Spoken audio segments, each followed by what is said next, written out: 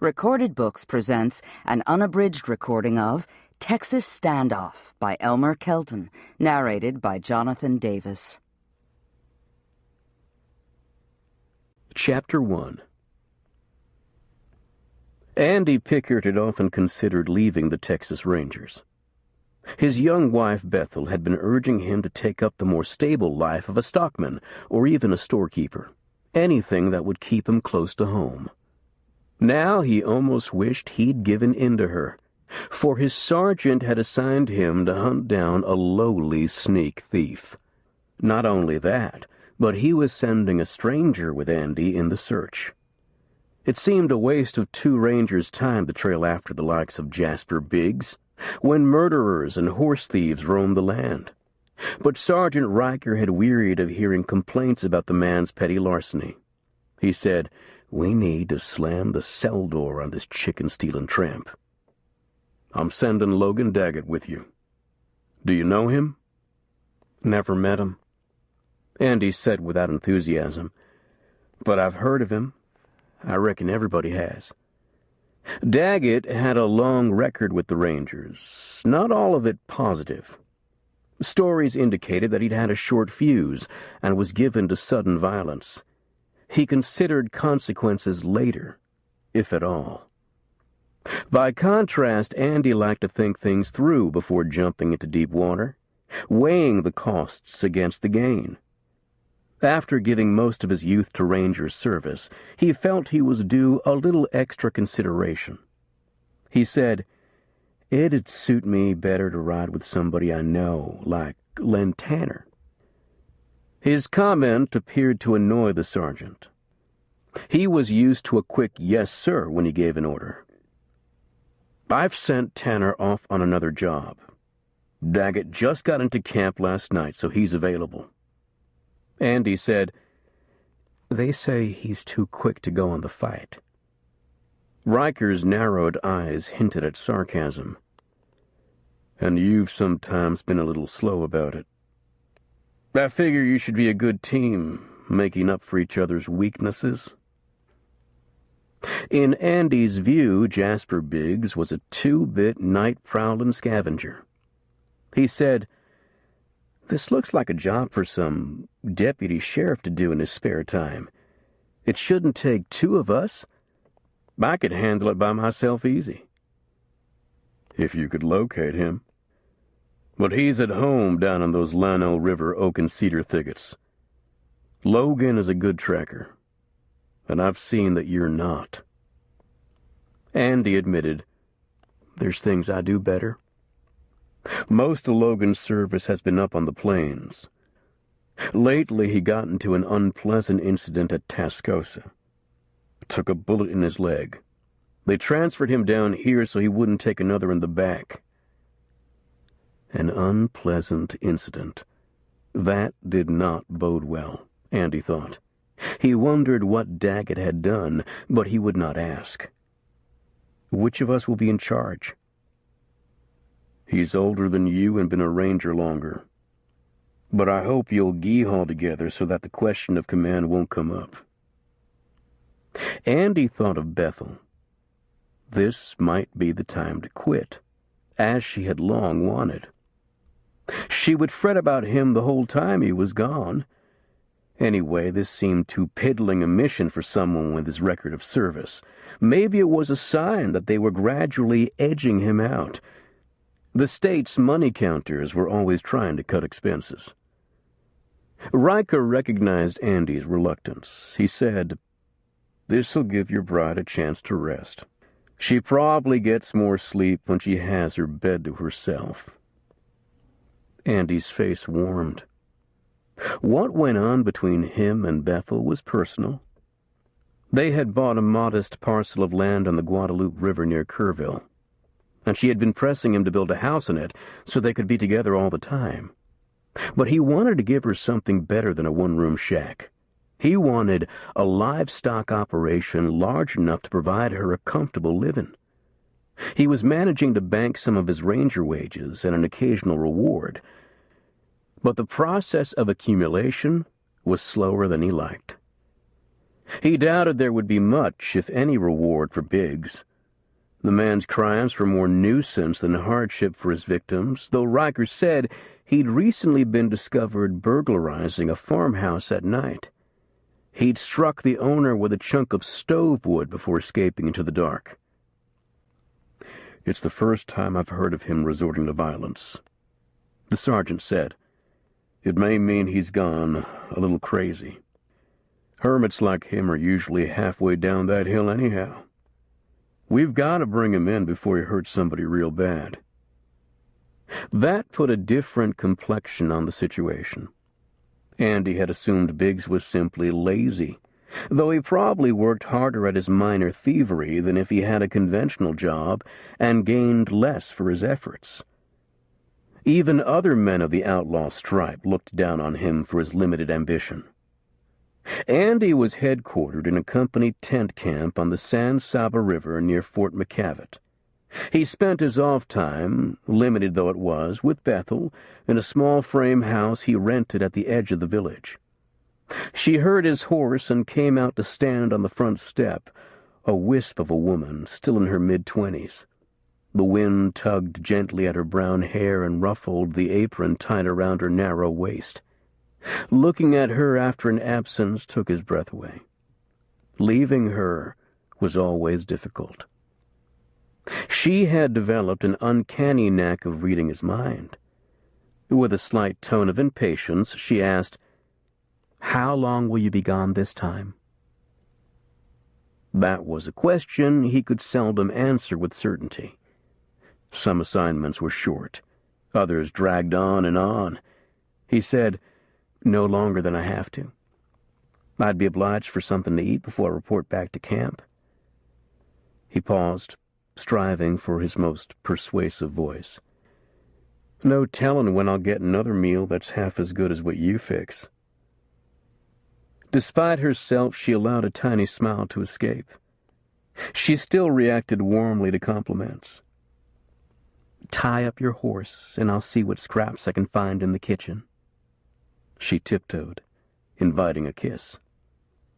While bustling about the small iron stove, she asked, "Who are they sending you after this time?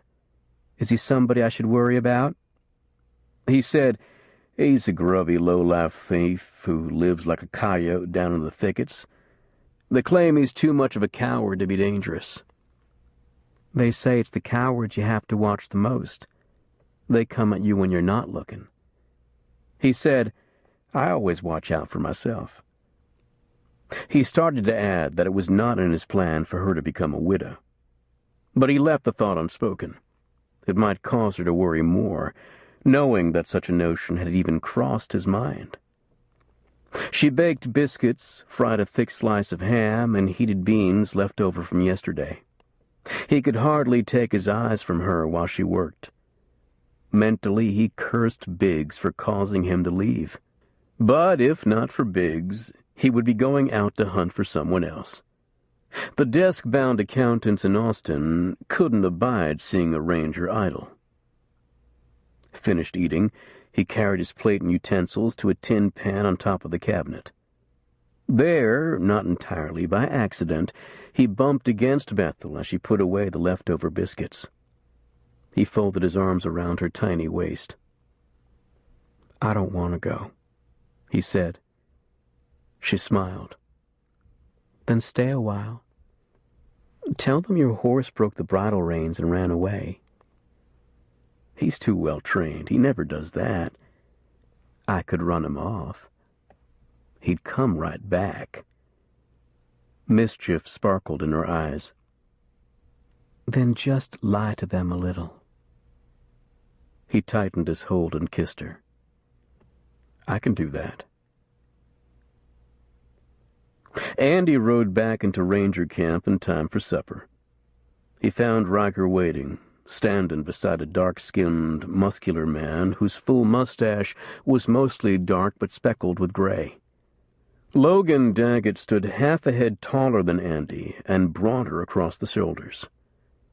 Riker asked, "Did you leave her happy?" Andy said, "I tried to."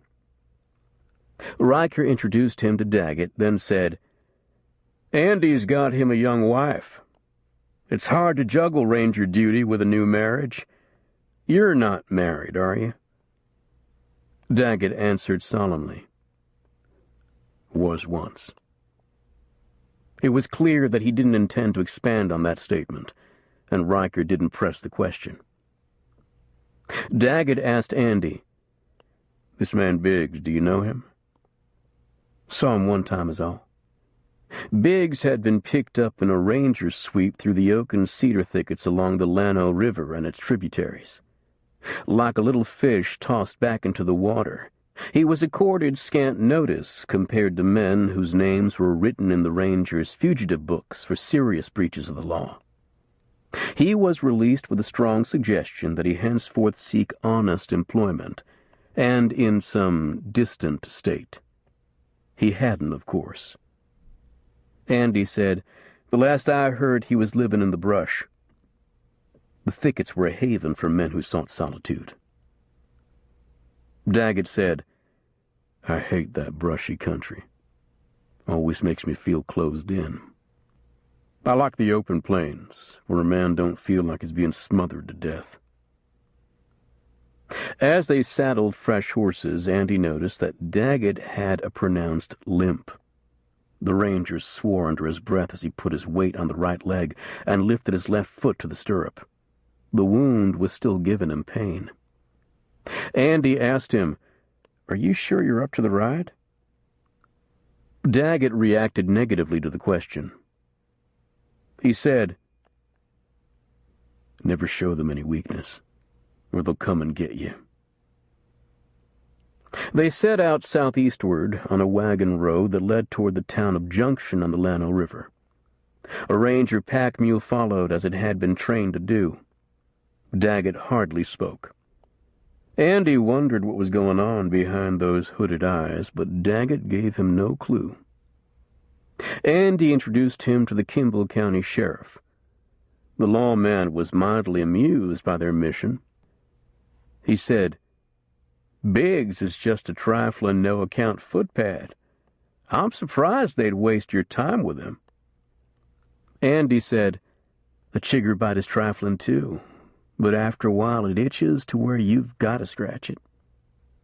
Daggett said grimly, "A little bug needs squashing same as a big one." The sheriff said, "There's not a chicken roost or a smokehouse in 3 counties that's safe from Biggs. They tell me he's got several places back in the brush where he holes up. He changes dens oftener than he changes clothes." Daggett declared, "Even a coyote leaves tracks." "Most people figure Biggs's petty pilfering is a normal cost of living in these hills, like property taxes. I just had a complaint from a goat rancher down close to Peg Leg Crossing. You might start from there." Andy said, "Biggs is stealing goats now? Sounds like he's coming up in the world." "He takes a kid goat now and then to eat. Mostly he lives off of the land. There's hogs running free in the thickets and wild turkeys and such. He'll break into a store occasionally. One thing he never steals is soap. Last time I had him in jail, it took 2 days to air out the place." Andy glanced at Daggett. "Sounds like we just have to follow our noses." Daggett gave no hint of a smile. The sheriff drew a rough map of the roads and trails he knew about, but cautioned, "Some people who live down there are careful not to invite company. If they have to cross a road, they'll stop and wipe out their tracks. Was I you, I'd watch my back." Andy said, "Sounds like the whole bunch deserve to be in jail." Daggett added, "Or dead." The sheriff frowned. "Maybe so, but we have to respect people's rights. We can't allow the law to be worse than the outlaw." Daggett said, "An outlaw ought to not have any rights."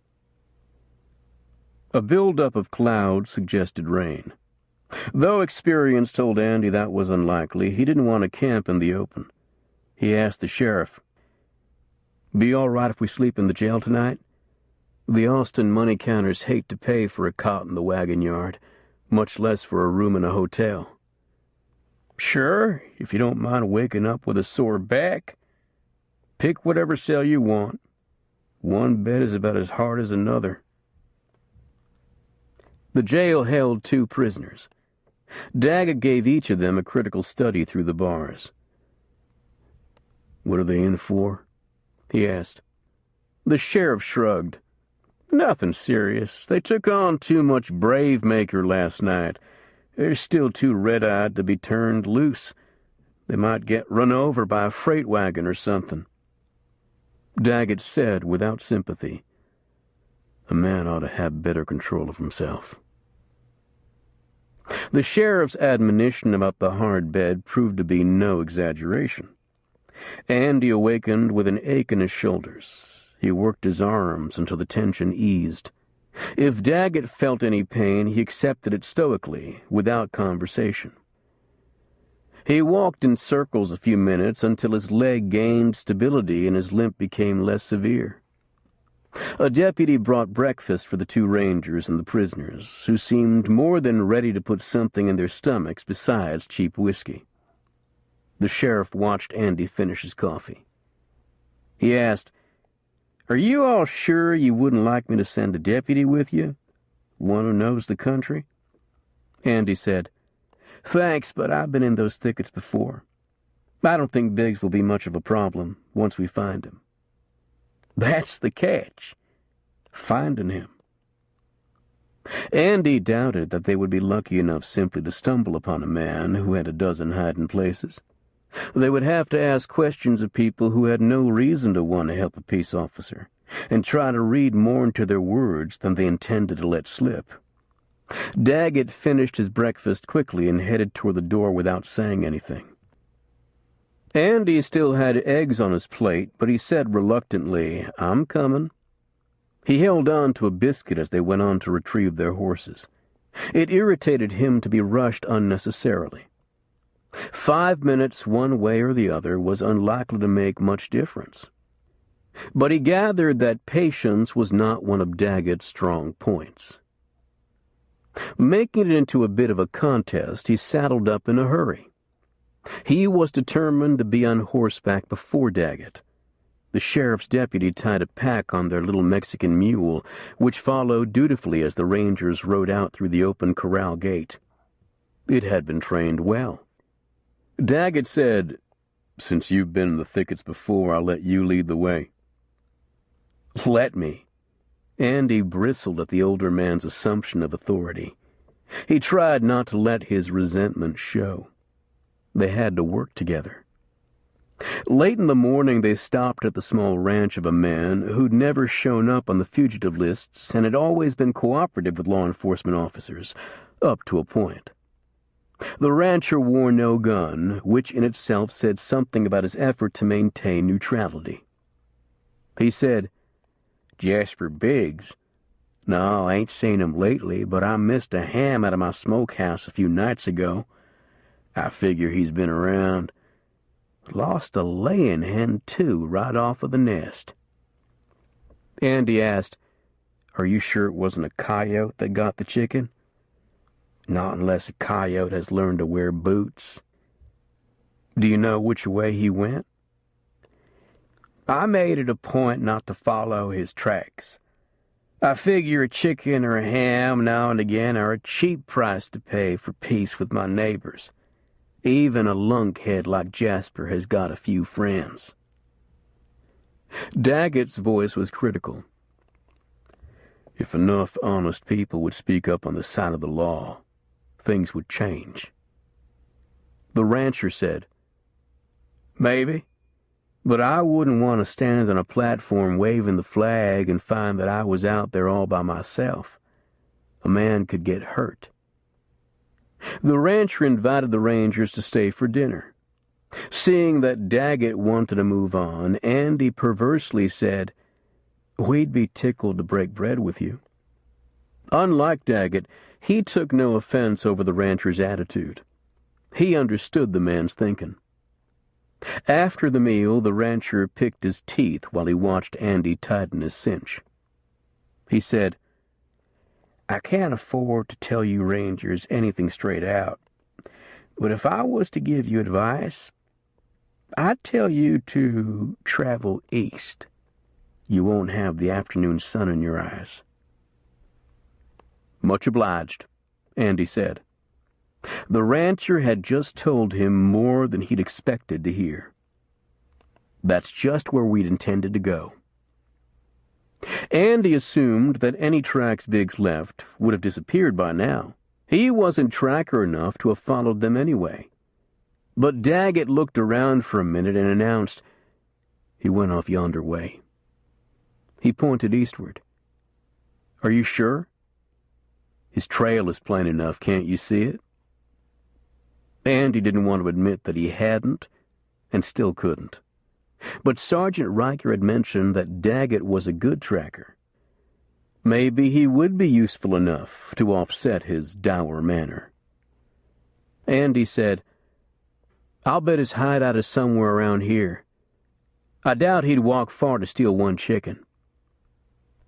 Daggett shook his head. "You can't be sure with people like that. They think different from us normal folks."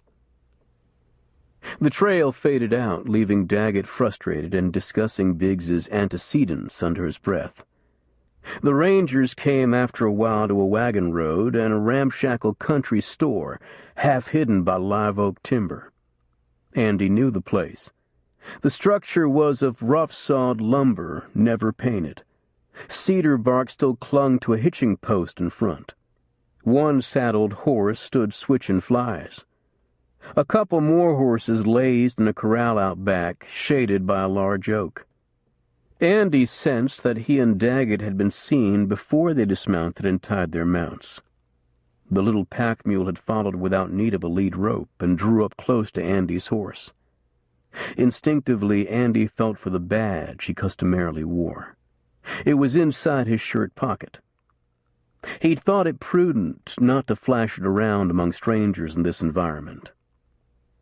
If Daggett had a badge, Andy hadn't seen it. Rangers still had to provide their own, so no two were exactly alike. A bearded man came outside, gave the Rangers a quick nod, and untied his horse. He was gone before Andy had time for a good look at him. His furtive manner suggested that he might be found in the fugitive book, but that would wait for another time. He wasn't Jasper Biggs. The proprietor was a lanky, middle-aged man with a scar beneath one eye and 2 or 3 days' growth of salt and pepper whiskers. He wiped his hands on a faded flour sack apron and said, "My name's Smith, and I run this place. How can I serve you, gentlemen?" He waved his hand toward a plain pine bar at one end of the dark room. Bottles, lined in a row, were reflected in a cracked mirror on the wall. Andy said, "I would have bet your name would be Smith." It probably hadn't always been. "Nothing to drink, thanks. We might take a small slab of bacon if you've got any for sale." "Anything I've got here is for sale. Anything at all." A girl showed herself at a door that led into a room in the back. She asked, "Did you call for me, Mr. Smith?" The storekeeper said, "Ain't you done with the washing yet, Annie Lee? You'd better get it hung out on the line if you want it to dry before dark." He turned back to Andy. "Seems to me I've seen you before. Ranger, ain't you?"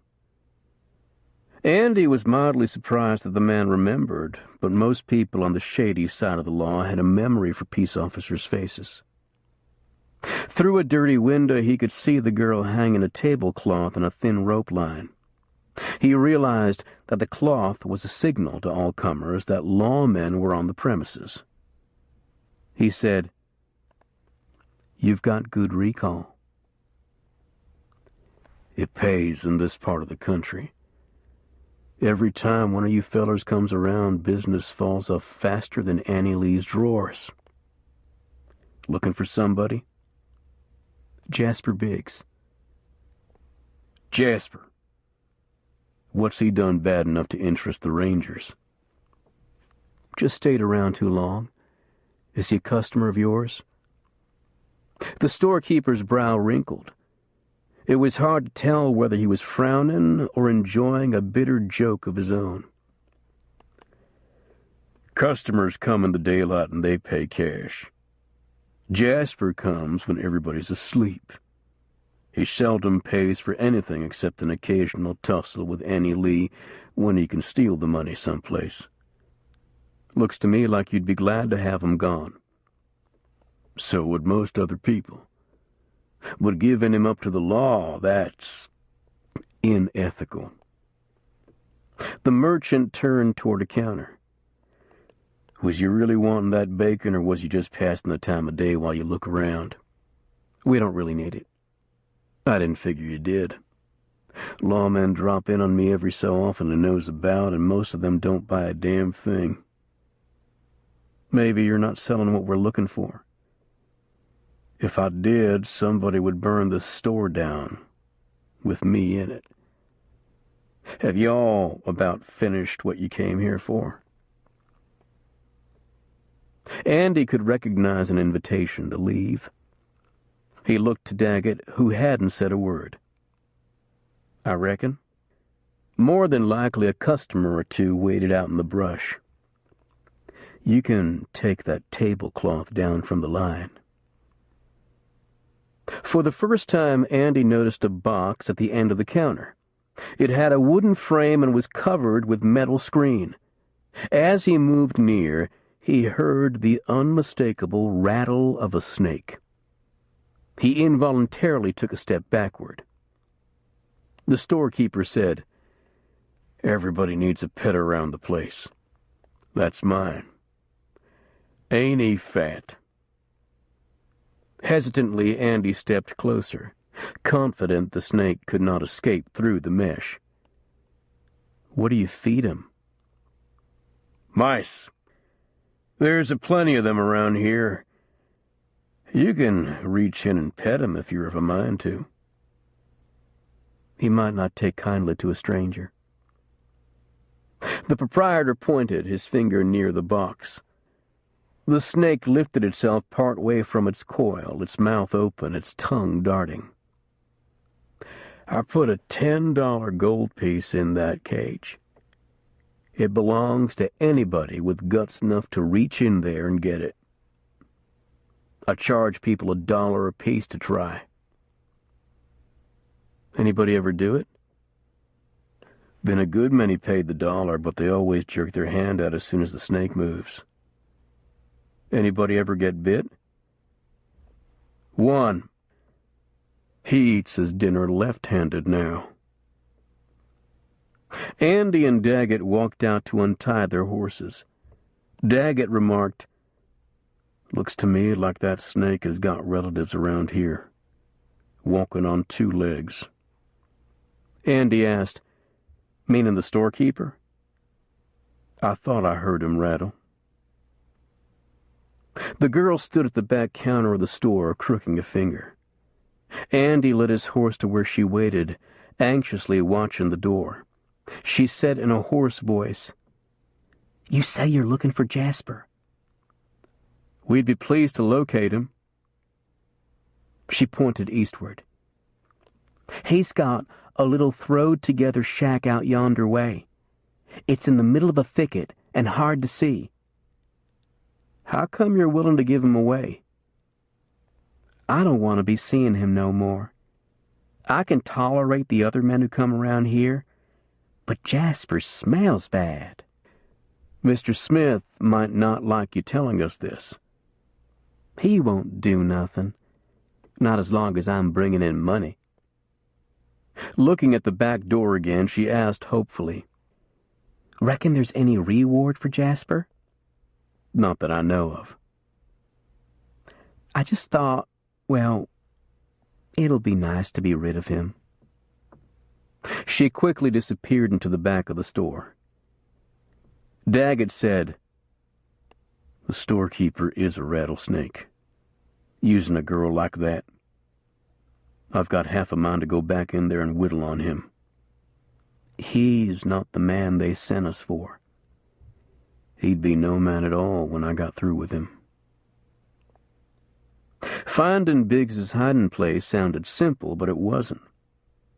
Andy and Daggett rode a tire and switchback pattern through the brush for 2 days without finding anything more than sharp thorns and biting insects. He thought Biggs must have hide like leather to maneuver around in this tangle of hostile growth, especially afoot. Nobody remembered that he ever had a horse. They camped near a small spring where water bubbled from between layers of moss-covered limestone. Daggett built a fire while Andy unpacked the mule. He surprised Andy by saying, "Ain't much like home, is it?" Andy shrugged. "It's a living. A man can make a better living being a sheriff. In some counties, even being a deputy. It costs money to run for election. Anyway, my home county has already got a good sheriff named Rusty Shannon. I couldn't go back and run against him. He's the best friend I've got. If I had my life to live over, I'd be something besides a ranger.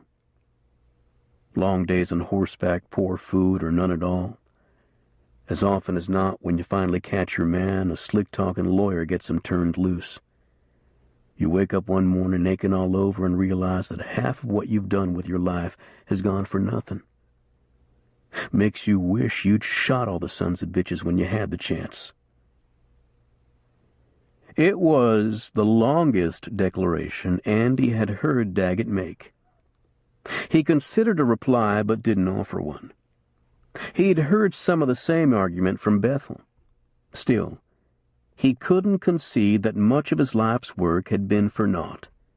He'd helped put some bad men behind bars or under the ground, and the country was the better for it. Daggett rubbed the wounded leg, his face creased with pain. Andy said, "Maybe you got back on it too soon. They ought to have let you rest longer." "I can stand just about anything, except being idle. It gives a man too much time to think. I was ready and raring to get back to work." Daggett poured the first cup of coffee for himself and sat back to savor it. He said, "Sergeant Riker tells me you've got a pretty young wife. You ought to be with her tonight instead of out here in the middle of nothing with a shaggy old misfit like me." Andy said, "You're not shaggy." He realized it would have been better to have said nothing at all. Tired, he rolled up in his blanket soon after they finished their meager supper. The soothing sound of spring water tumbling down the rocky creek bank helped him drift off to sleep. A curse awakened him as first daylight erased the stars. In long underwear and barefoot, Daggett surveyed the scattered contents of the mule's pack. He said grittily, "We've been robbed. Somebody got off with our bacon, our coffee, and our sugar." Andy hadn't heard a thing all night. He blinked, trying to absorb what Daggett was saying. He glanced around worriedly until he saw that the horses and the mule remained where they'd been picketed. He asked, "You reckon it was Biggs?" "A bigger thief would have took the horses, too. The camp cooking is bad enough, but to have to eat it without coffee to wash it down, or sugar to sweeten it?" Daggett cursed Biggs's father, his mother, and all his brothers and sisters, if he had any. Andy offered, maybe he left some tracks. "I already found them. Let's break camp and get on his trail. Maybe we can catch him before he uses up all the coffee." Andy could sometimes see the tracks, but in the main he relied on Daggett's keen eyes to lead them. The horsemen moved in a ragged pattern through the thickets of cedar and oak and several types of scrub brush. After a couple of hours of starting, stopping, backtracking, they stirred a hawk from its nest. It flew up and began circling overhead, screeching a warning that they were encroaching on its territory. Andy said, "She's probably hatching some eggs." Daggett asked, "Ever been hungry enough to eat a hawk egg?" Andy shook his head. "Not as I remember." "I have. I was better off hungry." Shortly, Daggett raised his hand, signaling to stop. He pointed silently at a small, crude structure constructed of tree branches, the top covered by dirty, stained canvas. Part shack, part tent. A miserable excuse for shelter. It was well hidden within a thicket. Andy saw a shallow fire pit ringed with rocks, dark with ash and charred remnants of wood. Approaching carefully, he found a skillet lying upon still warm coals. 2 strips of bacon were burned to tiny curls of black. Andy whispered, "Looks like he left in a hurry." "The damned hawk." "Biggs is afoot. He ought not to be hard to catch." Daggett seemed enlivened by the near encounter. He dismounted and peered inside the shack. "Gone. You circle to the left. I'll go to the right. Don't take any chances. If he shows fight, shoot him." Andy might shoot a murderer or even a horse thief, but not a man whose bite was more like a mosquito's than a snake's. In the leg, maybe. Don't give him a better chance than he would give you. Andy made his circle and met Daggett on the far side. The older ranger's questioning eyes told Andy that he'd not seen anything either. Daggett said, "I found one solitary track." Andy said, "He must have lit out like a rabbit or holed up like one. He could be laying out there watching us right now." The thought made him uneasy, though he knew, within reason, that Biggs was unlikely to fight unless cornered. Andy hadn't heard of his ever firing on anyone. Daggett said, "Right now I'd give my right arm for some coffee. Let's ride back to his den." "Hadn't we ought to go right after him?" "He's on foot. If we can find the trail, we'll catch up to him. If we can't, he'll turn up someplace. He left his grub behind. He'll be hungry again before long." Andy put up no more argument. "I'm a little hungry myself." He looked inside the tiny shelter. It was barely large enough to accommodate one man and his meager belongings. Dirty blankets lay ruffled in a pad of dry grass. Andy didn't touch them. He suspected that they contained fleas. Coyotes always had them, so it stood to reason that a man who lived like a coyote would have them too. He said, "I've seen dogs that wouldn't live in a place like this." If Biggs was normal, he wouldn't either. But none of them outlaws are normal. They all got a twisted brain. Any ideas? Daggett grunted. "You said you're hungry. I am too, so we'll fix something to eat. It's our own grub." They found little food. Biggs had used up most of it. As for coffee, only a few beans remained. Grumbling about the waste, Daggett led out, searching the ground for sign. He picked up the trail easily at first, for Biggs had left in too much of a hurry to cover his tracks. But after a time, Daggett drew up in frustration. How can somebody so dumb be so damned smart? Andy said, "Sometimes nature shorts us one way but makes up for it someplace else. At least we got a notion of his general direction." They rode slowly, watching for some indication of Biggs's passage. Dusk caught them still empty-handed. Regretfully, Daggett said, "Let's turn back and make camp on that creek we just crossed." Andy had nothing better to offer. They would have water, if nothing else. He said, "I'm beginning to think we've been sent on a fool's errand." Daggett said, "Maybe not.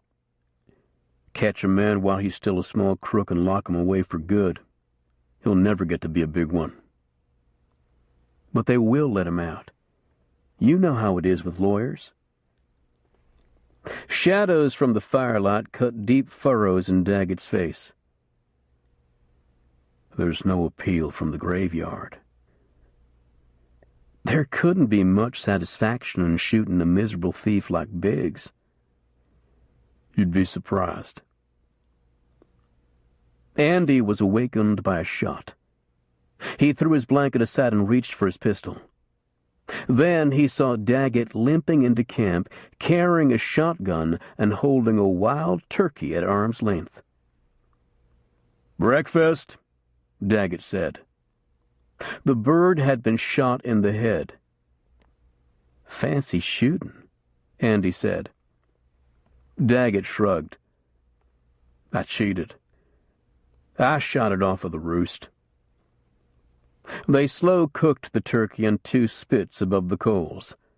Andy tore into his half as soon as it was done. "Tastes good." "Needs salt," Daggett replied. "I reckon we'd better go back to Smith's store and get some more supplies. That Biggs damn near cleaned us out."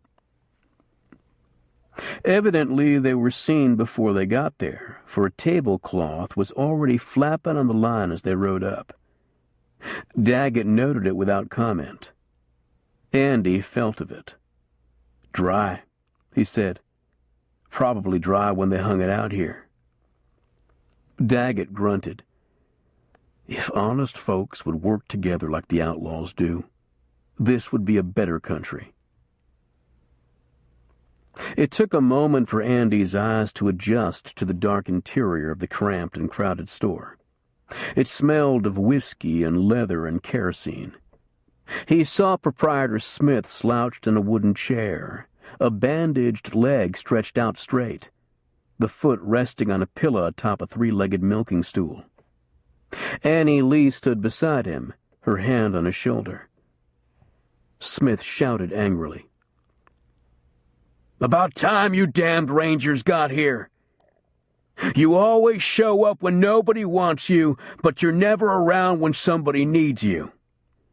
Andy said, "You didn't exactly roll out a red carpet for us the last time." He saw that the lid of the snake box was open, the box empty. The storekeeper cursed. "That damned Biggs snuck in here during the night and got my gold piece." Andy asked, "In spite of the snake?" "He dumped the snake out, grabbed the coin, and ran. Now the rattler's loose somewhere in the store and madder than all hell." Andy couldn't suppress a smile. "Looks like he might have taken some of that anger out on you." "It ain't a bit funny.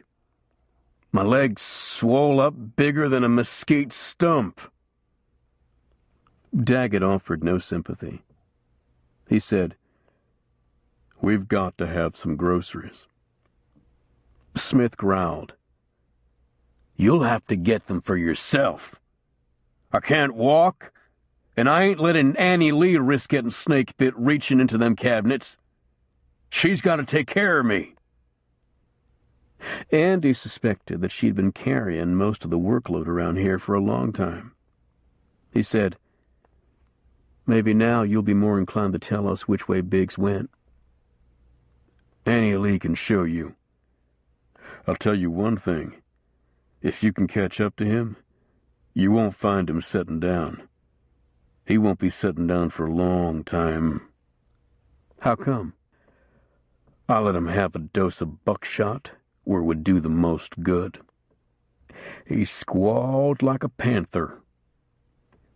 Andy said, You could have killed him. I doubt anybody would have cried. Except him. Andy and Daggett gathered what they needed.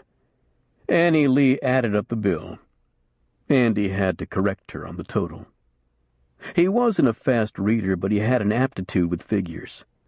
She watched while they put the groceries on the mule. She lifted her foot and placed it on a fence rail, causing her skirt to slide back and expose part of her leg.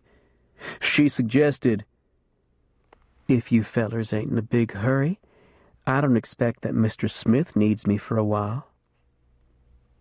Andy grinned at her boldness. "All we need is for you to show us which way Biggs went when he left here."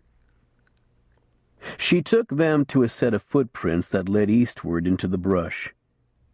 She said, "If anybody was to ask, me and Mr. Smith didn't tell you nothing." Daggett gave her a look that surprised Andy. It seemed to suggest pity. The big ranger brought a large silver coin from his pocket and handed it to her. He said, "We wouldn't want the day to be a total loss to you." She smiled. "Thanks. I'm saving my money. Someday when I have enough, I'm going to leave here and go to some big city, like maybe San Antonio. I bet the living is easy there." For her, Andy suspected, life would never be easy anywhere. Riding away, Daggett looked back once.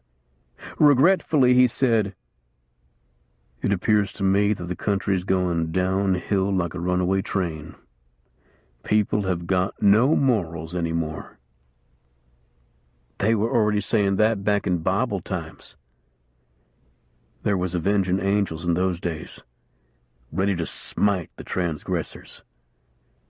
What this country needs is some avenging angels.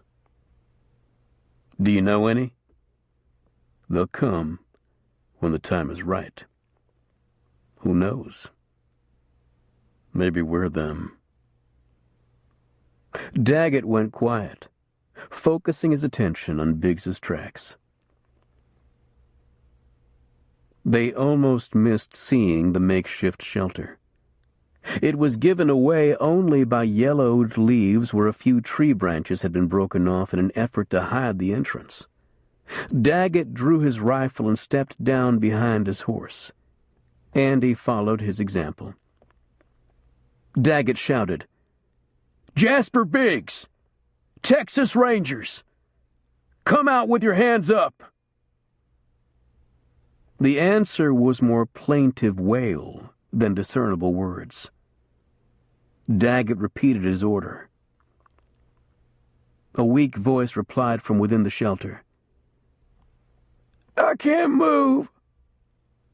I'm dying." Daggett and Andy exchanged glances.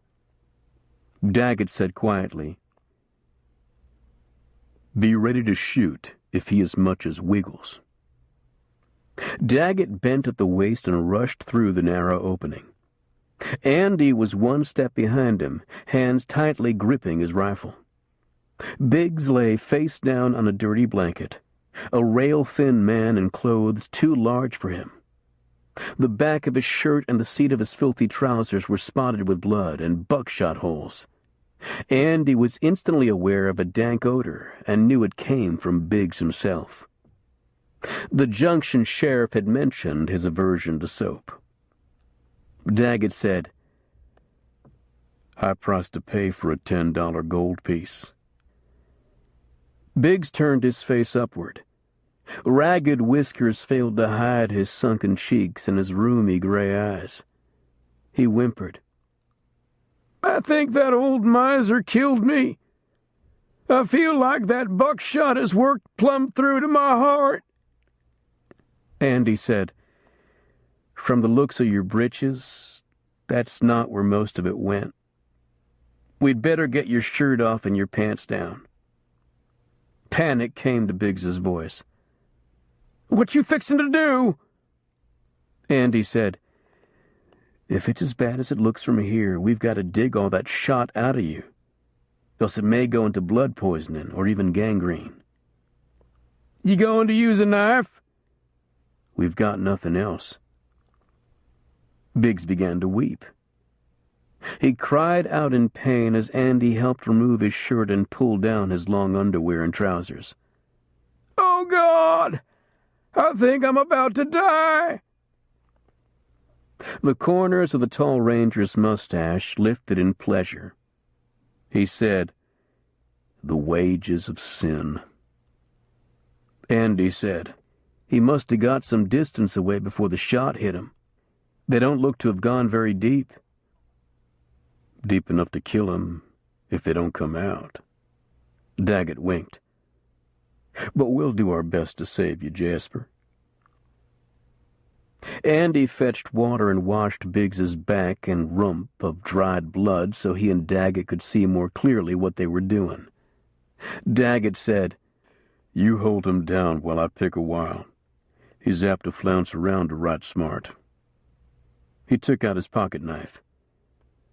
Andy suggested, "Might be a good idea to sterilize that blade in a fire first." "Good idea. You start one.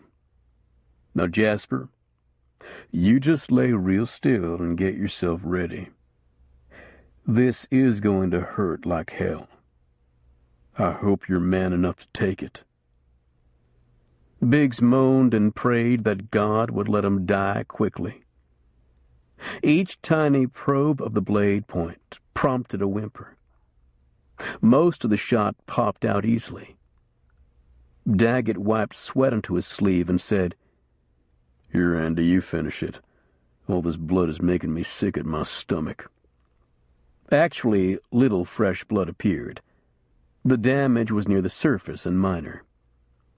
Daggett said, "Jasper, if you live, and if you ever get out of jail, I hope you'll remember this and repent your heathen ways. Get yourself an honest job and enjoy the untroubled sleep of a righteous man." Checking to be certain he'd missed no buckshot, Andy said, "He's not going to ride a horse for a while." Daggett said, "Hear that, Jasper?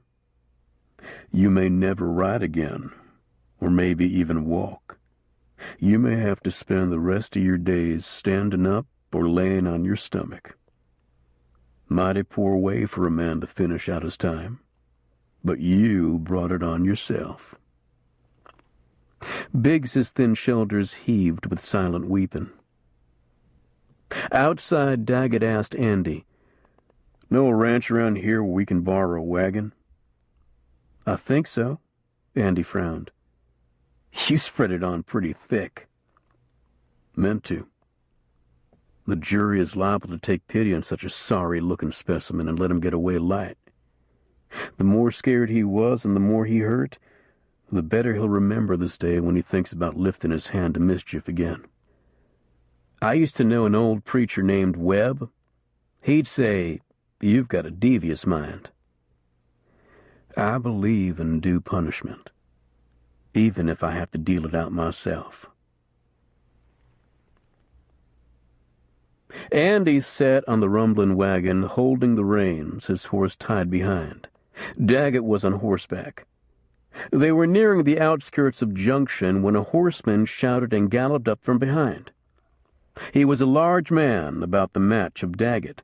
Eyes ablaze with hostility, he demanded, "What have you done to my brother?" Andy saw little physical resemblance between this big man and Jasper Biggs, except that both had squinty eyes. He'd always distrusted squinty-eyed people. Irritated, he said, "We've done nothing but pick a pound of buckshot out of him. Now we're hauling him to jail." "Who shot him? You?" "Not us." Andy didn't elaborate, though he doubted it would be hard for the man to find out.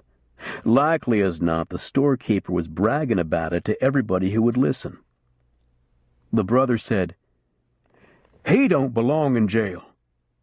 He was always kind of simple. He don't know right from wrong. He needs to learn.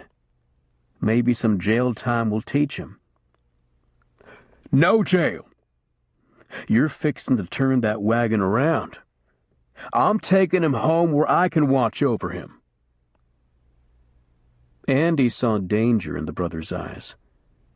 He said, "You haven't watched over him very good up to now." "Just the same, I'm taking him." The man's hand dropped to the butt of the weapon on his hip, but Daggett was faster. The ranger swung the barrel of his pistol at the man's head. The stranger's hat sailed away as he slumped in the saddle, then slid off. He lay in a quivering heap on the ground. Daggett said, "The conversation was getting tedious." Biggs whined, "You son of a bitch! You could have killed my brother!" "That I could. Not yet, if he don't lay still." Andy's heart raced. He said to Daggett, "You really would, wouldn't you?" Daggett's face was grim. "I never draw a gun without I'm prepared to use it." He looked down into the bed of the wagon. "Do you hear me, Jasper?" Biggs only grunted. Andy said, "I heard you. I don't know what to think about it." "No thinking needed. Just know that I'm serious. Now you'd better catch and tie his horse. He'll be looking for it when he wakes up." Chapter 2. They carried the prisoner to the Junction sheriff, who seemed none too thrilled at the present delivered by wagon to the door of his jail. He said, "Couldn't you find some excuse to shoot him? The last time I had him in here, I had to burn sulfur to fumigate the place." Andy said, "He's clean. We dumped him in the Llano River before we brought him in. Now, if you'll write us a receipt for him." Riding back toward Fort McCavitt, Andy said, "I don't think Jasper's brother would really have shot one of us." Daggett said, "Then again, he might. A man draws a gun on you, you'd better figure he means it." His voice became accusatory. "I do believe you felt sorry for that two-bit nightcrawler." "I did, a little. A soft heart can be a liability when you're wearing a badge. Someday you'll find your head telling you to do one thing, but your conscience telling you to do another. While you're arguing with yourself, you can get killed. Is that what happened to your leg?" Daggett's face creased as he remembered. "I gave them every chance to surrender. Instead, they shot me. There's nothing like the sight of your own blood to clear your mind.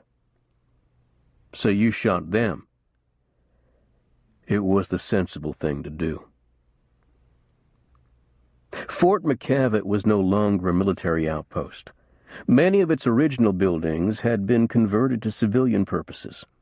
Others stood in ruins, their roofs and windows cannibalized for reuse elsewhere. Riding into the village at the edge of the San Saba River, Andy asked Daggett, "Mind if we stop off at the house before we go into camp? I want to let Bethel know I'm back." Daggett gave him a questioning look. "This face of mine scares dogs and little kids. She'll say I'm an example of what happens to a man who stays in the Rangers too long." Andy would admit that Daggett looked the worse for wear, but he didn't intend to remain a Ranger as long as Daggett had. He said, "On the other hand, she can see that you're still alive, in spite of it all." "Only because of some people's poor marksmanship." A little brown dog met them. Chickens fluttered and clucked in protest as the two riders disturbed their hunt for seeds and insects. Bethel stepped out onto the little porch to see what had stirred them up. "Andy, she shouted, trying to look displeased but unable to control a joyful smile.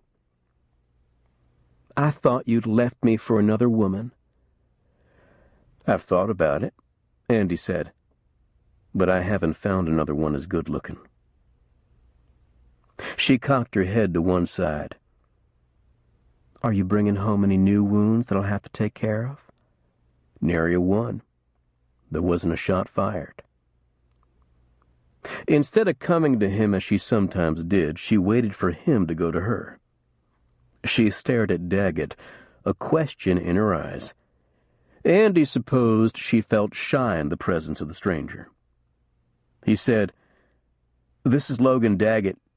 He's been transferred to our company." He tried in vain to read her reaction. Bethel was accomplished at concealing her opinions when she wanted to. Daggett lifted his hat. "Ma'am." His hard features seemed to soften as he gave her a long study. He appeared to want to say something more, but nothing came. She said, "It's nice to meet you, Mr. Daggett. Won't you come into the house? I'll fix some coffee." Still staring at her, Daggett seemed to drift away into a moment of solemn reverie. Bestirring himself, he said, "That'd please me, ma'am, but it's getting late in the day. I'd best go in and report to the sergeant. Pickard, why don't you stay the night here and report in time for morning roll call?" Andy was surprised by Daggett's show of generosity. "You sure you don't mind?" Daggett turned back to Bethel. "A young lady like this needs a lot of looking after. I doubt you're living up to the job." "She doesn't complain." She said, "Oh, yes, I do, a lot." Daggett turned away. The pack mule seemed confused but followed Daggett's horse. Andy dismounted and took Bethel into his arms. She said, "I guess you caught your man?" "There wasn't much to it once we found him." She turned and looked in the direction Daggett had taken. "How was Mr. Daggett to work with?" "He didn't load me down with a lot of idle talk like Len Tanner would have. He can ride for miles and not say a word." "His eyes bother me, like something dark is hidden behind them." "He's been through some hard times. He didn't tell me much, and I didn't ask him." "Is that the way you'll look after being a ranger a few more years?" "I'll quit before it comes to that." She frowned. "I wonder if you'll ever quit." She turned toward the door. "I'll get supper started. Or are you anxious to get back to camp?" "Like Daggett said, camp can wait till morning." Sergeant Riker looked up from the table that served as a desk in the headquarters tent. He nodded as Andy walked in to report. He asked, "Had breakfast?" "Yes, sir, before I left the house." "A better one than mine, I'd wager. Daggett told me how you all got your man. It took you longer than I expected." "Jasper didn't leave a lot of tracks. Even Daggett had trouble following them." Riker unfolded himself from behind the table and walked outside, looking around as if to assure himself that no one else was within earshot. "I want the truth, but no holding back. What is your opinion of Logan Daggett?" Andy disliked being pinned down to a judgment of a fellow officer. He said, "He's a good tracker." "I already knew that. What about his attitude? Is he a complainer?" Daggett had made a couple of negative remarks about the ranger service, specifically the holders of the purse strings, but nothing stronger than Andy himself had said on occasion. No, sir. He was determined to finish what we set out to do. As far as I could tell, that was the only thing on his mind. How did he treat the prisoner? He took pleasure in picking buckshot out of Jasper's butt and listening to Jasper howl. Fact is, I enjoyed it myself after the chase he put us through. Riker mulled over what Andy had told him. "Taking everything into consideration, do you like him?" Andy wished he hadn't been asked that question. He said, "I'm still trying to make up my mind. How would you feel if I was to send you off on another assignment with him?" "I'd rather go with Len Tanner. Tanner's off running down a horse thief." "Whatever you say then. You're the sergeant." Andy wondered how long he might be away this time. Riker said, "Daggett's good at enforcing the law, but he's got a reputation for going off like a shotgun from time to time. You could be a stable influence." "I'm supposed to keep the lid on him?" Riker nodded. "But don't look at this as a command. Consider it a challenge." Andy couldn't see much difference. Riker said, "You know Central Texas, don't you? I've spent time there. A sheriff friend of mine is sitting on a keg of gunpowder. There's been vigilance committee activity and some shootings. I'm volunteering you and Daggett to go help him put an end to the troubles. Any idea what's behind it all?" "It started with folks accusing one another of stealing cattle and horses. I'm more inclined to think it's really about who's going to run that part of the country. There's nothing like local politics to cause a fight. If I had my way, I'd put all the politicians on a boat at Galveston, sail it out into the Gulf, and sink it. Feeling that way, how have you managed to keep being a sergeant?" "By knowing when to talk and when to bite my tongue." Andy kissed Bethel in the house. He felt awkward about doing it outside with Daggett watching. Daggett waited with the pack mule, outfitted with enough grub to last more than a week. After that, they would have to buy more, but with a stern admonition to keep the cost down to the lowest possible figure. The headquarters office in Austin was suffering through one of its frequent spasms of acute frugality. Bethel clung to his hand. "They didn't give us much time," she said. "Riker has promised me a few days off when we finish this job," Andy told her. "I promise. We'll camp together in the hills. We'll even stake out the ground where we'll build the house and the barn and corral someday." "Someday never seems to get any closer."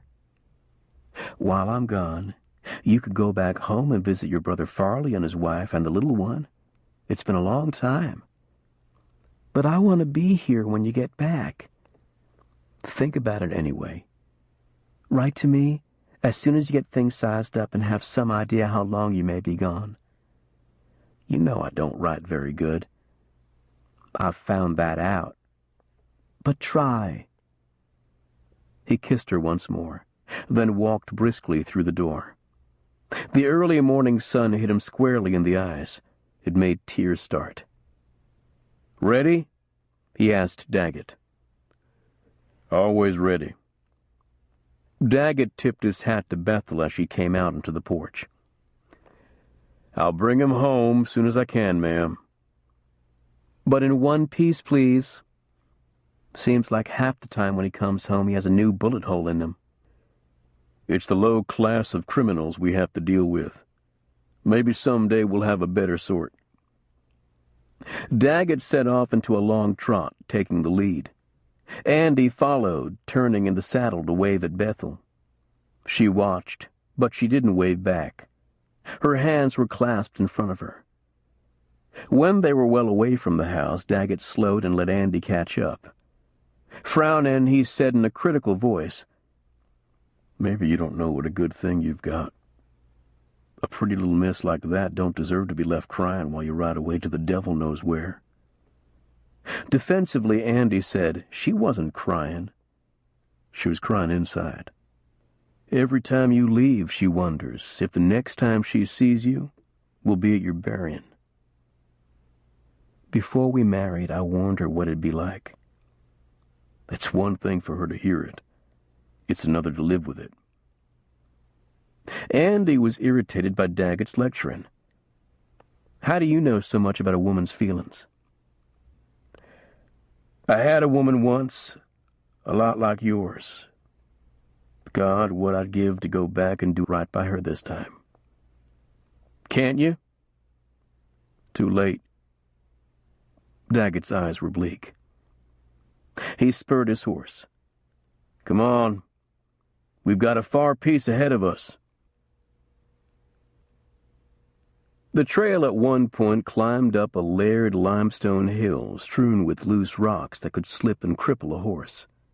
It followed along the top of a long hogback ridge.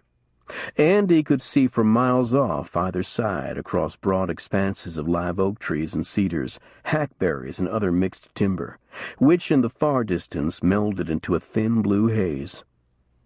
Daggett said, "It's a lot different from the plains. Are you sure we haven't strayed out of Texas?" Andy said, "I think I'd know if we had. The air would feel different. The central Texas hills won't be this big or this rocky, will they?" Andy said, "Not quite. The Comanches stole me when I was a boy and kept me for a long time. They used to come down into this country to hunt, all the way from the Canadian river breaks." Daggett said, "The sergeant told me about your time with the Indians. As far as I'm concerned, the Indians can have this part of the country." Though settlers in recent years had thinned out the game, Andy and Daggett had frequently seen deer bound away into the sanctuary of heavy thickets. To Andy, they were a pleasant sight. He said, "Bethel and me have bought us a piece of land in the Kerrville country. It's got good grass and water and game." "You ought to be there now, instead of wandering the country like a gypsy. You're working on other people's problems when you ought to be taking care of your own." "You've been at this longer than I have. Why haven't you quit?" "Been at it so long that it's easier to stay than to leave and start something new. But you're young enough for just anything you set your mind to. Your wife talked like she's patched up some bullet holes in you." "Several, but not all at one time." "You're liable to get one she can't patch. Widow's black wouldn't look good on her." "Bethel's little, but she's a strong woman." Daggett gave Andy a silent look that called him a fool. They took their time, making about 30 miles a day, sparing their horses and the little Mexican pack mule. Andy remembered the various counties: Mason, Kimball, San Saba, Lampasas. Working his way down from a hill into a broad valley, he saw a man on horseback herding sheep toward a corral of cedar stakes tied so closely together that a rabbit might not wiggle through. A dog trotted alongside him, wagging its tail and acting pleased with itself as if it were doing the whole job alone. Andy said, "We'd just as well start introducing ourselves to the folks." Daggett frowned. "If we have to shoot any of them, knowing them might make it harder on your conscience." "I'm hoping we won't have to do that." "Sometimes you've got to shoot a few people before you can make things peaceful." The dog barked at the two riders and the pack mule until its owner bade it to hush. It took a cautious stance behind the stockman's horse, poised to run away at its first perception of threat. Andy tried to present a pleasant smile. "Howdy. Are we on the right road to town?" The sheep man was middle-aged, his stomach flat as a slab of bacon. A black pipe extended beyond several days' growth of bristly gray whiskers. He considered a moment before he answered, carefully sizing up the visitors. He said, "There are better ones, but this'll get you there." Andy said, "I'm Andy Pickard. This here is Logan Daggett. We'll be glad to help you take the sheep the rest of the way in." "The dog and me, we've been doing it a long time. But you're welcome to ride along with us to the house. Stay the night if you're of a mind to." Andy said, "That'd be kind of you." "My pleasure. We don't get much company out here. Most people regard me as a crazy old sheep herder and stay away. My name's August Hawkins." Andy had encountered many sheepmen in his travels. As a rule, he'd found them to be smarter than those who criticized them and better off financially. Sheep tended to be more profitable than cattle. Hawkins' manner of speaking indicated that he had education. He said, "I let them spread out to graze in the daytime, but I pen them at night. There are lots of four-legged varmints around here." "What about two-legged ones?" "They'd rather steal cattle and horses. Sheep move too slowly. They can get a thief caught." He stared at Andy, then at Daggett. "I'm trying to decide whether you two are laws or outlaws. Sometimes the difference is hard to see." "We're rangers," Andy said. "We've been told there's trouble in this part of the country. I stay out here with my sheep. I try to keep far away from trouble that doesn't concern me." It was the same eyes-averted attitude that Andy had observed in the Llano River thickets. He said, "Anything you might tell us wouldn't go any farther than me and Daggett. It wouldn't even go that far. I have nothing to tell you." A ewe strayed away from the others, nibbling at low weeds. The dog paid no attention until the sheepman pointed a finger and shouted, "Dog, wake up and go bring her back." The dog sprinted out and nipped at the ewe. She ran to the others, not stopping until she had plunged into the middle of the flock. Andy said, "Hasn't the dog got a name?" "If I called him what he deserves, he would probably bite me." Hawkins whistled the dog back to its place at his side.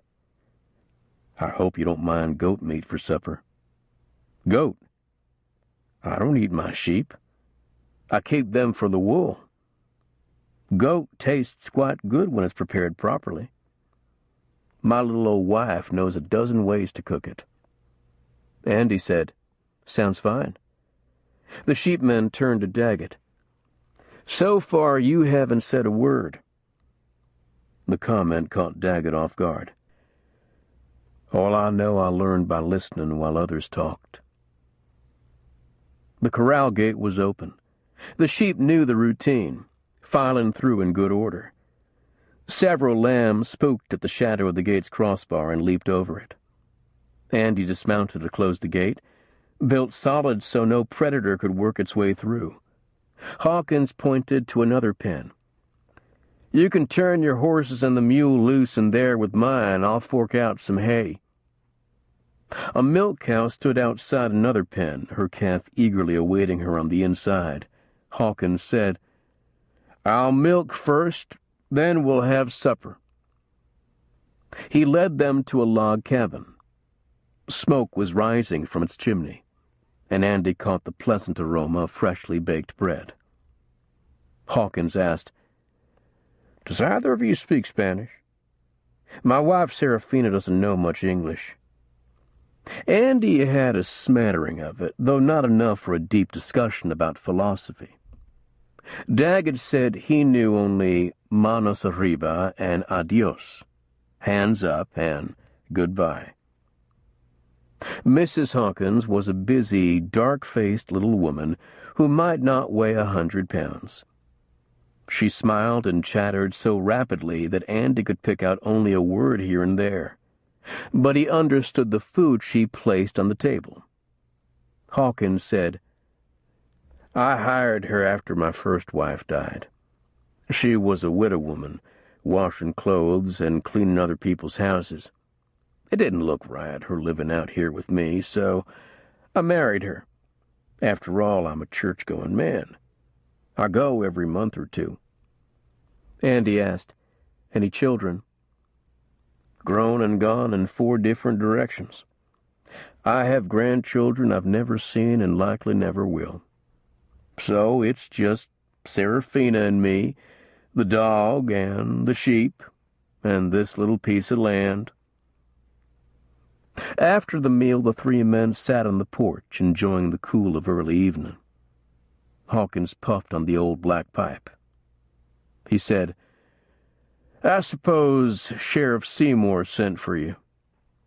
"I'm surprised he'd ask for ranger help." Andy said, "He didn't. We got a letter from somebody who didn't sign his name." "Didn't sign? That's not surprising. Pete Seymour has a bull by the tail. That job has made him touchy as an old bear. You'll need to handle him gently." Andy glanced at Daggett before saying, "We try to handle everybody gently." Hawkins said, "It's got quiet around here for a while, but things have commenced happening again. A man was murdered last week." Andy straightened. "We didn't know about that. A rancher by the name of Callender. Somebody ambushed him in the door of his barn." "Any idea why?" Andy asked. "Just a suspicion. He must have known something that somebody was afraid he'd tell." Daggett said grimly, "Sounds to me like the work of a mob." "Around here they're known as the Regulators." The sheepman paused to take a couple of draws on his pipe. "To begin with, we have old family enmities that should have been resolved long ago. On top of that, we are up against changing times. New people coming to the country, crowding the ones already here. I stay out of it. I bought my place free and clear, but much of the land still belongs to the state. Anyone can use it, if he has the nerve to take and hold it." Andy said, "Things will be a lot more peaceful when the land is all bought up. Then there'll be legal property lines." Daggett broke his silence. "But folks will start putting up wire fences, and there won't be open land anymore." That thought appeared to depress him. Hawkins said, "I plan to put a fence around mine. Already have the wire and posts ordered. It'll keep other people's cattle out and leave more grass for my sheep." But Daggett said, "You may have a fight over it. I've seen it happen up in the Panhandle." Hawkins argued, "If the land belongs to me, free and clear, no one else has any say-so." Daggett shook his head. "If one owner fences his land, others will follow. Then the free range will be gone. You'd best test the temper of your neighbors before you dig that first post hole." Hawkins argued, "I've always gone out of my way to avoid a fight, ever since back in the 60s when I was dragged into a war that was none of my doing." Daggett leaned forward, his voice earnest. "If I was you, I'd wait and let the big operators put up their fences first. If there's to be fighting, let them do it. In the long run, they always win, and you'll get a free ride." Hawkins mused. "I never asked for a free ride during the war. Were you in that fight, Daggett?" "I was. I learned when to stick my head up and when to keep it down. I took other people's mistakes to heart and tried not to make the same ones myself." Hawkins' pipe had gone out. He tapped it against a post to knock the ashes from it, then refilled it with tobacco. He said, "I understand what you're saying, but I won't be letting others tell me what I can do on my own land. That's part of what the war was all about." Andy pointed out, "The Confederacy lost." Hawkins smiled, a ring of tobacco smoke encircling his face. "What makes you think I was a Confederate?" Two horsemen appeared from a row of brush to the east. One wore a long beard, gray except for a few dark strands. The other was like a younger version without the whiskers. Andy guessed they were father and son. Hawkins stood up when the two were within hailing distance. "Welcome, Mr. McIntosh. Howdy, Jake. Traveling late, aren't you?" The old man reined up and slowly, stiffly dismounted. "Me and my boy, we've been out talking to neighbors." He stretched, flinching from arthritis pain. "These horses trot rougher than they used to. Must be some slippage in their breeding." The younger man left the saddle with an easy grace and no sign of pain. The father gave him a look of envy. Hawkins introduced Andy and Daggett, but didn't mention that they were rangers. McIntosh acknowledged them without much interest, then asked Hawkins, "Had any trouble with Old Man Teal or his boys?" Hawkins looked surprised. "Trouble? No. They came by here with a small herd one day and asked if they could water them in my creek. I told them to go ahead. The creek bed belongs to me, but the Lord puts the water in it." "They could have watered anywhere up or down the creek. Why do you suppose they picked your place?" Hawkins shook his head. "It was handy, I guess. Never gave it much thought." "They were testing you. They were trying to see how far you'd let them go. Next time they won't stop with water. They'll be turning cattle loose on you. I heard talk in town that they've got a herd coming up from the brush country. They'll need to put them someplace." "I've never had any trouble with the Teals. I've left them alone and they haven't bothered me." McIntosh scowled. "I've known Harper Teal for years. He's an evil, greedy old man. Always was, and he's raised them boys in his own likeness. They'd steal the shroud off of a dead man." Hawkins repeated, "They've never bothered me." "Not yet, maybe. But mind what I've told you. All us neighbors have got to stick together. First sign of trouble, you come to us. Me and my boys will throw in with you." Hawkins said, "If any trouble comes, I'll go to the sheriff." "Pete Seymour," McIntosh scoffed. "He couldn't even protect a prisoner in his own jail." McIntosh remounted, even more slowly than he had gotten down, groaning as he settled into the saddle. "I rode too many mean broncs when I was Jake's age, and wrestled too many snuffy cattle. Now they've come back to haunt me. Be glad you're a sheepman, Hawkins. They don't fight you." Hawkins smiled. "I have scars all over my back from rams that knocked me down and ran over me." Andy watched the two ride away. He said, "It sounds like that letter writer knew what he was talking about." Hawkins shook his head. "Old man McIntosh has a wrong notion about the Teals. They're red-headed and bound together with barbed wire and rawhide, but they've never given me reason to be afraid of them. Maybe they're fixin' to. It's all in old man McIntosh's mind. He and Harper Teal have hated each other so long they probably don't even remember what started it." Daggett said, "Once we get the lay of the land, we may have to knock some heads together." Andy asked, "What do you mean that the sheriff couldn't protect a prisoner?" Hawkins said, "A year or so ago, Pete caught the leader of a ring of horse and cattle thieves. Some masked men forced their way into the jail and shot him in his cell. Caused a considerable ruckus, but it slowed down the thievery for a while. It's started up again lately." Daggett nodded approval.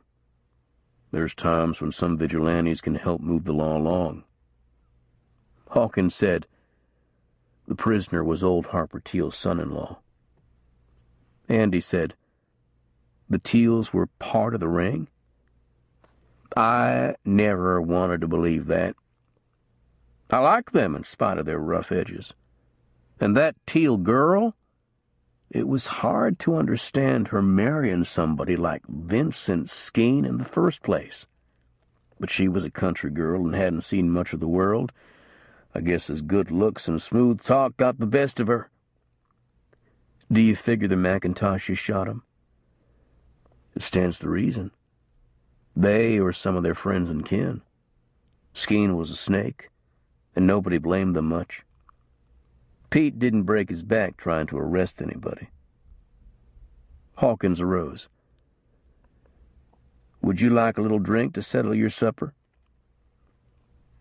Andy and Daggett rolled out their blankets on the barn floor. Lying on his back, Andy said, Hawkins seems like a good old man. Daggett snorted. He ain't that much older than I am. Anyway, the best old man I ever knew took a shot at me once. I haven't trusted a good old man since. Next morning, on the way to town, Andy heard something crashing through the brush. He reined up to listen.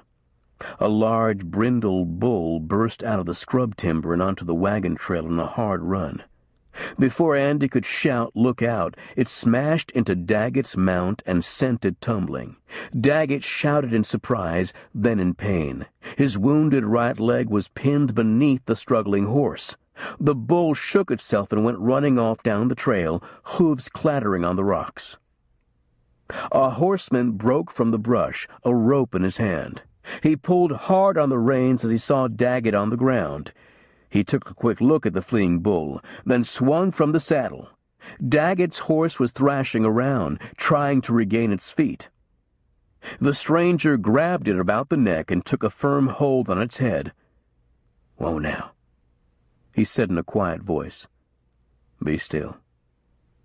To Daggett he said, "Can you wiggle out from under him before I let him up?" Daggett grimaced, straining hard. He wheezed. "See if you can raise him just a little more." Grunting, the stranger managed, and Daggett crawled backward until his leg was free. He tried to push his feet but fell. Andy, on the ground now, caught him under the arms and dragged him far enough that the horse wouldn't step on him in its struggle to get up. Andy said, "I hope that leg's not broke." Daggett's voice was laced with pain. "You hope. It's not yours. It's mine." He bent forward and carefully felt of the leg starting above the knee and working down. "I think it's still in one piece." Blood seeped from a long tear in the pants leg. "Busted that bullet wound open again just when I thought I was about to be shut of it." With his pocket knife, Andy ripped the pants leg open to get a better look. Daggett sucked in a sharp breath and said, "That was a good pair of pants. You can buy another pair and bill it as groceries. Even the most honest of rangers might use such a subterfuge to get around the state's penny pinchers." The stranger knelt beside Daggett and examined the reopened hole in his leg. He asked, "Got any whiskey with you?" Daggett said, "The state don't pay for whiskey." The stranger said, "Then we'd better bind the leg up tight anyway to stop the bleeding." He took out a pocket knife and cut off part of Daggett's pants leg. He used it for wrapping. The first thing Andy noticed about the stranger was his size. Probably 30-something. He was as large as Daggett, all muscle and bone. His hair was a rusty red, his jaw square, the mouth broad. A scar on his left cheek showed through several days' growth of reddish whiskers. Andy would have to rate him as one of the least handsome men he'd seen in a while. Not quite ugly, perhaps, but close enough to it. The man said, "I didn't mean to run that bull over you. I didn't even know you was there. I've been trying for a month to get a loop over that old rascal's horns." Andy wondered if the stranger's horse was stout enough to handle the bull's weight on the opposite end of a rope, especially if the animal was on the fight. The stranger said, "I was going to throw him down and turn him into a steer." We're ashamed to put the family brand on the sorry calves he sires." Andy asked, "What family is that?" "The Teals. I'm Bud Teal." Andy remembered the name. Ethan McIntosh had had much to say about the Teals, none of it good. Andy said, "I'm Andy Pickard. This here is Logan Daggett." Teal said, "Seems like I've heard the name Daggett. Ranger, ain't you?" Daggett's voice was strained. "Almost ever since I was weaned." Teal examined Daggett's horse, feeling of its legs, running his hand along the chest and the flanks. "You don't seem to be hurt none, just a little spooked. Let's get you on your feet and make sure you're able to stand." Grittily, Daggett said, "I can stand. I can walk. I can even ride if you and Pickard give me a lift up." Teal said, "I'll take you to our house. We'll get that wound cleaned and wrapped proper. Wouldn't want you to have blood poisoning on account of me and that sorry bull." Andy had mixed feelings about accepting Teal's offer. It was generous, and Daggett's injury needed attention. On the other hand, if the Teals turned out to be antagonists here as McIntosh charged, any favors accepted now might compromise the Rangers later. Teal didn't give Andy long to consider the dilemma. He helped Daggett into the saddle. Andy asked, "How far to the house?" Teal said, "Just a hop, skip, and a jump. It's closer than town." Andy decided there might be some advantage in gaining knowledge about the Teals on their home ground. He would give the McIntoshes a look-see later. The frightened pack mule had run 50 yards before stopping. Andy brought it back. He gave Daggett a quick study and asked, "Are you sure you're up to riding?" "I don't see any choice. I can't stay here like this." "You're turning as white as milk." Daggett held his right leg straight, the foot out of the stirrup. He was suffering from shock, Andy realized. Shock could knock the legs out from under the strongest of men. Teal gave Daggett a look of concern and said, "Sooner we start, the sooner we get there." He set out in the lead. Daggett rode in one wheel rut. Andy stayed even with him in the other, ready to lend a hand if he started to fall from the saddle. But Daggett seemed determined not to show weakness. He stubbornly sat straight and kept a firm hold on the reins, his jaw rigid. He avoided touching the horn, which might be taken as a sign of vulnerability. Teal looked back with concern from time to time. He asked, "You Rangers just passing through the country?" Andy said, "We haven't decided." "Did Ethan McIntosh ask for you?" "What makes you say that?" Teal said, "We've been expecting him to do some such of a thing." Andy evaded the question. He said, "We were on our way to consult with the sheriff." "Pete Seymour?" Teal sighed. "He ought to be running a ranch instead of wearing a badge. His boots ain't big enough anymore for the job he's got." "How so?" Teal said, "He's getting old, and he can't see very good. He ain't made a move against the McIntoshes. Been a killing lately that nobody's answered for. Been a few fistfights over one thing and another, and a drunken shooting scrape where nobody got hurt. You can bet that if worse trouble comes, you won't need to look any farther than the McIntosh bunch." Andy noted that Teal was saying essentially the same thing about the McIntoshes that Ethan McIntosh had said about the Teals. Andy said, "We heard that a mob murdered your brother-in-law while he was in jail." Teal frowned. "In our family, we don't talk about him anymore. He wasn't no Teal." He moved ahead, making it clear that the subject was closed. Andy hadn't seen many signs of real prosperity in these hills, and he found few at the Teals' ranch headquarters. The main house was of rough lumber, not painted. A log bunkhouse stood off to one side. The barns were built in much the same way.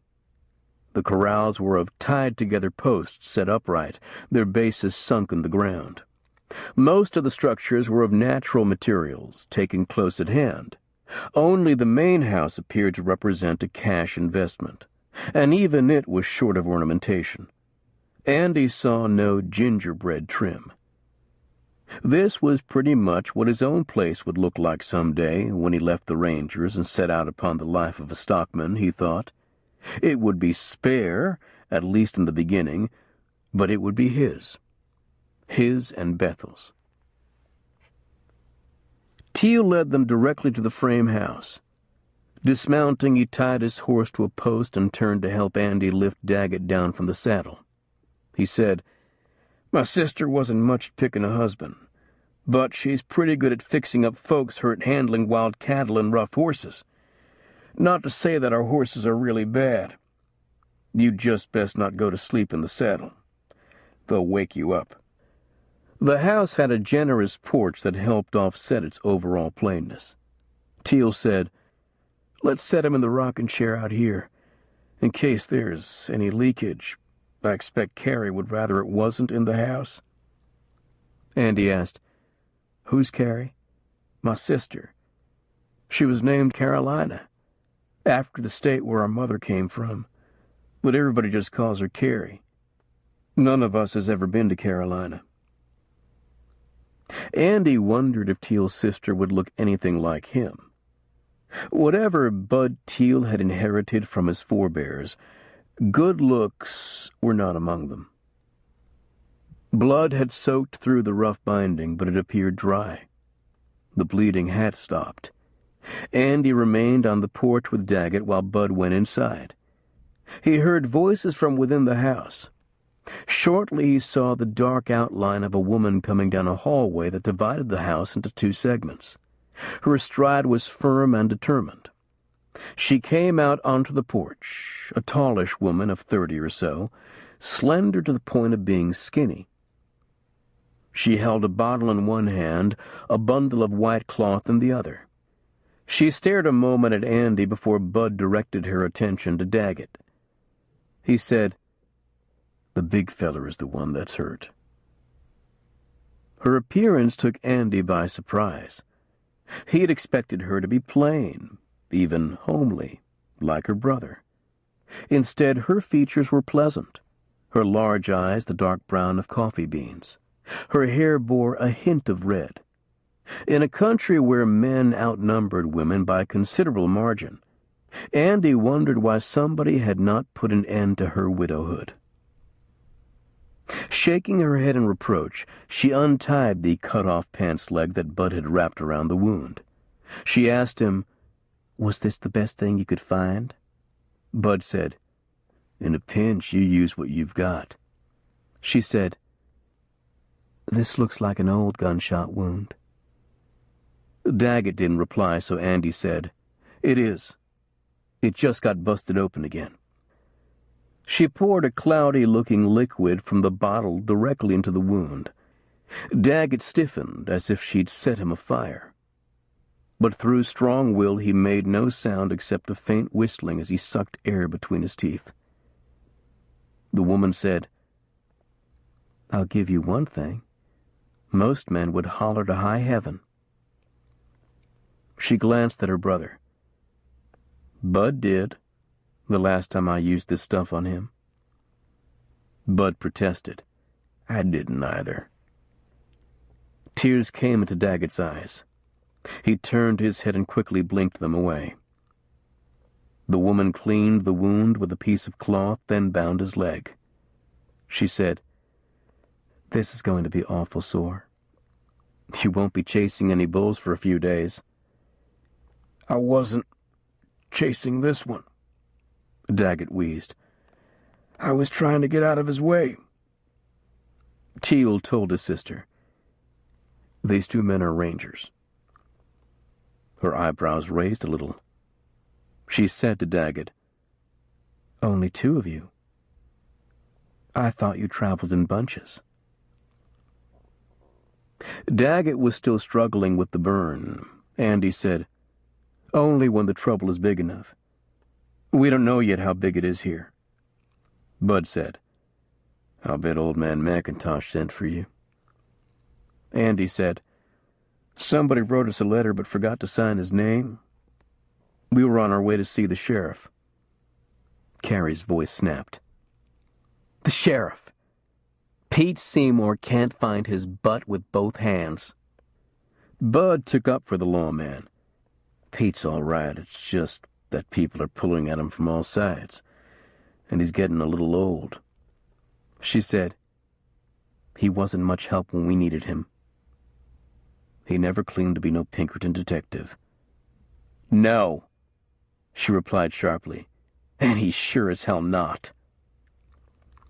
She picked up the bottle of disinfectant and started for the door. She stopped to tell the Rangers, "You all are staying for supper." It wasn't a question. It was a command. Andy said, "We wouldn't want to put you to any trouble." She nodded toward Daggett. "You already have. A little more won't make any difference." She was halfway through the door when she stopped again. "In case you wonder about it, any beef you eat at our table is our own." Andy was taken aback by her forceful attitude. He stared after her until she disappeared into the back of the house. He asked Teal, "Did we say anything to make her believe we thought otherwise?" Teal said, "No, but lots of people have. She gets touchy as hell about it. It feels like everybody is against us." "Are they?" "Some. Like the McIntoshes and them that follow old man Ethan and his boys. But we've got friends, too. Sometimes our side wins the elections. Sometimes the McIntosh side does. It makes a difference who sets the taxes. Tax rates are supposed to be the same for everybody. Depends on who counts the cattle. Some count ours twice, but can't find half of the McIntoshes." So Andy thought it comes down to money, as most quarrels do. He saw movement at the barn. 5 horsemen riding into a corral and dismounting. Bud said, "It's Pa and the boys. They've been riding the line, keeping our cattle pushed back onto our own ground." Andy asked, "If it's state land, what difference does it make? We're taxpayers. What belongs to the state belongs to us. Ain't that right?" That was one way to look at it, Andy thought. But anyone who wanted to squat on state land could make the same argument. It left much room for disagreement and, ultimately, violence. He found it easy to pick out the Teals. The father and the other 2 sons bore a close resemblance to Bud. They were sturdy, muscular men whose confident stride bespoke a certainty that they could whip the world. And, like Bud, they were some of the homeliest men Andy had ever seen. The son's hair was a darkish red, the father's a mix of red and gray. The older man spat a stream of tobacco juice, then wiped his mouth on his sleeve. His beard was streaked with dark stains. He gave his full attention to Andy and Daggett. Andy saw no welcome in his eyes. Stopping just short of the porch, Harper Teal looked at the fresh bandage on Daggett's leg. "Who shot you?" he asked. Bud said, "That old brindle bull ran over him." "That bull's a stray. He don't belong to us. We've got no obligation." "I feel like we do. It happened on our place." The older man's eyes were sharp with criticism. "Bud, I told you to get rid of that beast." "I was riding his tail when you ran into this ranger. I had to stop and help, so the bull got away." "Ranger or not, you ought to never leave a job half done." Teal's gaze cut back to Daggett. If you're nosing around for a payoff like most of the badge toters I ever knew, you ain't finding it here." Teal's rough manner stirred Andy to defensive anger. "We don't take bribes. We'll even pay for your daughter wrapping his leg if you figure we owe you. Keep your money in your pocket.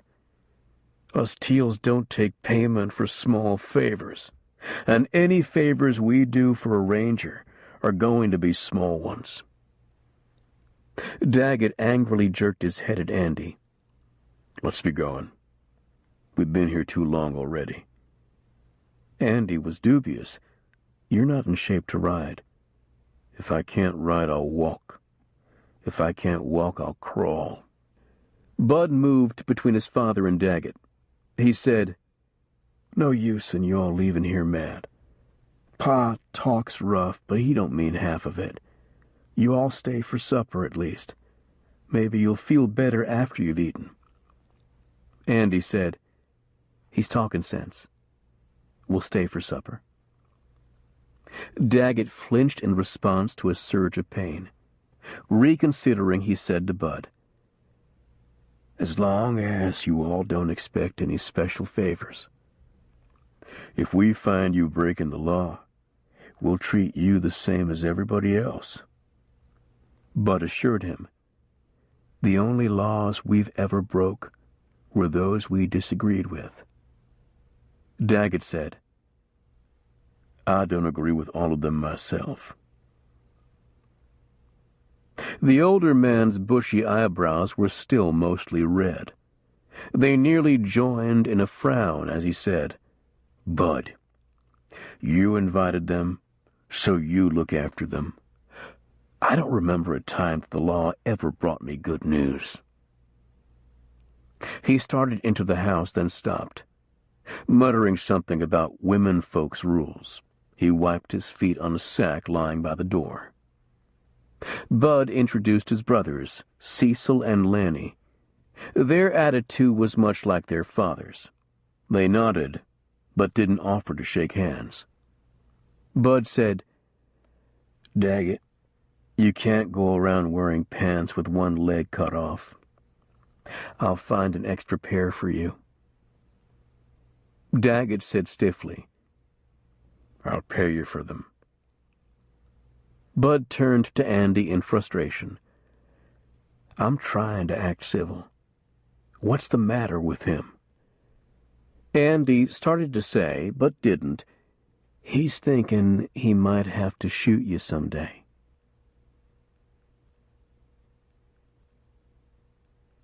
Chapter 3. Carrie Teal watched with silent criticism as Daggett limped to the supper table. She said, "We've got a set of crutches. Lord knows that with bad horses and salty cattle we've needed them." Daggett's reply was firm. "I'm not crippled. I'd feel like a fool trying to manipulate a set of crutches." "We can lend you a cane if it won't hurt your pride too much. I'll get by." Her eyes flashed. "Nobody's going to beg you, even if it is for your own good." The elder Teal pulled out a chair at the head of the long table and unceremoniously seated himself. Reaching with a fork to spear a biscuit, he said, "He's been off of the tit long enough to make up his own mind. Don't you get enough, girl, bossing this family around? Have you got to boss strangers, too?"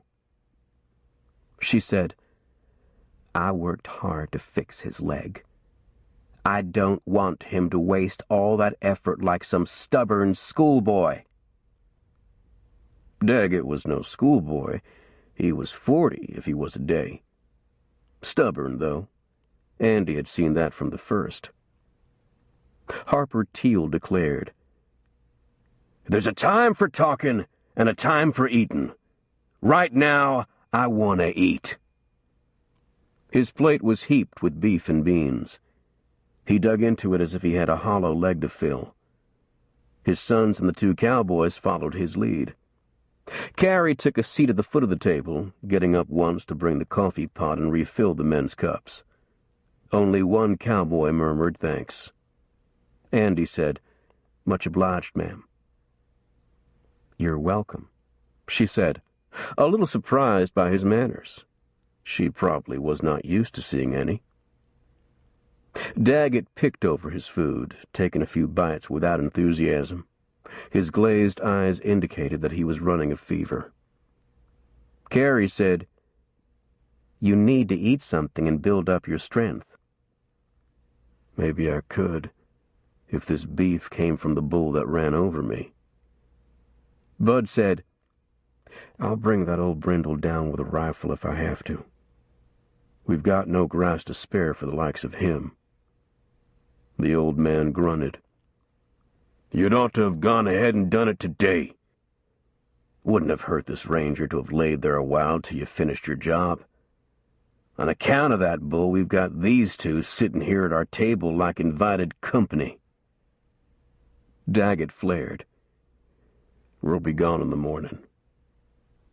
In fact," he pushed himself to his feet, leaning heavily on the table, "we'll be going right now. Come on, Pickard." Andy did not arise. He said, "You'd better sit back down before you fall." Daggett limped heavily toward the door, each step painful. Andy argued, "That leg'll hurt like hell if you try to ride." "It already hurts like hell. Come on." Carrie and Bud caught up to Daggett on the porch. She said, "Hold up a minute. If you abuse that leg, you could lose it." Bud said, "Pa's like an old dog with a loud growl but no teeth. I feel responsible for what happened to you." Daggett wavered. The leg was giving him a lot of pain. Andy said, "These folks are talking sense." Daggett faced toward the barn where his and Andy's horses were enjoying some grain. It looked a mile away. Turning back to Carrie and Bud, he said, "Since you ask so nicely, we'll stay." Bud said, "You'll like the bunkhouse. We've got plenty of room, and you won't have to listen to Pa rave. He sleeps here." Carrie's voice softened. "I'll fetch you that cane. Maybe it'll keep you from spoiling my work." Daggett seemed embarrassed. "I didn't intend to fly off the handle like that. I reckon it's because this thing hurts so damned bad." Carrie brought a cane and watched as Daggett took a couple of awkward steps, trying to get a feel for it. He and Andy fell behind Bud on the way to the bunkhouse. Carrie shouted, "Bud, if he needs anything, you come and get it. He ought not to walk any more than he has to." Daggett muttered to Andy, "Last thing I wanted was to get us beholden to one side or the other." Andy said, "I saw that bull in time to dodge him. Why didn't you?" "Are you saying I need glasses, Pickard? When are you going to start calling me Andy? When you stop being a pain in the ass?" Bud pointed to two empty steel cots. "Sorry we've got no corn shuck mattresses, but it's better than laying on the ground." Andy said, "I'll bring in our bedding." Daggett sat, sighing as he straightened his hurt leg. To Bud he said, "I appreciate what you folks have done for me, but we can't play favorites. When it comes to duty, a ranger has got no friends." Bud said, "We ask for no favors." He frowned. "And we damned seldom get any." The other two Teal brothers and the two cowboys drifted down to the bunkhouse after a while. Away from the old man, they spoke civilly enough to Andy and Daggett. Bud asked, "Leg feeling any better?" Daggett said, "If so, I can't tell it." "I'll bring you that bull's ears and get Carrie to fix you some mountain oysters." Lanny was the youngest of the brothers. He resembled the others in the roughness of his features, though the freshness of youth had not yet deserted him. His brother Cecil said, "If I read the calendar right, tomorrow's Saturday. There'll be a dance in town. You figuring on going in to spark the storekeeper's daughter? Uncomfortably, Lanny said, Maybe. Ain't thought about it. Cecil laughed. You ain't thought of nothing else for days. You know Jake McIntosh is after her, too. You'd better watch that he don't beat your time. Lanny's face reddened. Bud, the oldest, said, Cecil, don't badger your little brother. He's of age to go courting if he's of a mind to. Cecil said, I'm just trying to help him see after his interests. This country ain't overrun with good-looking gals like Lucy. Bud said, Good looks don't guarantee what's inside. Lanny stiffened. Are you saying Lucy's not a good girl? I don't hardly know her. I'm just saying you need to look farther than her blue eyes. You remember that pretty bay colt of mine? He had the roughest trot of any horse I ever rode, kept my innards aching all the time. Passing him off to that horse trader was one of the smartest things I ever did.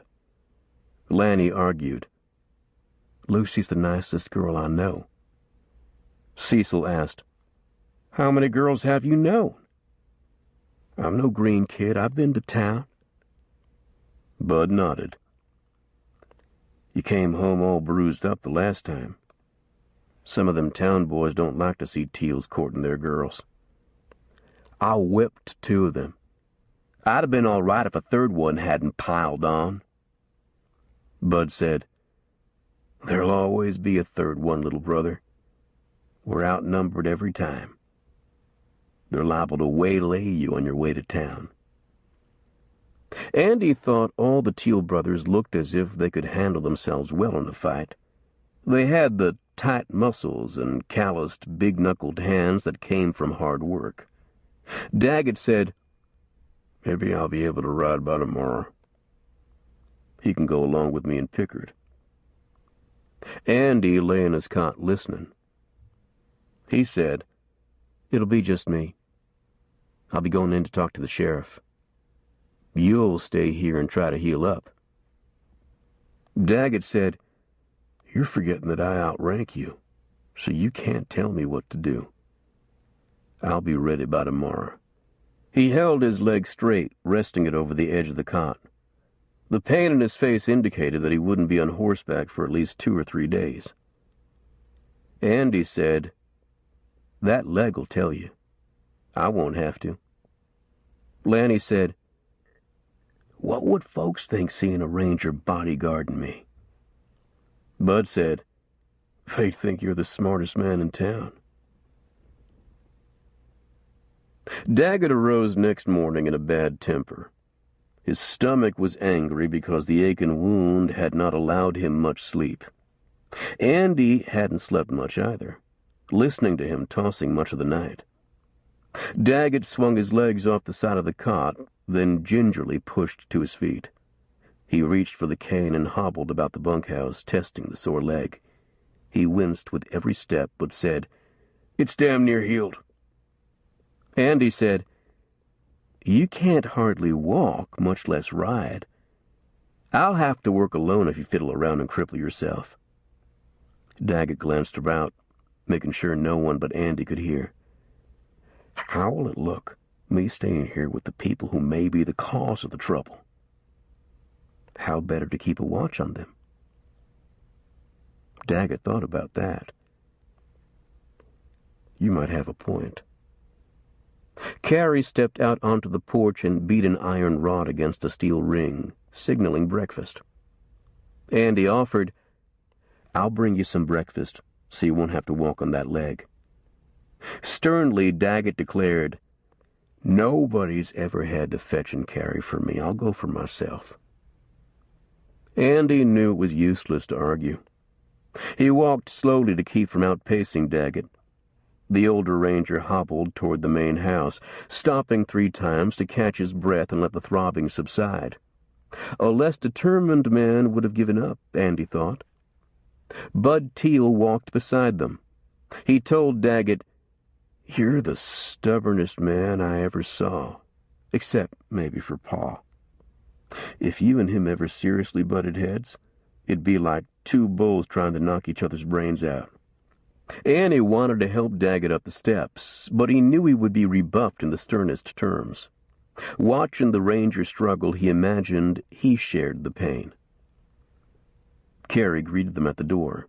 She asked Daggett, "Is the leg any better?" "Hardly feel it at all." Daggett lied. Her expression told Andy that she knew the truth. She said, "We'll take a look at it after breakfast and wrap it fresh." Daggett said, "You've got no call to be concerned about me. You never saw me till yesterday." Bud said, "She's a nurse at heart. Doggy calves, stray cats, she takes care of them all." "I sure ain't no doggy calf." The kitchen offered the pleasant aroma of coffee, freshly baked biscuits, and fried bacon. Steam arose from a large platter of scrambled eggs on the table. Old Harper Teal was already seated in his accustomed place, eating. He said, "Hurry up, boys. We're wasting daylight. We've got work to do." He gave Daggett a swift appraisal. "I see you're on your feet. I expect you'll be wanting to go."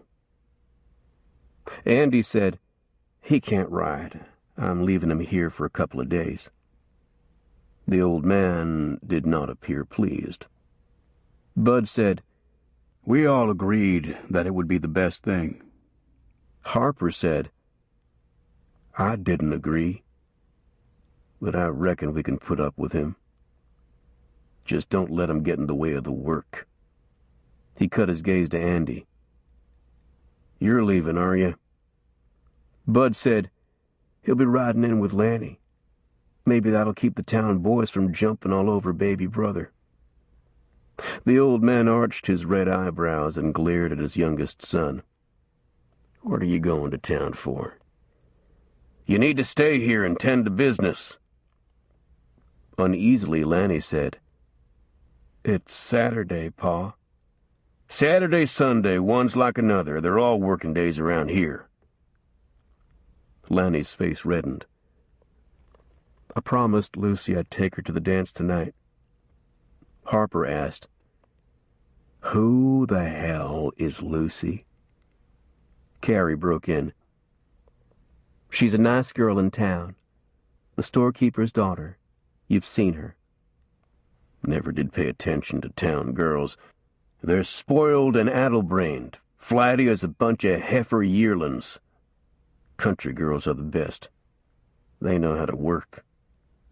Carrie said, "Besides, I need some groceries. Lanny's going to bring them home." The surprise in Lanny's face indicated that this was news to him, but he nodded agreement. "I'll be taking the wagon." The old man gave in grudgingly. "All right, but don't come home all hungover. You'll have work to do tomorrow."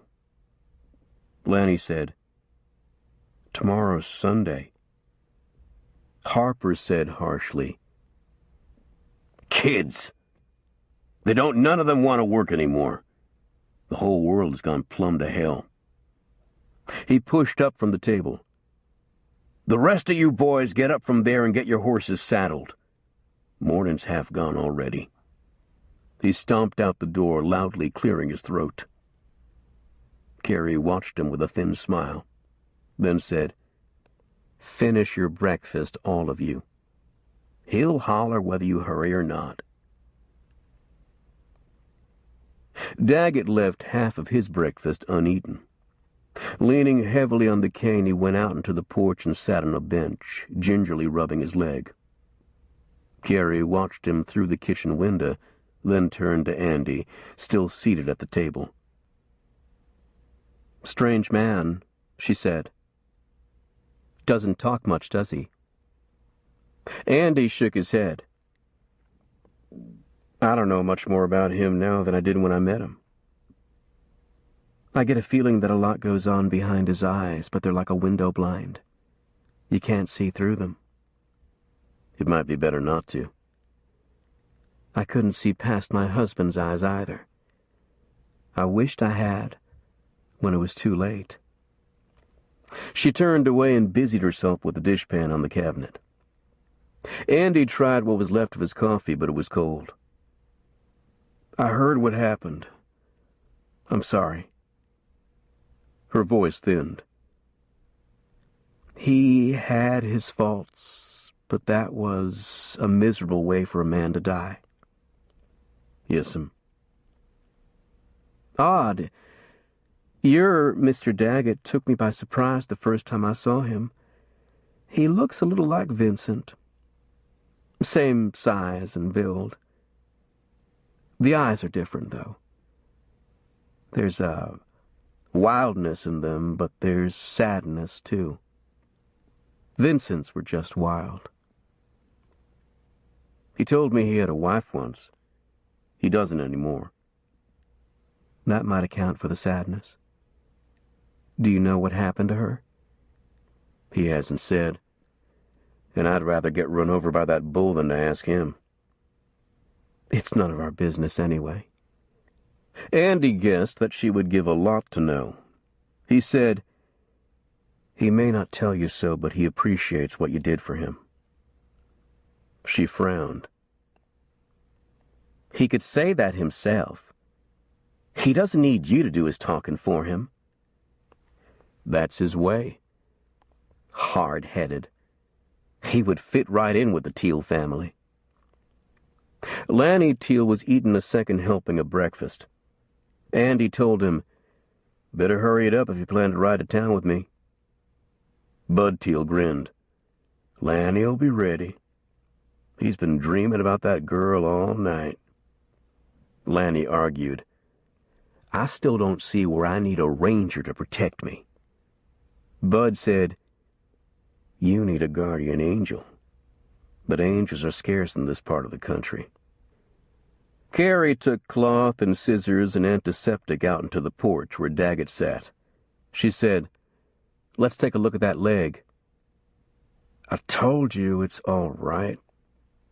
He moved the leg and grimaced. His voice softened. "But if you really want to." The wound was swollen and angry around the edges. She washed it clean, then applied antiseptic. Daggett tensed until the burning subsided. "What is that stuff?" he asked. "It feels like a white-hot branding iron."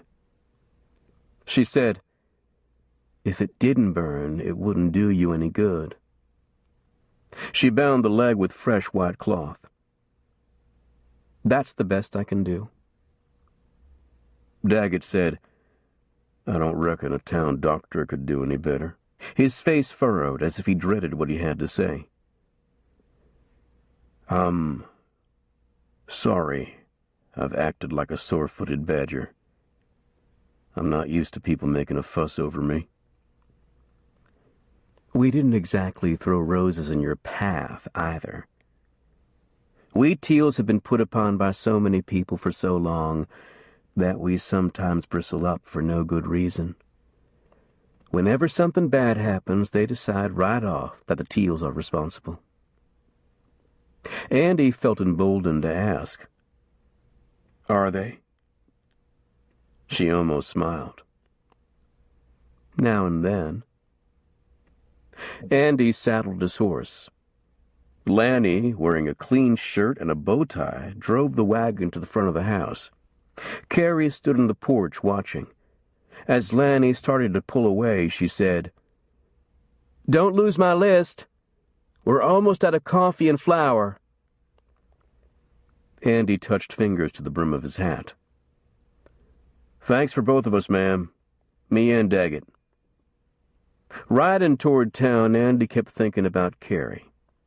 He pulled in close to Lanny and said, "It's kind of your sister to look after Daggett like she has." Lanny shrugged his broad shoulders. "She feels obliged, I guess." "Just the same, it's kind."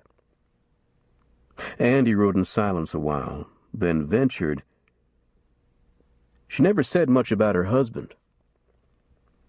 Lanny's eyes hardened. "He's dead and buried. There's nothing to say." "It must have been tough on her." She's strong. She got over it. Lanny looked back over his shoulder as if he feared someone would overhear.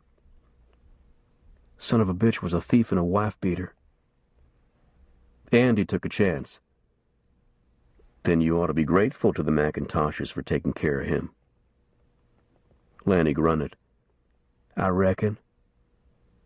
The somber look in his face said he didn't want to talk about it.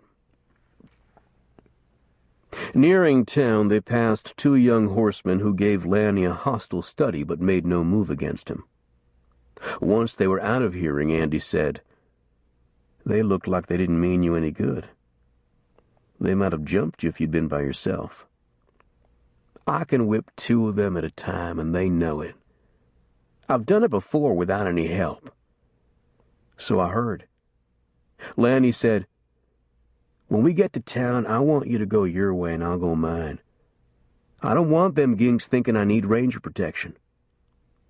Andy said, "If you decide different, I'll try to be easy to find." In Andy's estimation, the town didn't amount to much. Biggest thing was the courthouse, with an outsized clock tower that seemed too pretentious for its setting. He counted 3 modest church steeples and half a dozen saloons or dram shops. Lanny said dryly, "That's 2-to-1 in favor of whiskey over religion." Andy said, "At least the Lord's got a toenail hold." Lanny hauled up on the reins, stopping the wagon in front of a general store. "Here's where I get Carrie's groceries," he said. Andy asked, "Are you sure you'll be all right by yourself?"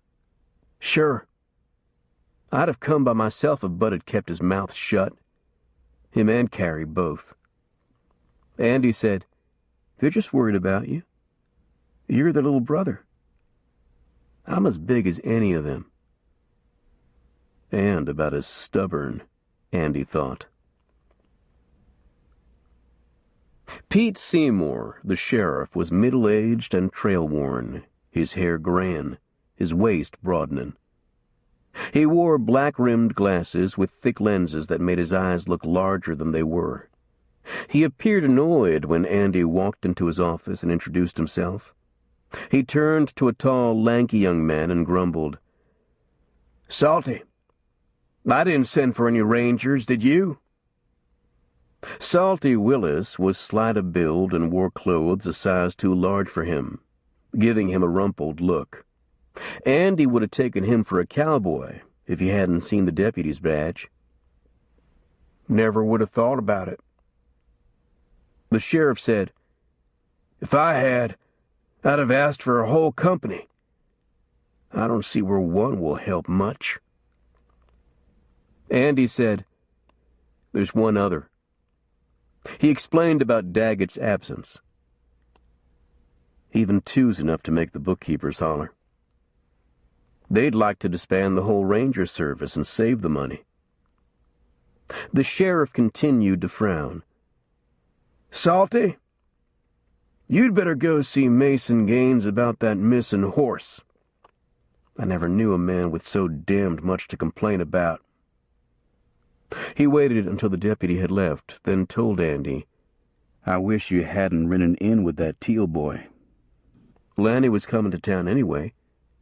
I thought it might prevent a fight if I rode along with him." "It could be bad business. Looking like you've lined up with one side against the other."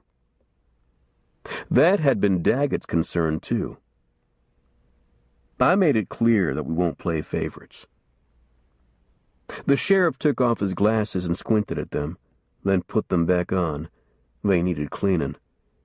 "I hate these damn things, but it's getting to where I can't see nothing without them. It's hell to get old." His eyes narrowed.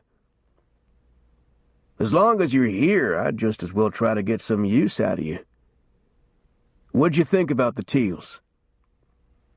"None of them shot at us. I can't say the old daddy was any too friendly, though." "Old Harper has got a grudge against rangers. It goes back to trouble with the carpetbag police after the war." Andy said, But those weren't real rangers. We've come a long way since the days of the state police. Harper Teal hasn't. What about the McIntoshes? They're Yankees. Come here right after the war. Old man McIntosh once called out the state police against Harper. Even after all these years, neither family can put the war behind them. It's like an old friend they can't say goodbye to.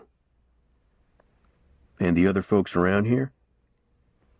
Some take sides because of family ties or politics. The rest try to keep out of the way. That ain't always easy. He looked as if he'd bitten into a bad-tasting pill. Did you say Lanny Teal is staying in town for the dance tonight? Andy said that was his intention. The kid's asking for trouble. Somebody's always itching to try the Teal boys on for size.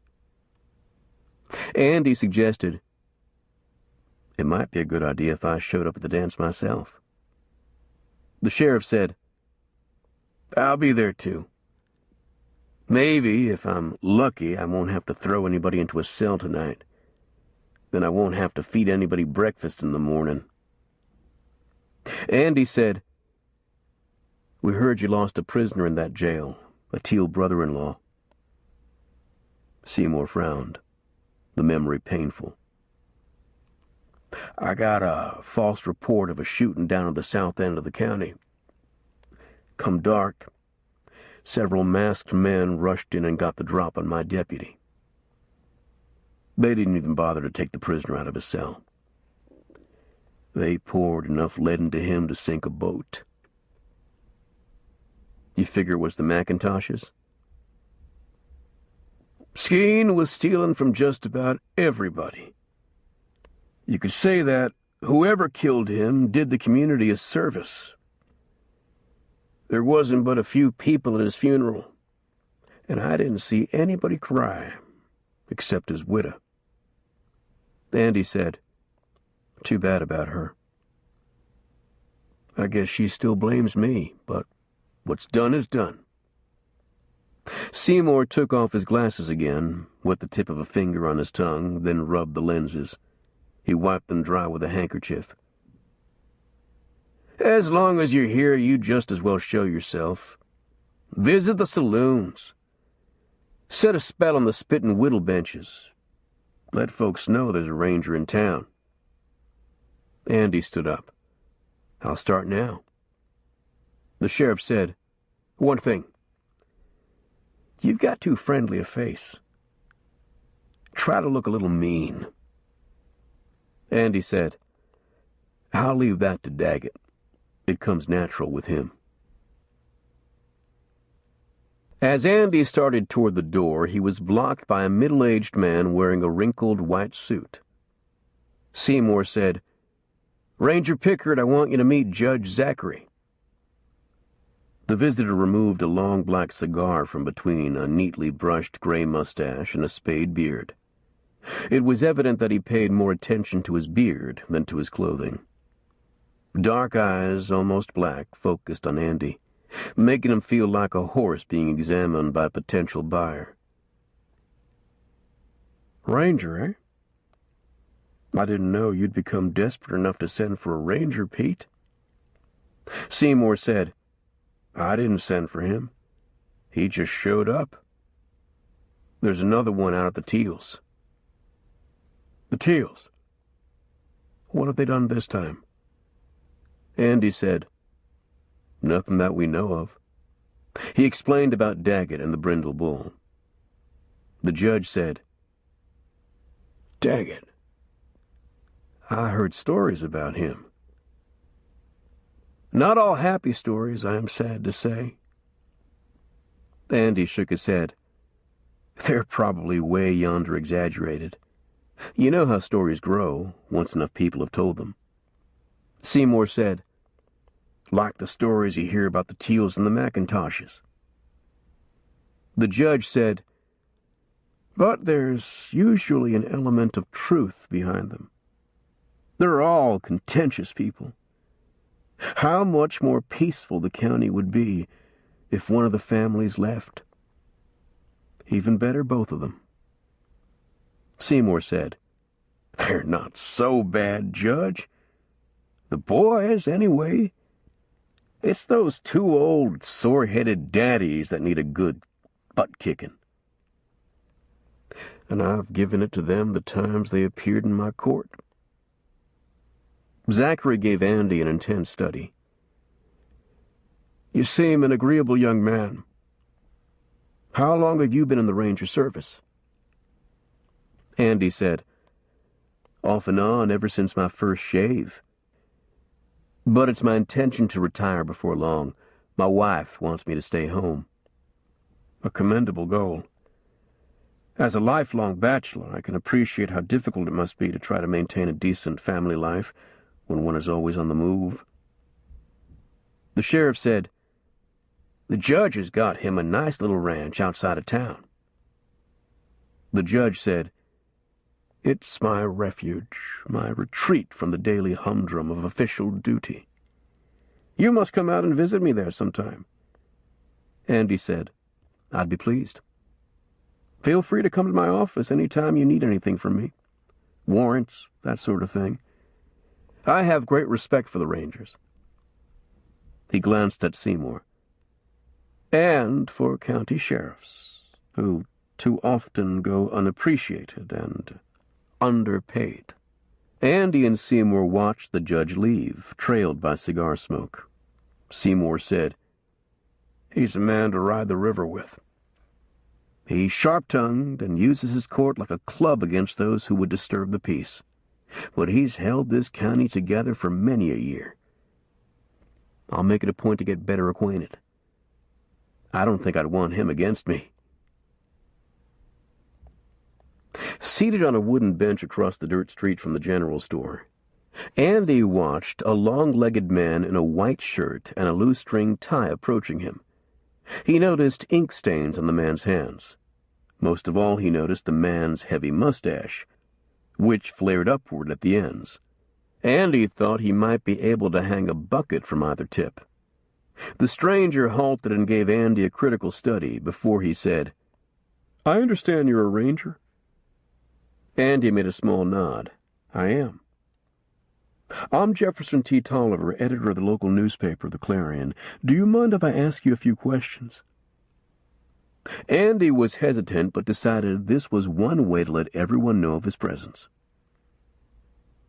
"I'll tell you what I know, which isn't much. What brings you to this neglected corner of the Texas paradise?" "Somebody sent us a letter asking us to come. They didn't sign it." Tolliver looked around to be sure no one could overhear. He said, "For good reason. They could get seriously hurt if it were known that they invited the Rangers." "By talking to me now in plain daylight, aren't you afraid you might raise suspicions about yourself? People are used to seeing me interview visitors to town. Have you seen enough to appraise the local situation?" "I can see the problems. I don't know yet what to do about them." "You're the only ranger they sent?" "There's one more, Logan Daggett. He got hurt along the way, so he's laid up at the Teals Ranch." "Daggett!" Tolliver's eyes lighted up. "I know that name. I would give my eye teeth to write a book about him. Do you think he would consent to an interview?" "I doubt it. I haven't seen him consent to much of anything since I've known him." "So he's at the Teals, in the lion's den. One of the dens, at least. Do you know that Lanny Teals across the street loading a wagon?" "I rode into town with him." "I suspect that the Teals are of Appalachian fighting stock. You may have noticed that they're all red-headed. It's been only a few generations since they left the cave and gave up stone in favor of iron. The McIntosh forebears came from the Scottish Highlands, and fighting is in their blood, too. It'll be interesting to see which you have to shoot first, a Teal or a McIntosh." Andy said dryly, "Either way would make a story for your paper, wouldn't it? I hope I may be able to write an eyewitness account. And I hope to disappoint you." A middle-aged man wearing a stained apron came out of the general store, carrying a heavy bag and dropping it into the wagon bed. A slip of a girl stood in the porch. From the distance, Andy couldn't tell much about her except that her hair was a light brown, and she flashed a broad smile in Lanny's direction. Tolliver said, "That's Lucy Babcock. Lanny's been sparking her, and so is Jake McIntosh. A perfect recipe for a knockdown, drag-out fight." Andy heard Lanny tell the storekeeper, "By loading up now, I can make an early start for home in the morning." The girl said, "Don't forget. Come for me about 7:30. Lanny said, "I'll be there with bells on. And no drinking." "You know I don't drink." "Hardly ever." "Much." Two young men stopped near Andy and watched the scene across the street. He thought they might be the two he'd seen on the trail, but he wasn't certain. One said, "Look at that, would you? Lanny Tail shining up to Lucy." The other said, "What can we do about it? The last time we jumped him, he like to broke my jaw." "We'll tell Jake McIntosh. He's been trying to get under Lucy's dress for a good while." "Yeah. We could sell tickets to that fight." Andy had pinned his badge to his shirt, so it would be conspicuous. He cleared his throat to be sure they noticed him. He made a show of taking the fugitive book out of his pocket and flipping it open. "What are your boys' names?" he asked. The two fell into startled silence. One finally said, "Smith? We're both named Smith." They walked briskly on down the street. Tolliver said, "They lied to you about their names. I figured that. One is Harold Percy. The other is Sonny Vernon. They'd like to be bad men, but I doubt they've done anything serious enough to be in your ranger book." "Any kin to the McIntosh family?" "No, but they do some work now and then for the McIntoshes. They tag along after Jake like coon dog pups." Two men emerged from a nearby saloon door. One of them the deputy, Salty Willis. He mounted his horse and rode away. The other man cupped his hands around the lighted match and touched the flame to a carelessly rolled cigarette. He walked up to Andy and said, "I am given to understand, sir, that you are a ranger. It would serve the community greatly if you were to knock those boys' heads together." His tone indicated that he thought Andy should already have done it. Andy tensed a little. "I'd need a reason. You got one?" "Nothing I can prove, but keep an eye on them. Sooner or later, they'll give you reason." The cigarette appeared to bite the man's tongue. He spat out a bit of tobacco. "I suspect you're here to forestall trouble between the Teals and the McIntoshes." Andy couldn't think of an appropriate reply, so he offered none. The tall man said, "Perhaps you should back off and let the parties fight. A few funerals might clear the air." That's a hard way to look at it. "It could break the stranglehold a few big people have on state land around here. Then the little people would have a better chance." Andy argued. They could buy it. That'd settle the matter for once and for all. "It takes money to buy land. The poor man can't afford it." "It won't be free forever. Texas is selling off pieces of it every day."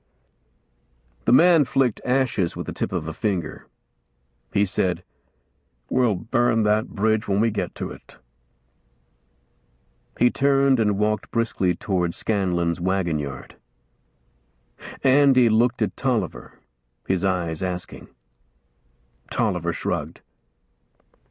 Mason Gaines, the biggest blowhard and bellyacre in the county. Like so many, he wants something for nothing. But nothing comes free.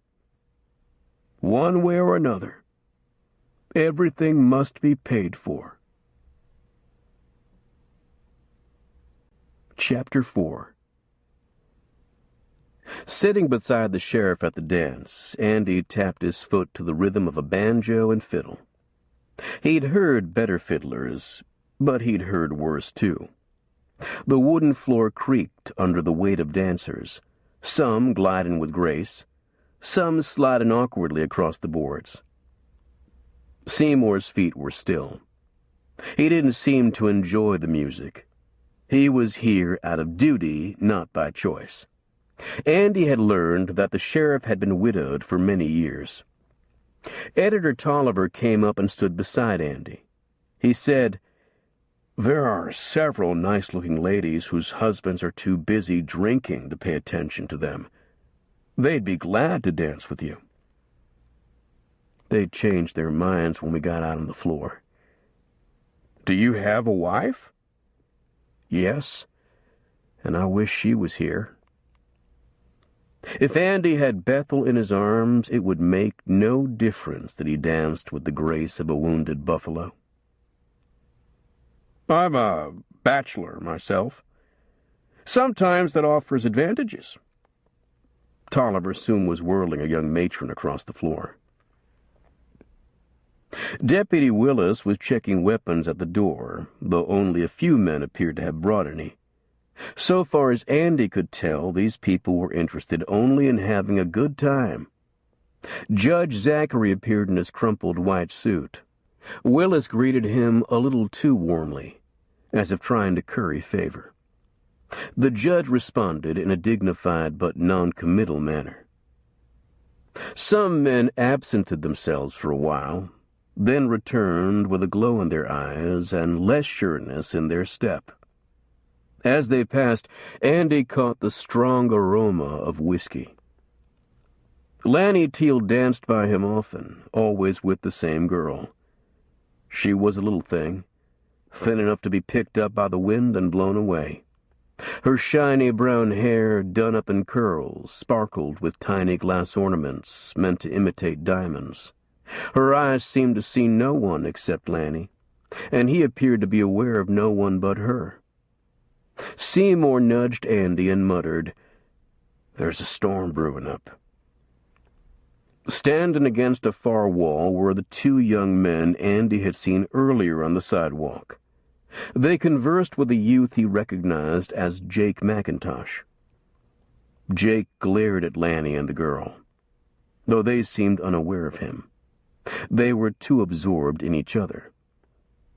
The three young men walked outside together. Andy said, "Maybe they're leaving." Seymour said, "They've just gone for a drink. They'll come back braver than when they left." In a while the three returned, Jake in the lead. His unsteady gait told Andy he was bent on trouble.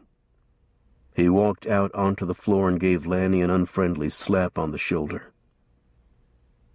"I'm cutting in," he declared. "You've danced with Lucy long enough." Lanny bristled. "I'm the one brung her, and I'll dance with her all night if I want to." The crowd drew away in alarm as Jake drove a fist against Lanny's jaw. Lanny's head snapped back, but he was stunned for only a moment. His right fist came up from the floor and slammed into Jake's face. Jake staggered. His two friends rushed in and began to pummel Lanny. While trying to shake them off, Lanny kept hitting Jake. Seymour jumped to his feet. He said, "We'd better stop this before it turns into a free-for-all." The judge stepped out into the floor, waving his arms. Gentlemen, let's have order." Andy saw that the crowd had mixed allegiances, some cheering for Jake, others for Lanny. He stepped between the fighters, grabbing the collars of the two who'd joined the fray uninvited. He yanked them backward so hard that one stumbled and went down. The other struggled to keep his feet. On his knees, Harold Piercy complained, "This ain't Ranger business!" Andy jerked him to his feet. "You'll get your chance, but one at a time." Seymour said, "Harold, Sonny, this is a private fight. Back off and wait your turn." It was Lanny's fight all the way. In no time, Jake was curled up on the floor, his arms folded over his face to ward off Lanny's fists. He cried, "Enough! Enough!" Lanny stepped back, red face glistening with sweat. One shirt sleeve split past the elbow. To the two young men, Andy said, "Which one of you wants to be next?" Neither appeared ready to face Lanny's fists alone. Both stood with heads down, humiliated in front of the crowd. The judge said sternly, "You young gentlemen should be ashamed. If charges are filed against you, I promise that you will not enjoy your day in court." Mason Gaines stepped forward, carelessly flipping a half-smoked cigarette across the dance floor. He said, "You are arresting them, aren't you, Ranger?" Andy gripped Piercy's collar and shook him soundly. "I was studying on it, but it looks like they've lost interest in fighting." "You said all you needed was to see them break the law."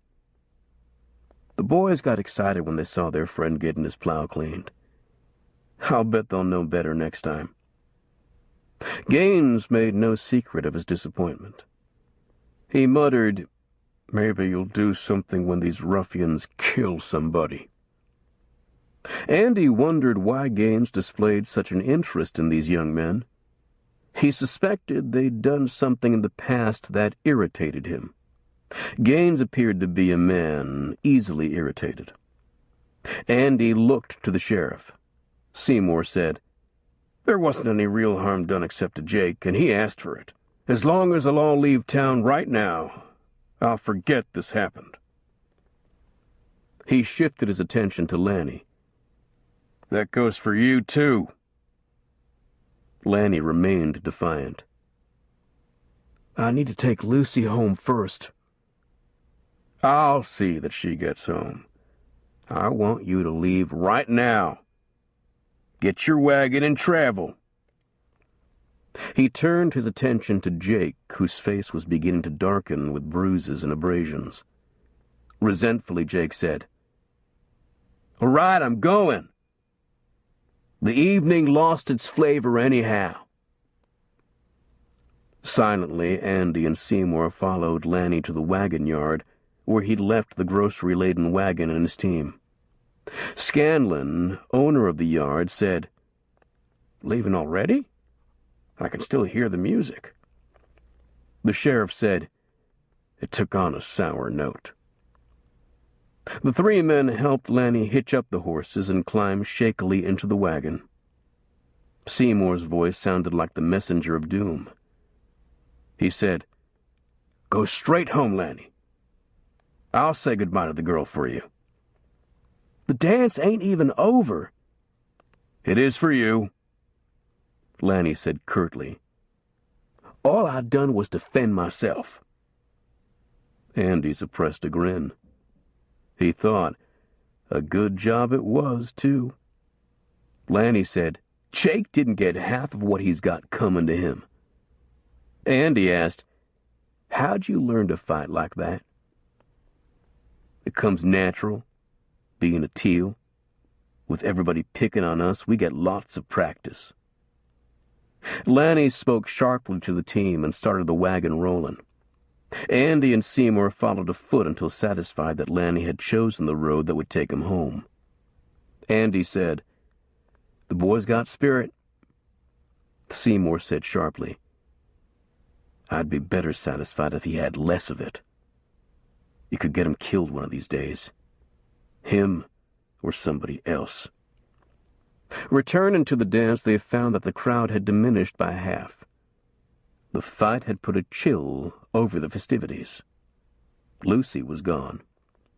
Andy said, "Looks like the trouble is over for tonight." Seymour was not convinced. Lanny's got 2 brothers and several friends. Have you ever got yourself tangled up with a feud? Andy's face furrowed as he remembered.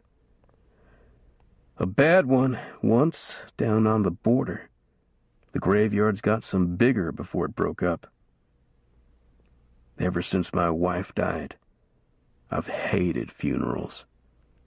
I do what I can to see that they don't get too numerous.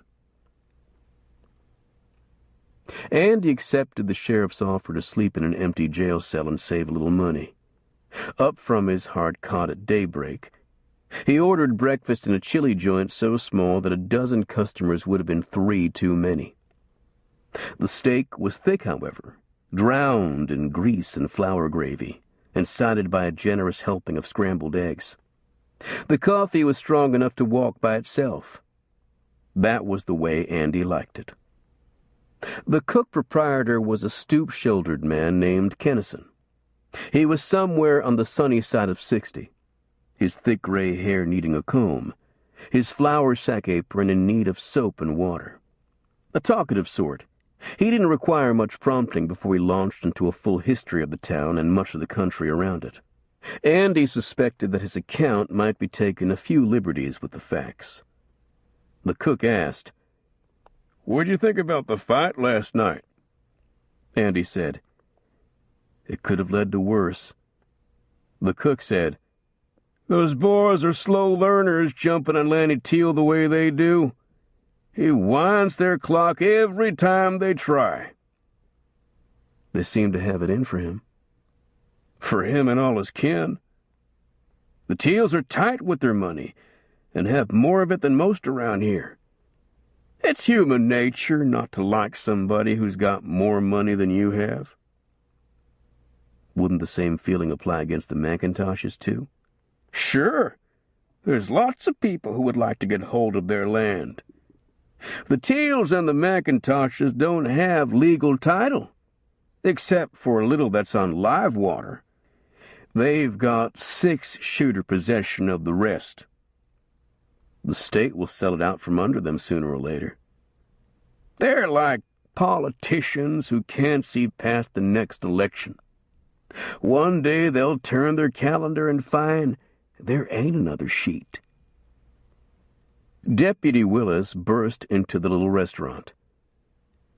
"Pete Seymour sent me to look for you, Ranger. Says you need to go over to the doctor's house." Andy said, "Do you know what for?" "Somebody brought in Lanny Teal. Looked like a herd of cattle ran over him."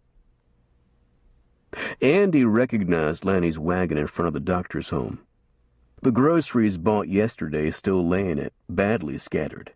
The sheriff met Andy at the door. He said, "Take a look at what somebody brought in." Lanny was slumped in a chair, his clothing torn, his face streaked with blood. He appeared to be in a daze, his cheekbones bruised blue and eyes swollen almost shut.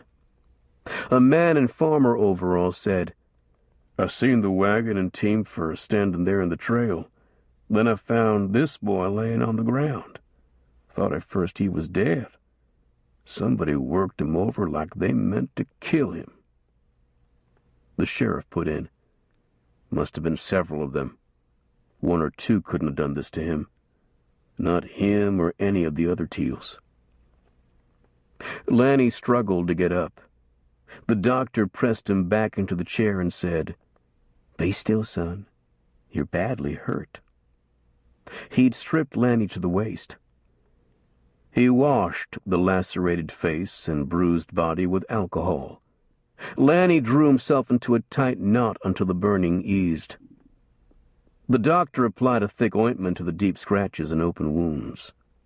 Seymour said, "Lanny, tell us who did this." Lanny shook his head, wincing from the burn. Who said somebody did anything? I just fell out of the wagon. We know better than that. Tell us who did it. I pay off my own debts. I don't need no squinchy-eyed sheriff. Annoyed, Seymour persisted. I can lock them up and throw the key in the river. Lanny snorted. In jail, they get free room and board with nothing to do but sleep. Damn poor punishment the way I see it. Andy said, It's as much as the law allows. The law! Nobody by the name of Teal ever gets a fair shake from the law. Seymour argued. If you try to handle this yourself, you'll wind up in bad trouble. I've been in trouble most of my life. It don't scare me none. Lanny looked at the doctor, or tried to. Hurry up and finish with me, Doc. I want to go home. The doctor said, Your eyes are swollen. I doubt that you could even see the road. The horses know the way. Andy said, I'll go with you. Otherwise that bunch might catch you traveling alone and do this all over again. I'll borrow a gun. It'll be them that needs help. With those eyes swollen, you couldn't see well enough to shoot anybody. They're cowards. Maybe I can scare them to death. That'll be my job. Andy drove the wagon, his horse tied on behind. Lanny sat rigidly. Each jolt of the wagon drew his mouth into a tight, thin line, but he didn't complain. Old Man Teal had brought his sons up to be tough as a hickory knot. Andy said, We'd better stop and rest the horses a while. Lanny offered no argument. He climbed down slowly and painfully, waving off Andy's move to help him. He said, As long as I've got 2 feet under me, I'll do for myself. You can carry me when I'm in my coffin. That may be sooner than you think if you keep fighting all the time. Us Teals never get set out to aggravate anybody. All we ask for is to be left the hell alone. About noon, Andy became aware of several riders coming up behind. Spotting the wagon, they moved their horses into an easy lope. Andy drew his pistol and conspicuously held it across his lap. It did not go unnoticed. The riders were young men. They included Piercy and Vernon, who'd jumped on Lanny at the dance. Andy didn't see Jake McIntosh. He'd probably gone home to nurse his bumps and bruises. Piercy gave Andy a hostile look. Have you taken sides, Ranger? Who would I side with? I haven't seen a halo hanging over anybody since I've been here. We heard Lanny fell out of his wagon and hurt himself. We came out to see that he gets home all right.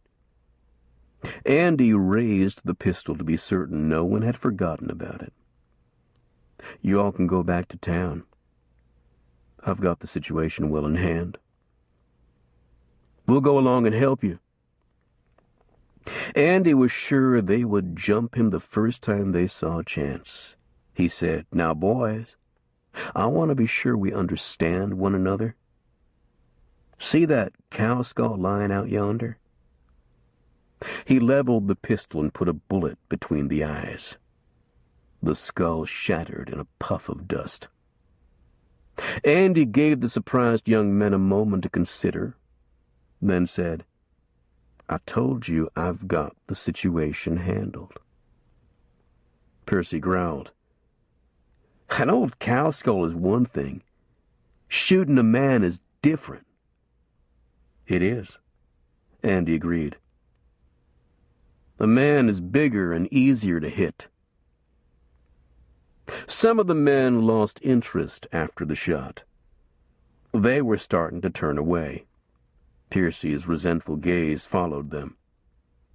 Slumped in the saddle, he warned Andy, We could get you fired. We've got friends in Austin. Andy said, So have I. But this time most of the riders had pulled back. They knew that to hurt a ranger was dangerous business. To kill one was suicide. Piercy muttered about getting a Mexican curandero to put a curse on Lanny Teal, and on the rangers for good measure. Andy watched him turn and follow the others toward town. He said, "I think the horses have rested enough." The shot had taken Lanny by surprise. He said, "I'd hate to have you aim that six-shooter at me." Andy said solemnly, "I'd hate to have to." They reached the Teals' ranch a little before sundown. Bud, the oldest brother, came down from the porch as Andy stopped the wagon in front of the house. He frowned at Lanny. "Damn it, boy. You look like you took on the Union Army and lost." Lanny's answer was curt. "I won the first fight. If this ranger hadn't broken it up, I'd have whipped Jake McIntosh to where he'd be in bed for a week." "What do you mean, the first fight?" "Some of his friends followed me when I started home. They came at me in a bunch." Andy asked, "Which of Jake's friends?" Lanny realized he'd said more than he intended. He spoke quickly. "I was talking to Bud." Daggett limped out into the porch, followed by Carrie. For a moment her eyes betrayed anxiety over her battered brother. Taking a grip on her emotions, she said, "Did you bring everything I asked you to?" Lanny said, "It's all there. Look for yourself." She touched a bandage on Lanny's face. Her voice softened. "How does Jake McIntosh look?" "Kinda beat up." Harper Teal stepped onto the porch in time to hear, his reddish eyebrows meeting each other in a scowl. He said severely, "I've told you boys over and over I disapprove of you fightin'." He moved down for a closer look at his son. "But if you can't go around it, be damned sure you win." "Did you?" Lanny loosened up and answered with pride, "Sure did. Whipped 'em fair and square, Pa. On the way home they ganged up on me, but I think I put a hurt on a couple of them."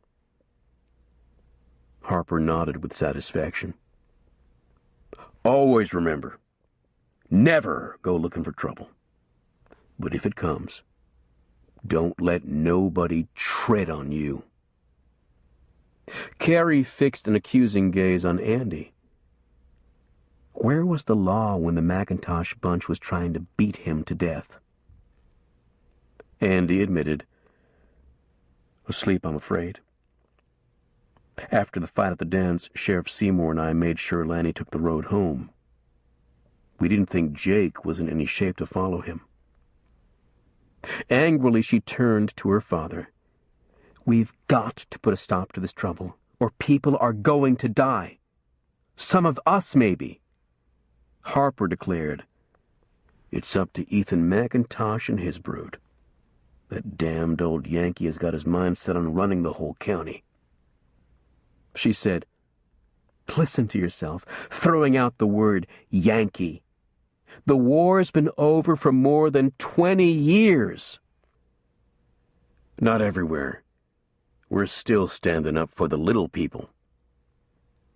Carrie braced her hands on her hips. "We're all little people, even the McIntoshes and their kin. Compared to the big ranches, none of us amounts to a hill of beans. And we never will unless we fight for what's ours." The old man trumped back into the house. Carrie stewed. "Come on in, Lanny, and let me check you over." Lanny said, "The doctor patched me up fine." Her voice lashed at him. "I said, come in this house!" Lanny followed her. His shoulders drooped. Bud mused, "I pity her next husband. He'd better have a hide like that old brindle bull." Andy asked, "Does she have any prospects?" Bud glanced up at Daggett. Everybody around here knows her too well. They know the red in her hair ain't just for looks. He pointed his chin toward the bunkhouse. You'll stay all night, won't you, Ranger? It's too late to go back to town. Don't expect too good a supper. The mood carries in, she'll burn the biscuits and oversalt the beans. Daggett had stood on the porch, leaning on his cane, observing the scene without comment. When Bud went into the house to see about his brother, Andy asked Daggett, "How's the leg?" "Healing. I thought you went to town to keep the peace." "I'm afraid I didn't do a good job of it." "Next time, knock some heads together. You'd be surprised how sensible people get when they see a little blood, especially if it's theirs." "You can do it yourself when you're ready to ride." Daggett seated himself on the bench. "I kind of hate to leave. I like the cooking." "Or maybe the cook?" Daggett almost smiled. "She grows on you." At the table, Andy found the Teal family in better spirits than he might have expected in view of the beating Lanny had taken. The patriarch didn't bellow at anyone. Carrie's biscuits were just right. Harper said, "Pass me the gravy, Lanny, and tell me again how you whipped Jake McIntosh." "Wasn't much to it, Pa. Me and Lucy was dancing along right fine till he come in drunk, itching for a fight. So I gave it to him. Then a couple of Jake's friends messed in." Carrie glanced at Andy. "What was the law doing?" "The ranger pulled them off me like a pair of whimpering pups. When Jake hollered that he'd had enough, Pickard offered to let them take me on one at a time. But they both acted like they needed to go somewhere." Carrie looked to Andy for corroboration. He said, "That's about the size of it." She said, "We're beholden to you." Harper said, "Lanny could have whipped the whole bunch without help. He eats nothing but beef, like the Lord intended when he gave us cattle. Them McIntoshes have got chickens running wild all over their place. That's what makes them weak. Eating so much chicken." He cut off a square of steak and dipped it in a gob of gravy on his plate. "The only trouble with beef is that when it's on the hoof, you've got to watch all the time that somebody don't steal it. They're always trying." Andy said, "Are you accusing the McIntoshes?" Harper's eyes narrowed. "I will, when I find the proof." Bud Teal had listened without comment. He said, "You know, Pa, half the people around here are convinced that we're doing it." Harper's face reddened. "Let them accuse me to my face. There ain't a man in this county that I can't whip." "That won't convince them. They still remember Vincent Skeen." Carrie stiffened, staring darkly at her brother across the table. She arose and quickly left the room. Harper frowned. "That was the wrong thing to say, son." Bud looked chagrined. "It just popped out of my mouth. But it's the truth. People ain't got over blaming us for what he did." Harper grimaced at the memory. "It was an awful sight for your poor sister to see." "Yeah," Bud said. "Terrible." He pushed back from the table and went outside, leaving half the food in his plate uneaten. Lanny reached over with a fork and speared a biscuit Bud had taken but had not bitten into. He said, "No use letting the last biscuit go to waste." His father gave him a critical look.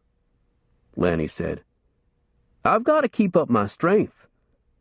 No telling when Jake McIntosh may come looking for some more." Harper warned, If you see he's wearing a gun, you better go way around him. Even Carrie can shoot straighter than you. Andy found Bud sitting on the barn step patching a bridle. He said, "You kinda shook up your sister." "Didn't mean to. We tried to keep her from seeing him laying there shot to hell, but nobody could hold her back. She'd have killed every Macintosh that came in sight that day, but we wouldn't let her have a gun. Now she's talking about making peace. She doesn't want to lose anybody else." "Have the Macintoshes ever said anything about the jailhouse killing?" "They don't talk about it. Neither do we." Bud accidentally punched his thumb with the awl. He flinched. "I've never understood how a sensible woman like Carrie got herself wrapped up in a son-of-a-bitch like Skeen. The rest of us saw through him almost from the first." Andy said, "Lanny told me he beat her." Grimly, Bud said, "Just once. She floored him with a chunk of stove wood. Hand me that leather string, would you?" Andy knew the subject was closed. Harper Teal stomped into the bunkhouse. It was still dark, but he thundered, "You boys get up! You're wasting daylight!" Someone lighted a lamp. The Cowboys and two of the Teal brothers crawled out from beneath their blankets. Lanny didn't move. His father strode over to Lanny's cot and roughly shook the boy's shoulder. "Come on! We've got no room here for layabouts." Lanny groaned. "I'm too stiff to move. There ain't a place on my body that don't hurt." "Best thing for that is exercise. If you ain't off of that cot by the time I get to the door, you'll have no breakfast." Harper left without looking back. Lanny made 2 unsuccessful tries to rise to his feet. He sat back on the cot, his face twisted. "What makes Pa so damned mean?" Bud said, "Too bad you can't remember Grandpa. He was worse. They had to be tough to survive in his time. They had no easy life like we've got now." "Easy?" Lanny gingerly pulled a shirt sleeve over a sore arm, then repeated with the other, "There's gotta be a better way to make a living. But after a good day's work, you go to sleep knowing you've earned your keep." "I've heard other people say that. Usually they're the ones who hire somebody else to do the work for them." Harper nodded satisfaction upon seeing Lanny take a chair at the table, but he wolfed down his breakfast without comment. Finished, he pushed to his feet and said, "Carrie, you always fix too much coffee. It gives these boys an excuse to dawdle instead of getting out to work." When he was gone, she said to the others, "I hope you'll set him a pace today that he can't keep up with. Bring him home walking on his knees." Bud said, "I don't think it can be done. I've never seen a man who can get drunk on hard work like Pa does." Lanny said, "The trouble is he always wants us to be with him when he does it." The men stood up and prepared to leave the table. Daggett turned a fierce gaze upon them. "Ain't you all going to carry your stuff to the pen so the lady doesn't have to?" Shamed, the men carried their cups, plates, and utensils to the cabinet. Daggett thanked Carrie for the meal. The other men followed suit and straggled out toward the barn. Andy pushed his chair back and arose. He said, "Thank you for the breakfast. I'll be getting to town." Daggett told Carrie, "I think it's time for me to go, too. It's been a real pleasure getting to know you, ma'am." She frowned. "Are you sure that leg is well enough?" "The longer I stay here, the harder it'll be to leave." Andy was aware of a regretful look that passed between them. He felt he'd witnessed something that should have been private. Daggett handed her the cane he'd been using. "Thanks for letting me have the borry of it." "It'll be here the next time you need it." She smiled. "I don't mean that I want to see you get hurt again." "Next time I see that brindle bull, I'll let Pickard wrestle with him." They saddled their horses. Daggett still limped. He struggled to mount up, but Andy knew better than to offer help. Andy said, "We need a good look at the McIntosh family. I thought we might circle over to their place before we go back to town. While we're there, we can give Jake a talking to. What he needs isn't talk. A smart tap on the head with the barrel of a six-shooter would do him a world of good. You've been listening to the Teals. I expect the McIntoshes see things different." Daggett grunted. "It complicates things when you've got to look at both sides. You're not sure who to shoot." One of the cowboys had told Andy that to find the McIntoshes' place, he had only to follow the creek. The Teals had settled on the upper part, where the springs brought it to life. The McIntoshes had come along later, taking a long stretch of the creek farther downstream. For a while, Andy saw cattle bearing the Teals' T-Cross brand. Then he began coming across the Bar F of the McIntosh family. After a time, he heard yelling and reined his horse in that direction. He found several men herding cattle into a crude brush corral. Among them, he recognized Jake and his father. The McIntoshes saw Andy and Daggett, but didn't acknowledge them until the cattle were penned and the gate closed. Gray-bearded Ethan McIntosh stared hard at Andy as if trying to remember where he might have seen him before. "I'm Andy Pickard," Andy said. "My partner and I were at the Hawkinses' place when you came by." The old man extended his hand hesitantly, as if he might change his mind and jerk it back. Jake said, "He's a ranger, Papa. He was at the dance." Jake had no bandages on his face, but he showed several dark bruises and some abrasions still inflamed. Ethan's eyes narrowed. "Were you one of them that beat my boy up so bad?" Andy said, "No, sir. Lanny Teal did that all by himself." "Just Lanny? That is not quite the way I heard it." Ethan cast an accusing glance at his son. Jake looked away. Ethan said, "I doubt that it is a mortal sin to improve upon the truth in a modest way. We've all done it. Look, Rangers, we have these weaned calves to brand. If we wait much longer, somebody is likely to maverick them. Somebody like those Teals. Go on ahead. We didn't come to disrupt your work." Andy wasn't one to stand around and watch. He pitched in and helped one of the McIntosh sons to flank calves and hold them down for the branding, ear-marking, and cutting. Daggett assumed responsibility for the fire that heated the irons. His sore leg would permit little more. Ethan said, "You appear to have had experience at this." Andy said, "Some. I'd think you'd want to forego your ranger job and do something for yourself." "My plan is to have cattle of my own when I can buy some more land." "Buy it." Ethan was dismissive. "There's still vacant state land to the west of here that you could use for nothing. If you don't own it, you don't have to pay taxes on it. You pay only on your cattle, and only on as many of them as you allow the assessor to see. The state's selling off land as fast as it can. It'll never be able to sell land that has no water on it. Besides, out past the Pecos, there's more land than cattle."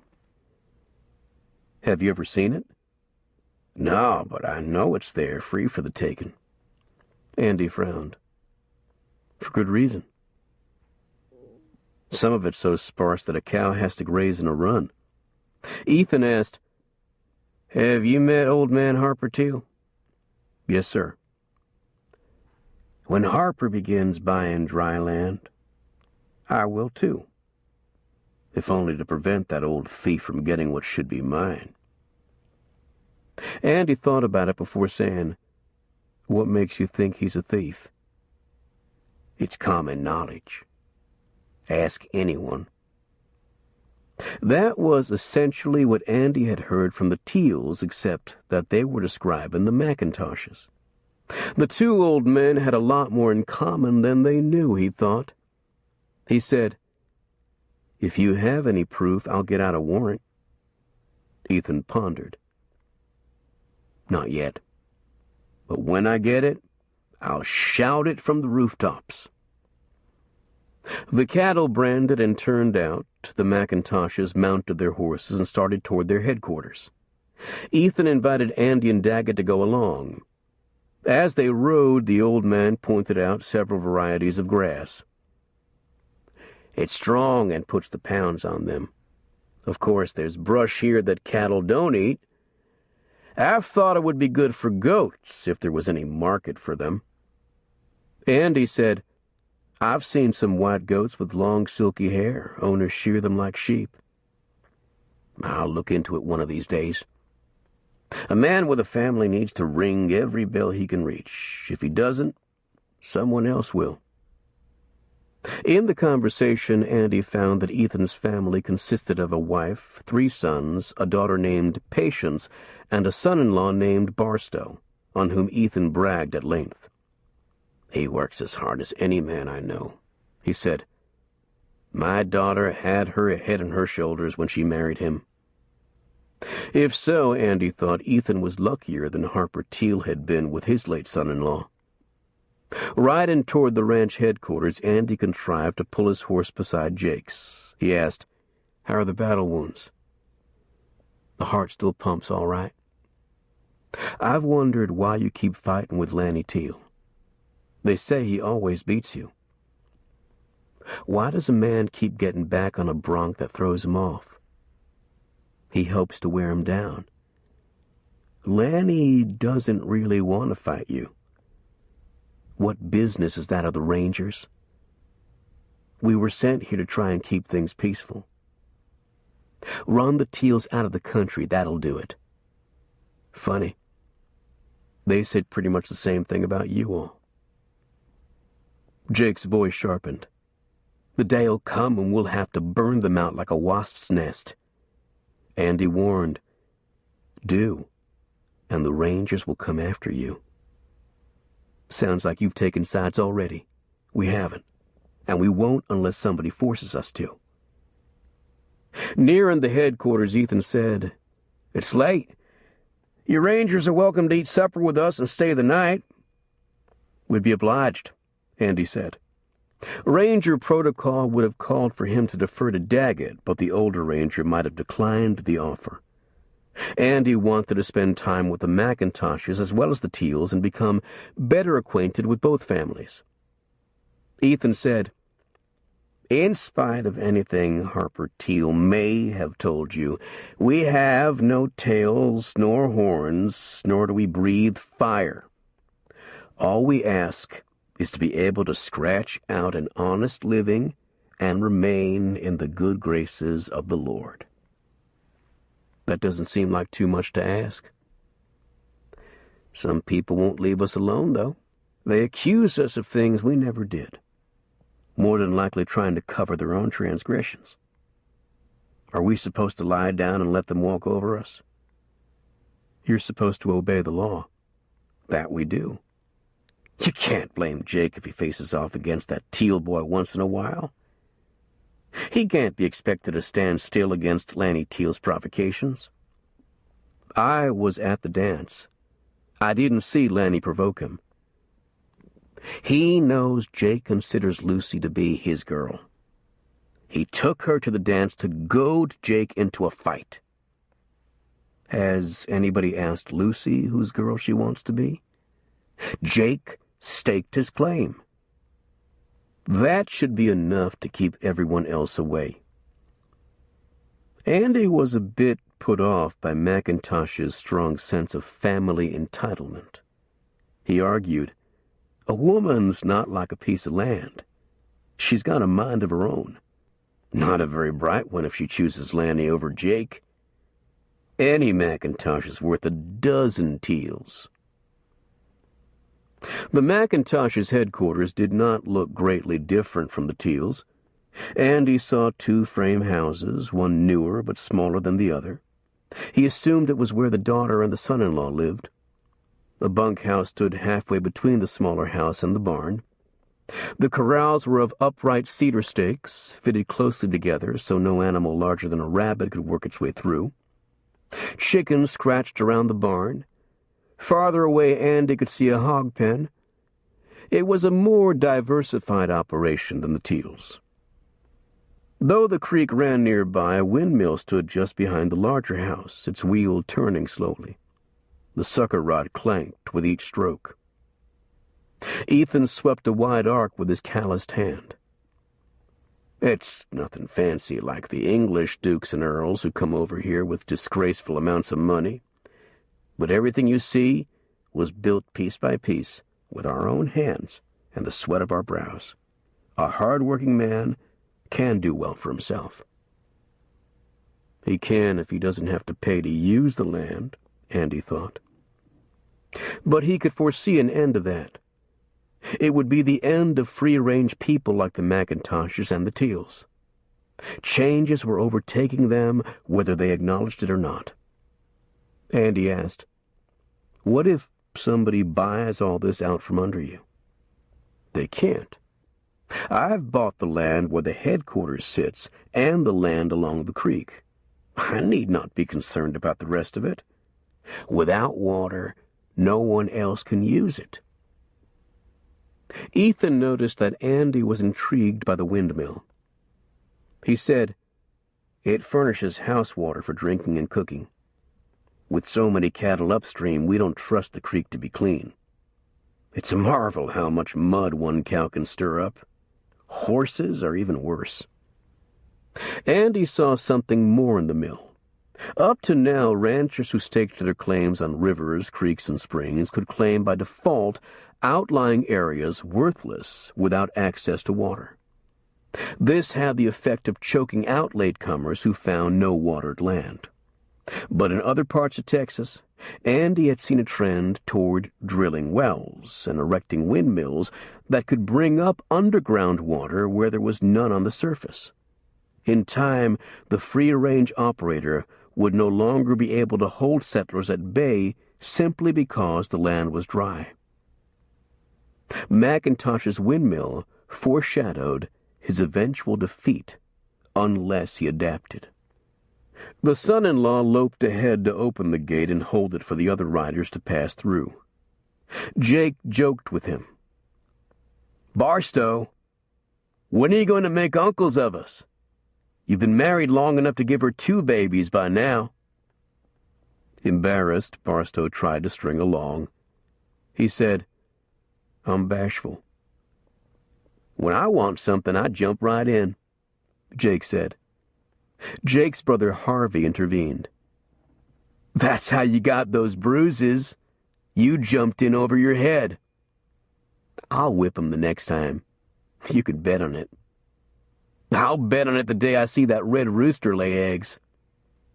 Critically, Ethan said, "Jake, you should be ashamed, making crude suggestions about your own sister." Jake shrugged. "She didn't hear it." Ethan muttered to Andy, "I hope I can keep that boy alive till he's 30. Perhaps by then he'll grow up."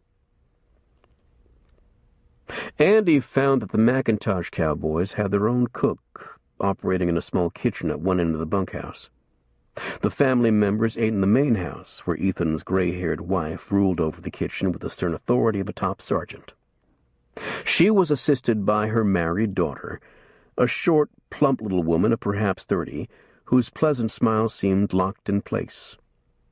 Andy wondered idly if she kept it while she slept.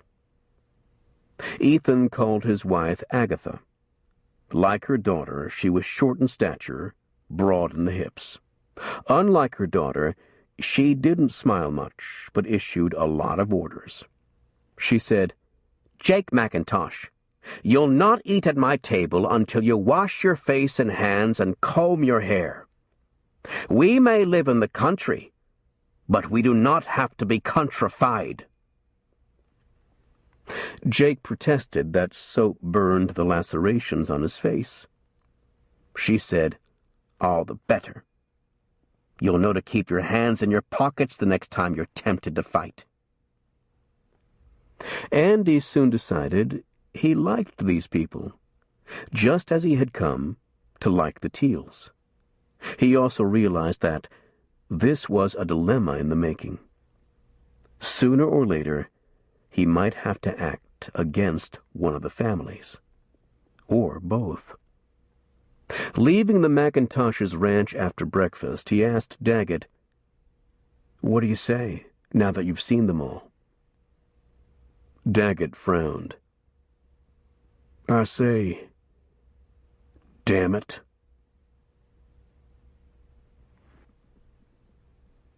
Chapter 5. Logan Daggett sat on a bench in front of the general store. His hurt leg stretched straight. He didn't arise as Andy walked up.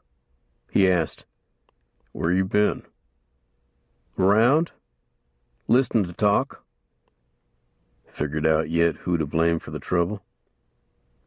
"Some say it's the McIntoshes, some say it's the Teals."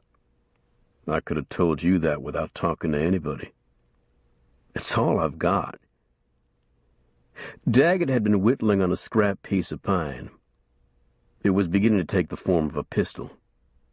He said self-consciously, "The blacksmith's boy's been following me around. I'm making a little something for him."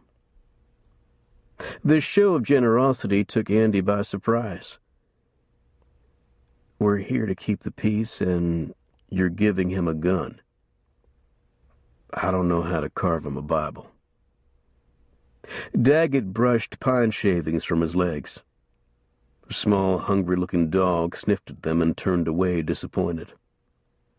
Daggett said, "I haven't seen either of those two young fighting roosters in town. I hear the Teals and the McIntoshes have been busy working cattle. I hope they're working their own and not somebody else's." Andy asked, "Any reason to think otherwise?" Daggett's voice softened. "The time I spent with the Teals gave me a chance to look them over. They don't seem like the outlaws some people say they are. Carrie told me their family history." "Do you think she told you all of it?"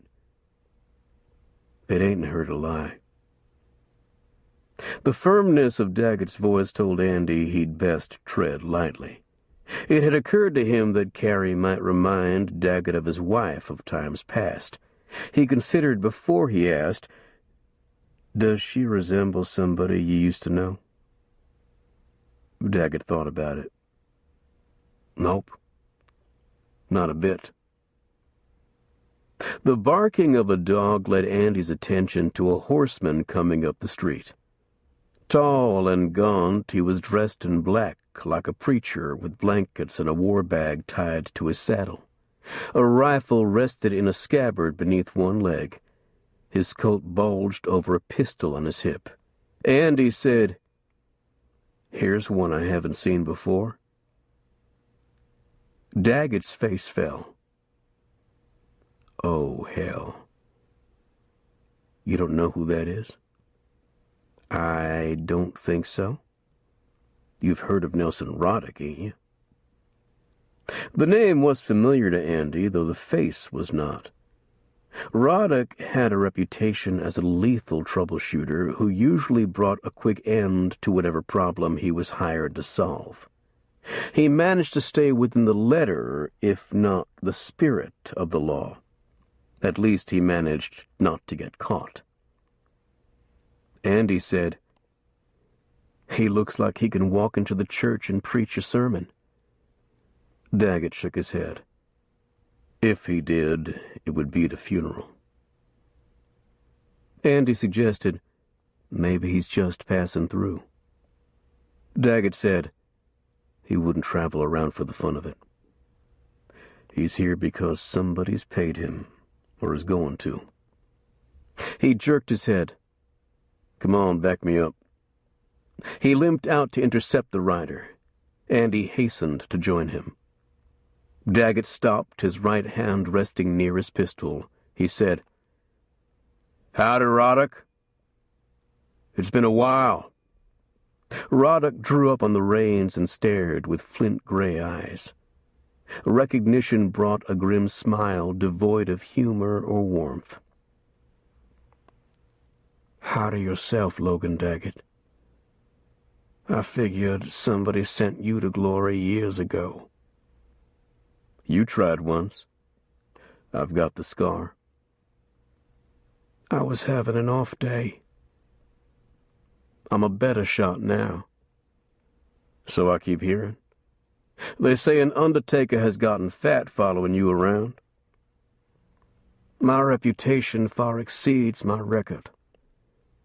I have not killed half as many men as some people believe. And those I have killed deserved it." "You spent a couple of years as a guest of the state for trying to kill me." "The time was not wasted. I learned much while I was there, for which I have you to thank." The two men stared coldly at each other in the loudest silence Andy had experienced in a long time. At length Roddick asked, "Do you have any business with me here today?" Daggett said, "You're not in the fugitive book, but I'd be glad to put you there if you give me any reason." "I am much more careful than in my younger days. I intend to grow a long gray beard and die in bed." Roddick gave Andy a quick glance, but it was Daggett who held his attention. "Good day, gentlemen." Daggett's eyes were squinted as he watched Roddick move on toward the hotel. He said, "Things were touchy enough around here before he showed up. I'd save everybody some trouble if I shot him here and now. But being a ranger, you can't. Not in town, with people watching. But if we were out in the country with nobody around, you'd shoot him? Like a rabid dog. How else do you think a handful of rangers managed in those bad years after the Reconstruction? We couldn't make them fear God, but we damn sure made them fear us." Two heavily laden freight wagons lumbered up the street, cutting deep tracks in the dirt. One was loaded with spooled barbed wire, the other piled high with posts. Somberly, Daggett said, "Here comes some more trouble, like Roddick wasn't enough." Proprietor Babcock stepped out into his store's porch. Smiling, he braced his hands on his broad hips while he watched the wagons approach. He shouted, "It's about time you got here." The lead teamster pulled his mules to a stop and said, "Here's your order, Mr. Babcock." Babcock said, "Been expecting you for a couple of days. Where have you been?" The teamster said, "You can get only so much out of a mule." Babcock pointed down the street. "It's too late to start for the Hawkinsons' place today. Pull over by the wagon yard. You can deliver these goods to him tomorrow. The sooner we get away from here, the better we'll like it." Daggett pulled a long strip of bark from a cedar post and gave it a moment's serious study. Tossing it aside, he said, "There'll be bloodstains on this wire before Hawkins gets it strung." The teamster said, "It wouldn't be the first time. Me and Shorty got shot at over in Brown County. We tried to tell them it wasn't our wire. We just haul whatever the public pays us to." Daggett said, "You ought to charge extra for carrying this stuff." "I do.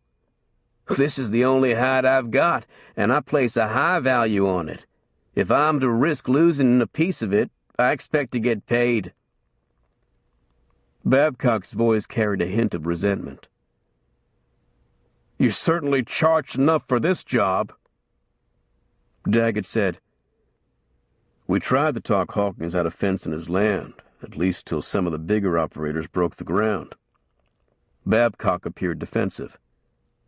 "It's a free country. A man has a right to do what he wants to with his own property." Andy said, "There's been wars fought over that proposition." Babcock flared. "Hawkins has a right to build a fence, and I have a right to sell him the wire and posts. As rangers, it's your responsibility to uphold those rights." He retreated inside his store. The Teamsters hadn't moved. One said, "So you two are rangers?" "Me and Shorty bleed easy. We'd be obliged if you'd stay around close. We'll even buy you both a drink." Andy said to Daggett, "Why don't you go with them? I'll watch the wagons and see who all takes an interest." A great many people did. By ones and twos they drifted down to the wagon yard once the Teamsters had parked their wagons and turned the mules into a corral for a fill of grain. Andy watched Harold Piercy and Sonny Vernon walk up. Piercy foolishly tested a barb, then jerked his hand back. A tiny bubble of blood rose on the tip of his finger. He tried to suck it away. Andy said, "I could have told you those barbs were as sharp as the devil's horns." Piercy rubbed a remnant of blood into his trousers leg. "It was the devil that invented them." Sonny said derisively, "Harold don't believe nothing till he gives it a try." Andy said, "Like jumping on Lanny Teal? Someday you boys will learn there's some things you can't get away with." Soon after Piercy and Sonny left, Mason Gaines sauntered over to frown over the wire. He said, "I wonder if Hawkins talked to the Teals or the McIntoshes before he ordered this." Andy said, "I don't see any reason that he has to." "I doubt they'll be happy about it. Once Hawkins gets his fence up, if he does, others will follow his example." Andy said, "It's a free country." "It's freer if you're big. Hawkins isn't." Judge Zachary strolled over from the courthouse, chewing on a half-smoked cigar that had lost its fire. "I see that the rumors were correct," he said. "I'm afraid this means some unpleasant days ahead." Andy said, "I don't see any legal way somebody could stop Hawkins from building his fence." "No, but there are illegal ways. They usually end in court. Mind you, I respect August Hawkins, but he is a stubborn man. When he makes up his mind to something, he refuses to consider consequences. This part of the country seems to have more than its share of stubborn men." Bud Teal was the first of his family to inspect the wire. Leaning from the saddle, he tested a barb between two fingers without cutting himself. "Wicked," he said. "I'll bet this stuff would even turn that brindle bull." Andy said, "You haven't caught him yet?" "Haven't seen him. Maybe he got tired of our ugly cows." He turned his attention back to the load of wire. "Hawkins has taken a big risk with this. He wants to save his grass for his sheep. What's wrong with that? Only that he's starting something a lot of people won't like. Your family, for instance? Lots of families." Bud reined his horse around. "I'll need to be telling Pa about this. I don't think he'll take kindly to it." Jake McIntosh showed up an hour later with his father, Ethan. Jake's expression revealed nothing about his feelings. Perhaps he had none, one way or the other. Ethan was blunt, however. Fists clenched, he said loudly, "Satan's tool it is. Any place that wire touches, the land is poisoned forever." Andy had heard the same charge against steel plow points. He said, "It's Hawkins' own land.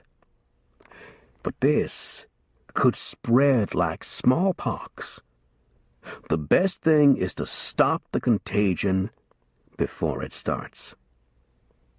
How do you figure on doing that, Mr. McIntosh? Even a hard-headed sheepman can be persuaded. You'd best not go against the law. It'd be our job to stop you. Ethan's face twisted with indignation. You, who've broken bread with us at our table? I'd hope to break bread with you again. But we have to enforce the law. We have to protect people's property rights. Face flushed, Ethan turned away. He said grittily, "Come on, son, we're leaving." Jake lingered a little. He kept looking at the wire, but his mind was on something else. He asked, "Seen Lanny Tail in town lately?" Andy said, "Not since he got waylaid on his way home from the dance." Earnestly, Jake said, "You can believe me or not, but I had no hand in that. After the fight at the dance, I was too stove up to tangle with Lanny again." Andy said, "I'd like to believe you. There's been too many lies told about us McIntoshes. I'd like to move someplace where nobody ever heard of us. I'd change my name to Smith or Jones or something." Orphaned by Indians when he was a boy, Andy was sensitive to the importance of bloodkin. He said, "A man shouldn't ever turn his back on family." Jake said, "I'm proud of my family, but I hate the reputation some folks have stuck us with. We're God-fearing people. Seems to me that the Teals are too. They'd like you to think so. It wouldn't surprise me none if they put Hawkins up to this." Andy knew better, but it would be futile to argue the point with Jake. The jail cell cot seemed harder than ever tonight. Dozing fitfully, Andy kept turning, trying to find a soft spot. There was none. Sleeping in the jail saved money and provided a roof for shelter, but he hadn't seen a drop of rain since he'd been here. Shelter be damned, he thought. From now on, he would sleep on a cot at the wagon yard. He was startled, fully awake, by the clanging of a church bell. A bell in the middle of the night was not a call to services. He grabbed for his hat, then his trousers and boots. Still buttoning his shirt, he burst through the jail door and broke into a run. Ahead of him, men were shouting, moving toward a huge blaze near the wagon yard. Panicked horses and mules squealed and raced in circles inside the corrals. The wagon load of fence posts was enveloped in flames.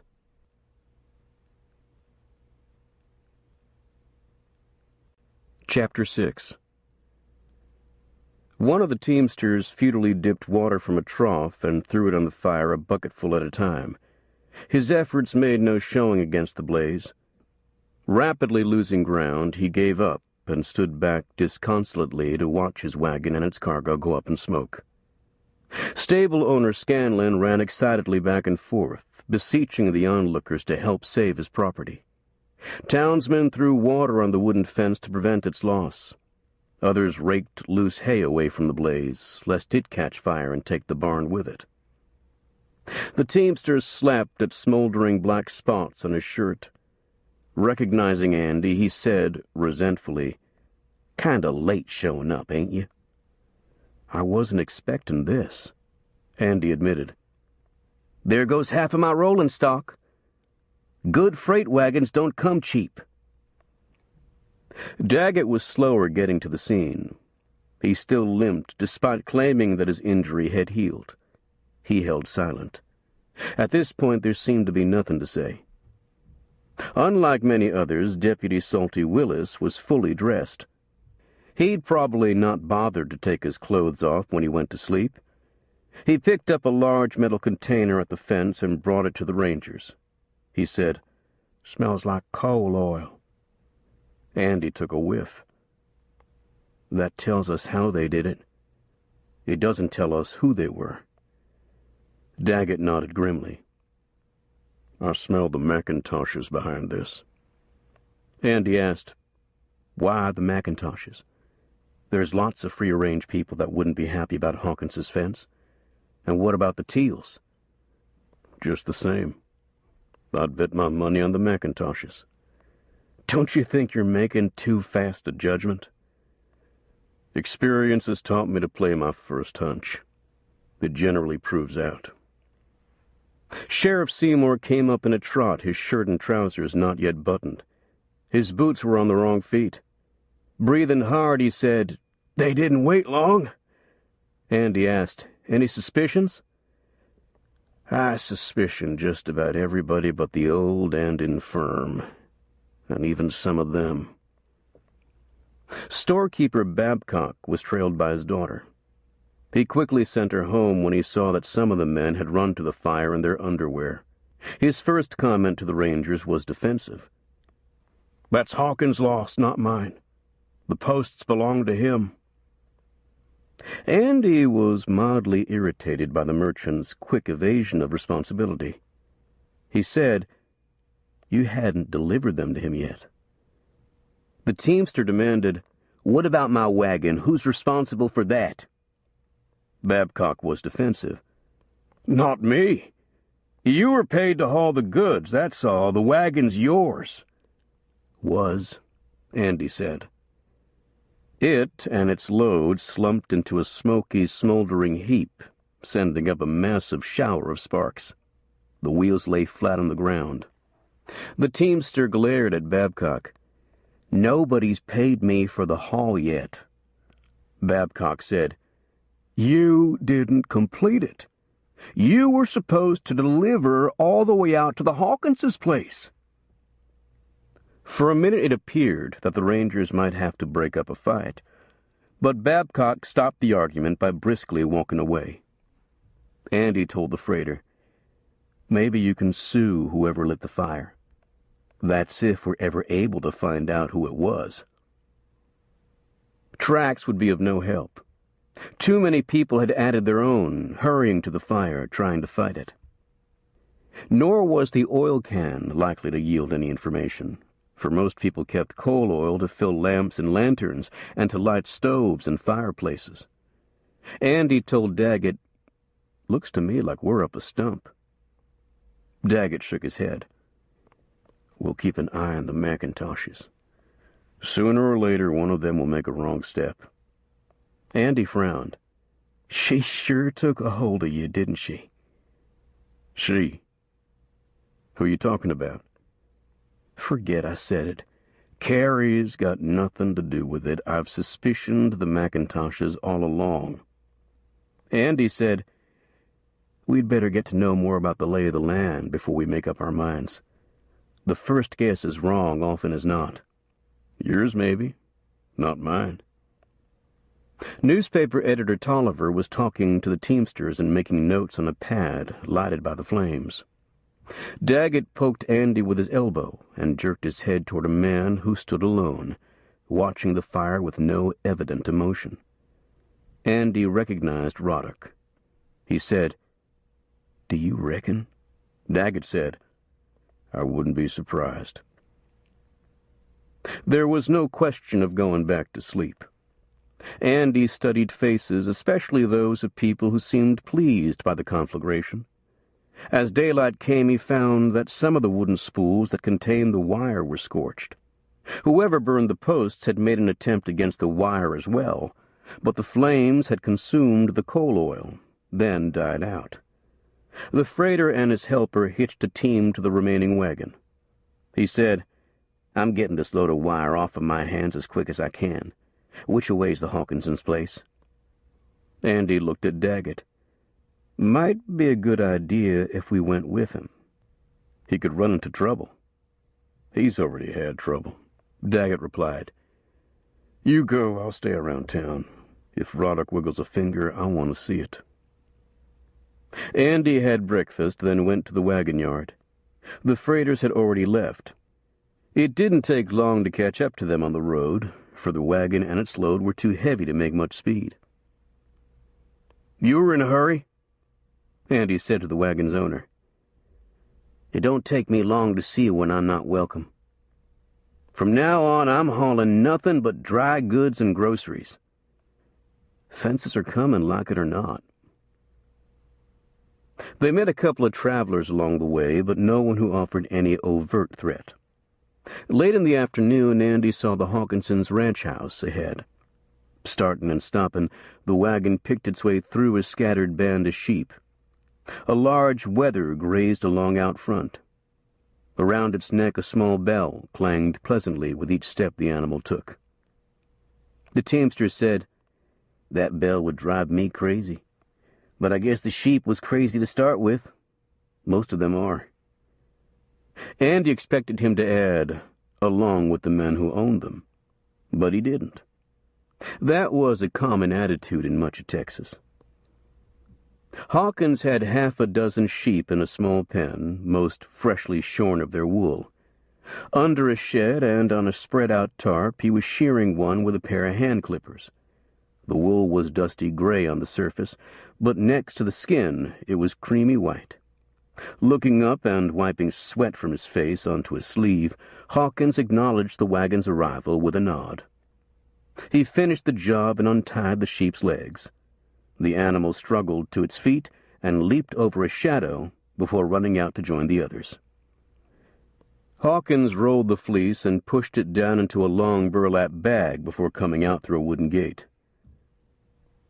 "Hello, Ranger," he greeted Andy. His extended hand felt slick from the greasy wool. He gave the wagon a moment's attention. "There ought to be another, with the posts." Andy gave him the news. Hawkins took it solemnly. He said, "I should have expected something like that. I came out into the porch this morning and found a message on the wall. It was not a love letter." Andy asked, "What did it say?" "It said no fences. It was signed the Regulators. Had a noose drawn with it. Poor artist, but a clear message." Andy knew of groups elsewhere calling themselves Regulators. Usually they were secretive about their membership, often masked or hooded and acting under cover of darkness, enforcing their version of law and proper behavior. They might begin as vigilantes, augmenting local peace officers, but power tended to corrupt them, leading them to support private grudges and vendettas, take on political aspirations, and drive away or even kill those who might oppose them. Andy said, "Looks to me like you've run up against a mob." "A mob is just a gathering of people who don't have the courage to act on their own. But put them together and they can hurt you." Hawkins stared at the wagon. "A load of wire isn't worth much without posts to string it on."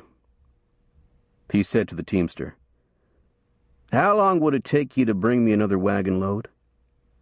The teamster shook his head. "Mister, I ain't hauling no more posts. Not for you, not for nobody. Show me where to dump this wire." Hawkins pointed. "Over there by the barn. And stack it. Don't dump it." He turned back to Andy. "I'll see if Babcock can find me some more posts." Skeptical, Andy said, "Are you sure? Might be smart to stand back a while and see how the wind blows." Hawkins frowned.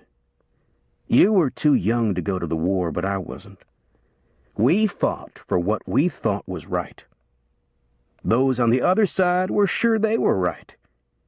I don't think we really proved anything, but we stood up for what we believed in. That's what I'm doing now." "But you had a whole army on your side.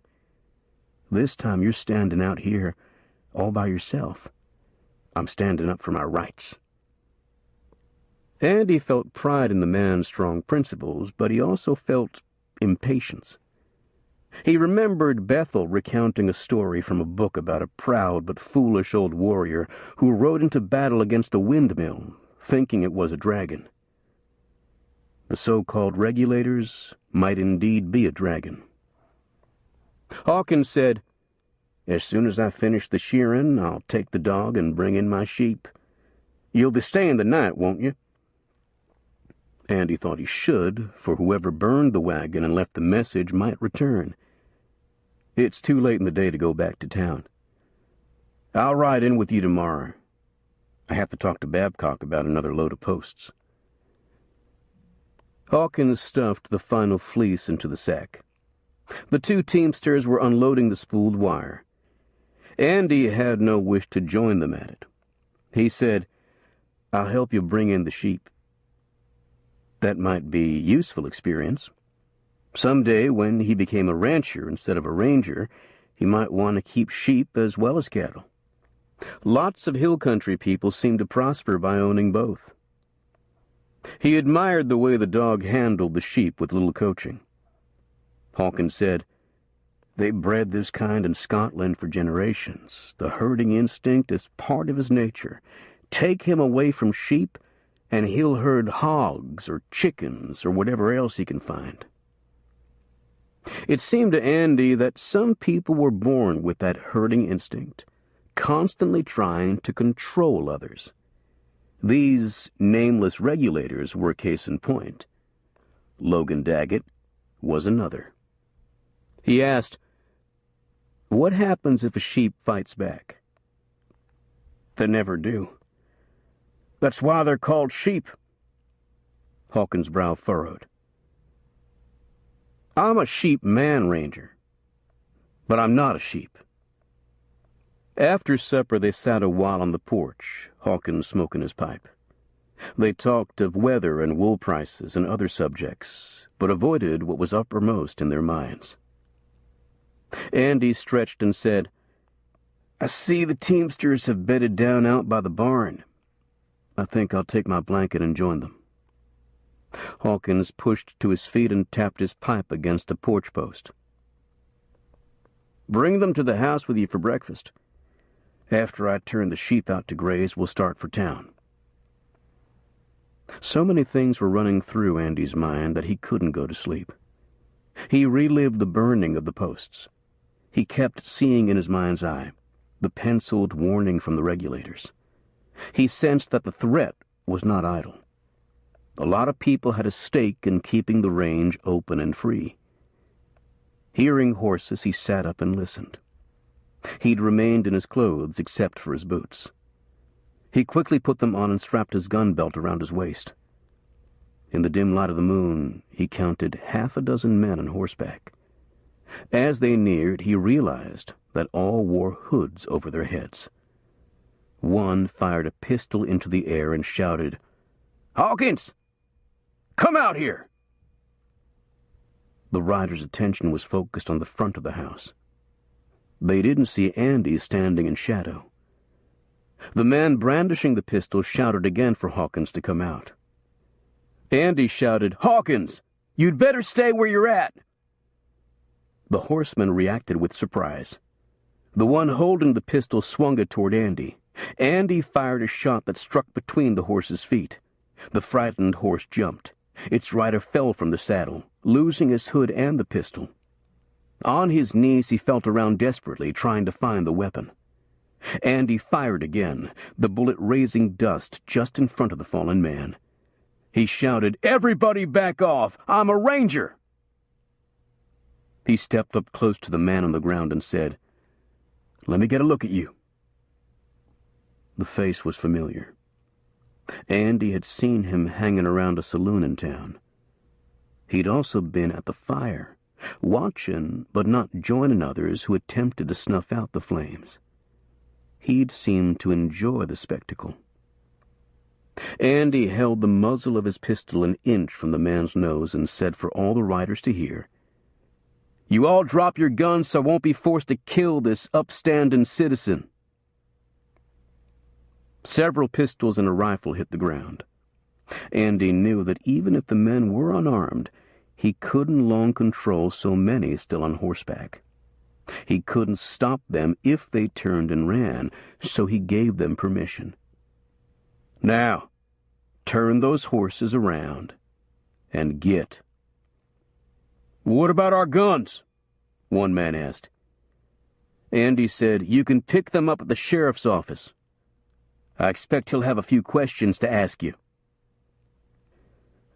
The fallen man started to arise. Andy tapped his chin gently with the pistol's muzzle. "Not you.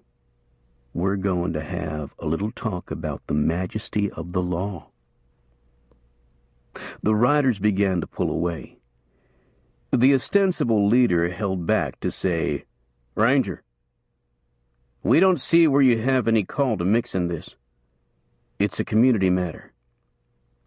The voice was muffled by the hood the speaker wore. Andy thought he might have heard it before, but he couldn't be certain. He said, "It's a matter for the law when you burn up people's property and threaten their lives." The man said, "Just the same, you tell Hawkins that if he strings any of that wire, he's liable to get hung with it." Andy cringed at the grisly image of Hawkins strangling on a barbed wire noose. He motioned with the pistol. "Get away from here, or I'll find out how many of you I can shoot before I run out of shells." One rider hadn't dropped his pistol, for he turned and fired a shot. It wasn't clear whether he was shooting at Andy or at the man on the ground. Andy put a bullet near the horse's feet. The animal began to pitch. The rider dropped his pistol and grabbed at the horn. He managed to stay in the saddle and ride off after the others. The two teamsters had stood back, avoiding entanglement.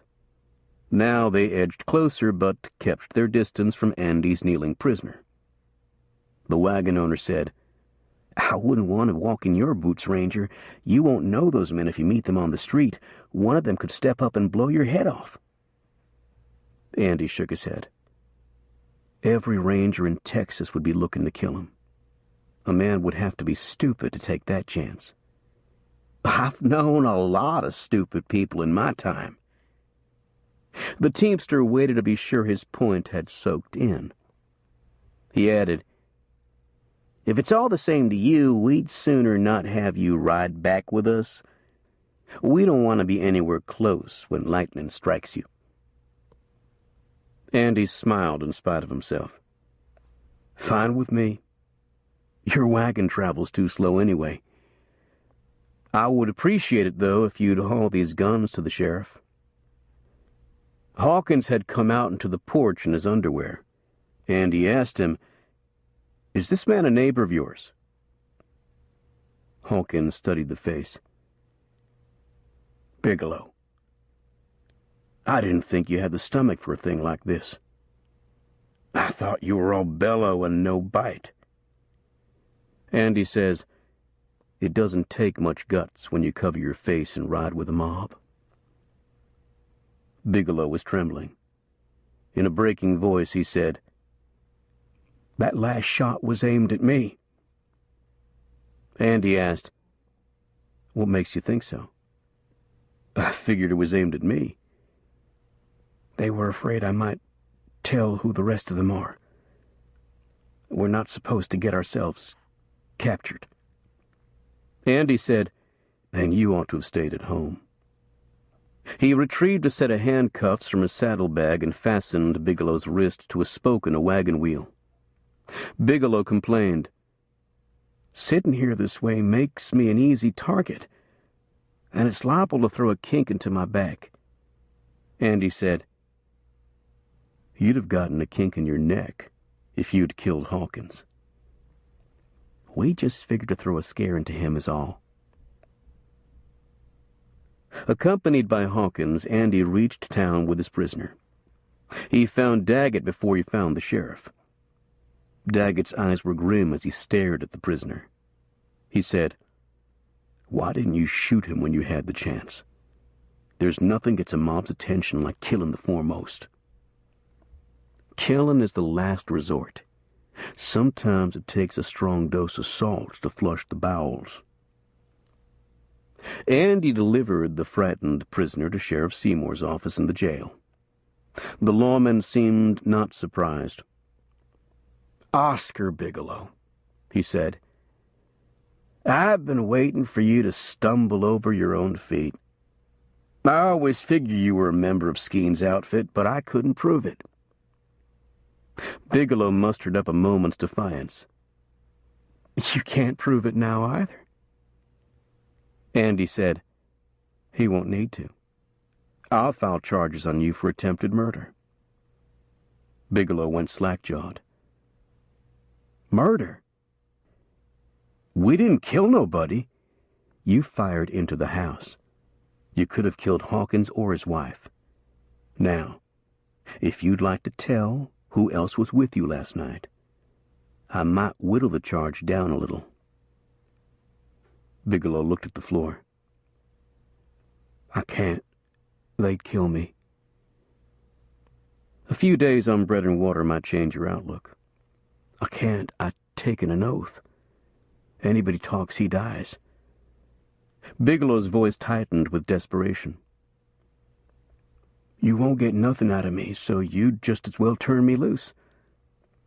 I promise I'll be gone from this country before sundown.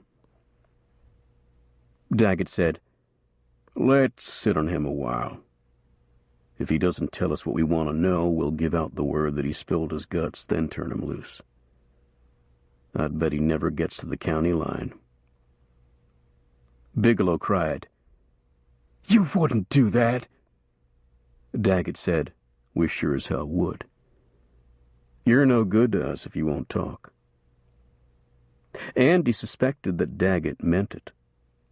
The idea disturbed him, but he played along. Sounds all right to me.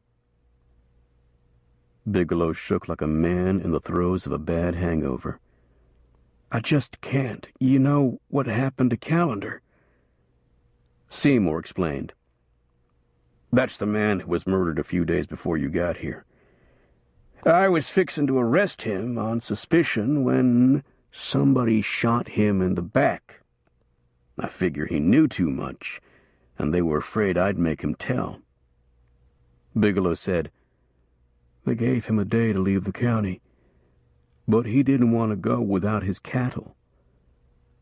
I wouldn't be that foolish. Andy said, You keep saying they. Who is they? If I was to tell you, I could kiss my ass goodbye. Daggett's face was severe, pickered. Being raised with the Indians. I expect you know some ways to make him talk. I do, but I don't believe in using them. When you've handled as many criminals as I have, you'll change your way of thinking. The teamsters brought the night riders' weapons to town in their wagon, dumped them at the sheriff's office, then left after a heated argument with storekeeper Babcock over who should stand the loss of the burned wagon. Babcock held firmly to his contention that he bore no responsibility for the fire, though he condescended to pay for the hauling. Thus all concerned gained some and lost some. Babcock was reluctant to accept Hawkins' order for another load of posts, citing the trouble the first shipment had caused. Hawkins said, I'll need several more loads of wire and posts before I can fence my place all the way around. Don't you want the business? The promise of additional profit brought Babcock around to Hawkins' way of thinking, though with reluctance. He insisted on payment in advance, one order at a time. He said, You may not live to see the last load delivered. Andy watched the sheriff inventory the captured weapons in his office. Seymour said, I doubt anybody's going to claim this artillery. Andy said, It would be like writing a confession. They took Bigelow to the judge's office, but the judge wasn't there. A clerk said he was at his ranch. Bigelow sat handcuffed in a chair. Andy could almost smell the man's fear. Seymour said, Skeen's rustler gang had 3 or 4 killings charged against them. I always suspicioned that Bigelow was one of that outfit along with Calendar, but I never had any proof. They, or somebody, has been back at it lately. Andy said, Bigelow talked about taking an oath. When members have to swear an oath, it generally means the group is prepared to snuff out anybody who breaks the vow. What if they was to break into my jail? I wouldn't want Bigelow on my conscience like Skeen. Bigelow protested. The jail is a death trap. You've got to take me someplace else. The sheriff said, Maybe we would, if you told us what we want to know. Bigelow hung his head. They'd hunt me down like a dog. Seymour shrugged. Then there's nothing to do except lock you up. Bigelow trembled. You'd just as well shoot me now. Daggett declared, We're thinking about it. He took a firm grip on Bigelow's arm and lifted him from the chair. I've got a sore leg, and I'm awful easily aggravated. So don't aggravate me. Cradling a rifle across his left arm, Andy looked down the courthouse hall but saw no one. He led the way to the front door and down the steps, warily studying the light horse and wagon traffic on the dirt street. Looks about as clear as it'll ever be, he said. The jail and the sheriff's office were in a separate stone building adjacent to the courthouse. It was a walk of only about 30 yards in the open. They were halfway across it when a bullet struck the jail wall and ricocheted, singing. Andy swung the rifle around in reflex, searching wildly for the shooter. A second shot brought a yelp of pain from Bigelow. The sheriff and Daggett lifted the prisoner between them and hurried him into the jail. Andy walked backward, following them and watching for rifle smoke. The shots could have come from anywhere across the street. He quickly entered the jail and closed the door. Seymour and Daggett supported Bigelow until they could get him into a chair. The prisoner's ear was bleeding. Seymour gave the wound a quick examination. A couple of inches over and you'd be dead. As it is, you've just been earmarked. Daggett offered no sympathy. He said, A swallow fork, I'd call it. Sobbing, Bigelow touched a hand to his ear and looked at the blood. They want to kill me. They'll do it yet. Fists hammered against the jail's outside door. A voice said, Pete, let me in. It's Salty. Seymour nodded at Andy. My deputy, open the door. The lanky deputy rushed inside carrying a rifle. Andy closed and bolted the door behind him. The deputy said, I heard the shooting. Anybody hurt? Daggett said, Nobody that matters. Andy studied the trembling prisoner a moment, then looked about the jail. He hadn't noticed before that every cell was vulnerable to a gunshot from one of the windows. An assassin wouldn't even have to break in. The sheriff said, I know what you're thinking. That's why I put curtains over all the windows. Nobody can see in from outside. Andy said, Just the same, this jail would be like a shooting gallery if somebody pulled one of those curtains down. Kerrville has got a jail that would hold a bull elephant. Seymour put up no argument. After dark. One of you rangers ought to take him. The minute I cross a county line, I'm out of my jurisdiction. You know how these slick defense lawyers can use a thing like that. Daggett said, Every last one of them ought to be taken out and hung. Andy said, I'll go. Seymour ordered his deputy to patrol the jail from outside, preventing anyone from approaching the windows. Andy tried to sleep, but the big railroad clock seemed to try shaking itself from the wall. Each movement of the heavy pendulum sounded like the cocking of a gun. When the lamp's faint glow showed 1 o'clock, he arose from the cot and fetched his rifle from a rack on the wall. The sheriff was already up and moving about. Salty's got 2 horses for your outback, he said. Ready? Andy nodded and fetched the keys from the sheriff's desk. He unlocked Bigelow's cell. "Come on," he said. "We got some traveling to do." Suspicious, Bigelow sat up on the edge of his bunk but didn't move toward the door. "I want to know where we're going." "Someplace where you'll be safer. Roll your pillow up in your blanket. If anybody manages a look through the window, it'll appear like you're still sleeping." Bigelow complied. He touched a hand to the bandage on his ear. "It burns like hell." That sounded like a call for sympathy, but Andy couldn't summon any. Daggett was on his feet. He asked, "Sure you don't want me to go with you?" Andy said, 3 men would attract more attention than 2. Besides, if somebody takes a shot at this jail, you'll be here to help catch him." Andy handcuffed Bigelow and led him by the arm toward the back door. He said, "Somebody blow out the lamp." He gave his eyes time to become accustomed to the darkness, then opened the door and led Bigelow out.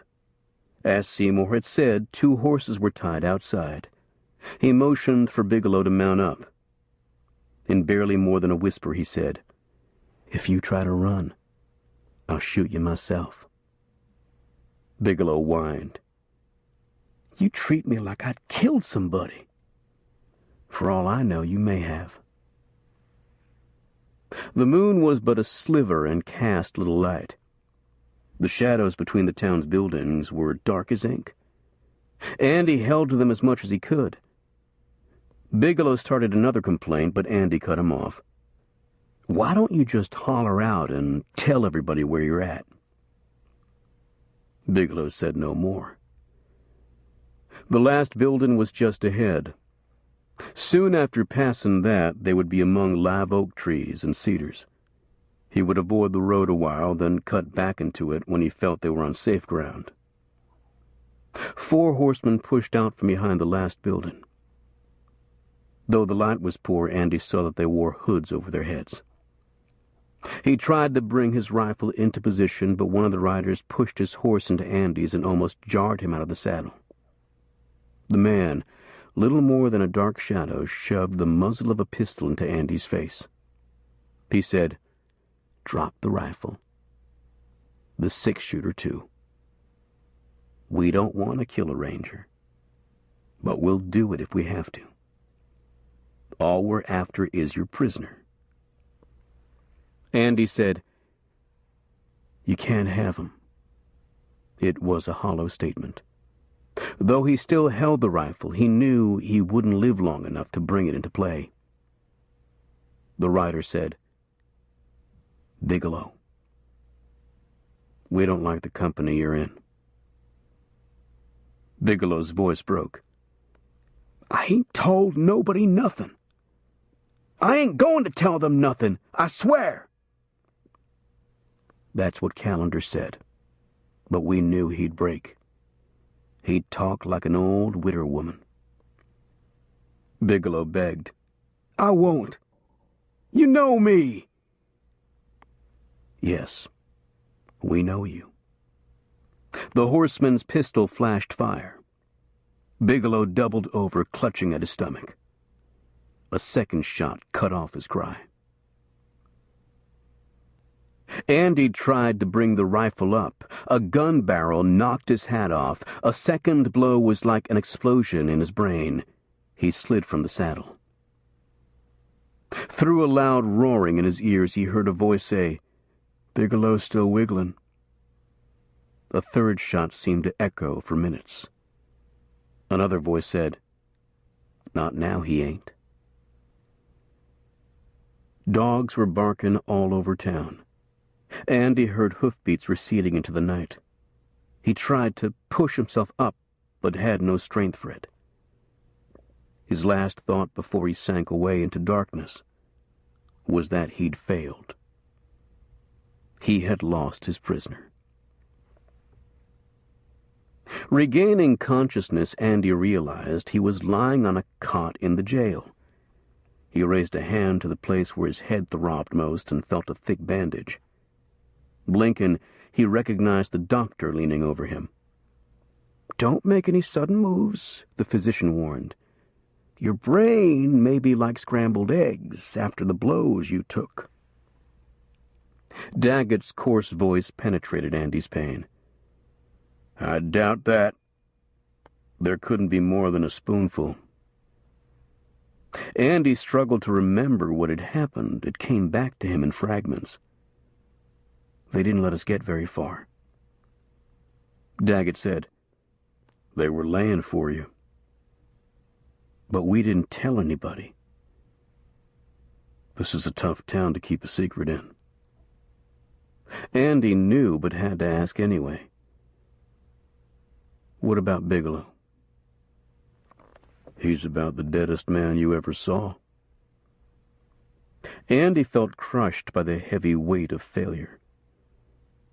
Daggett said, "The minute you found out who he was a danger to the others. They figured he'd break. What they did to him and to Calendar is a warning to anybody else who might know more than is good for him." Andy lamented. "It'll be extra hard now to get people to talk to us." The sheriff and his deputy came along in a while. Seymour said, "Me and Salty went over every inch of the ground out there. Never found even a cartridge shell." Daggett asked, "What about horse tracks?" "They're all over the place, and they all look about the same." Daggett said, "Even if we could find the right ones, they'd probably lead us in a circle and scatter.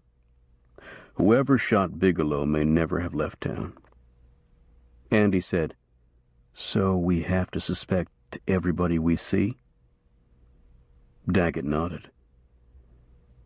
"I've been doing that all along.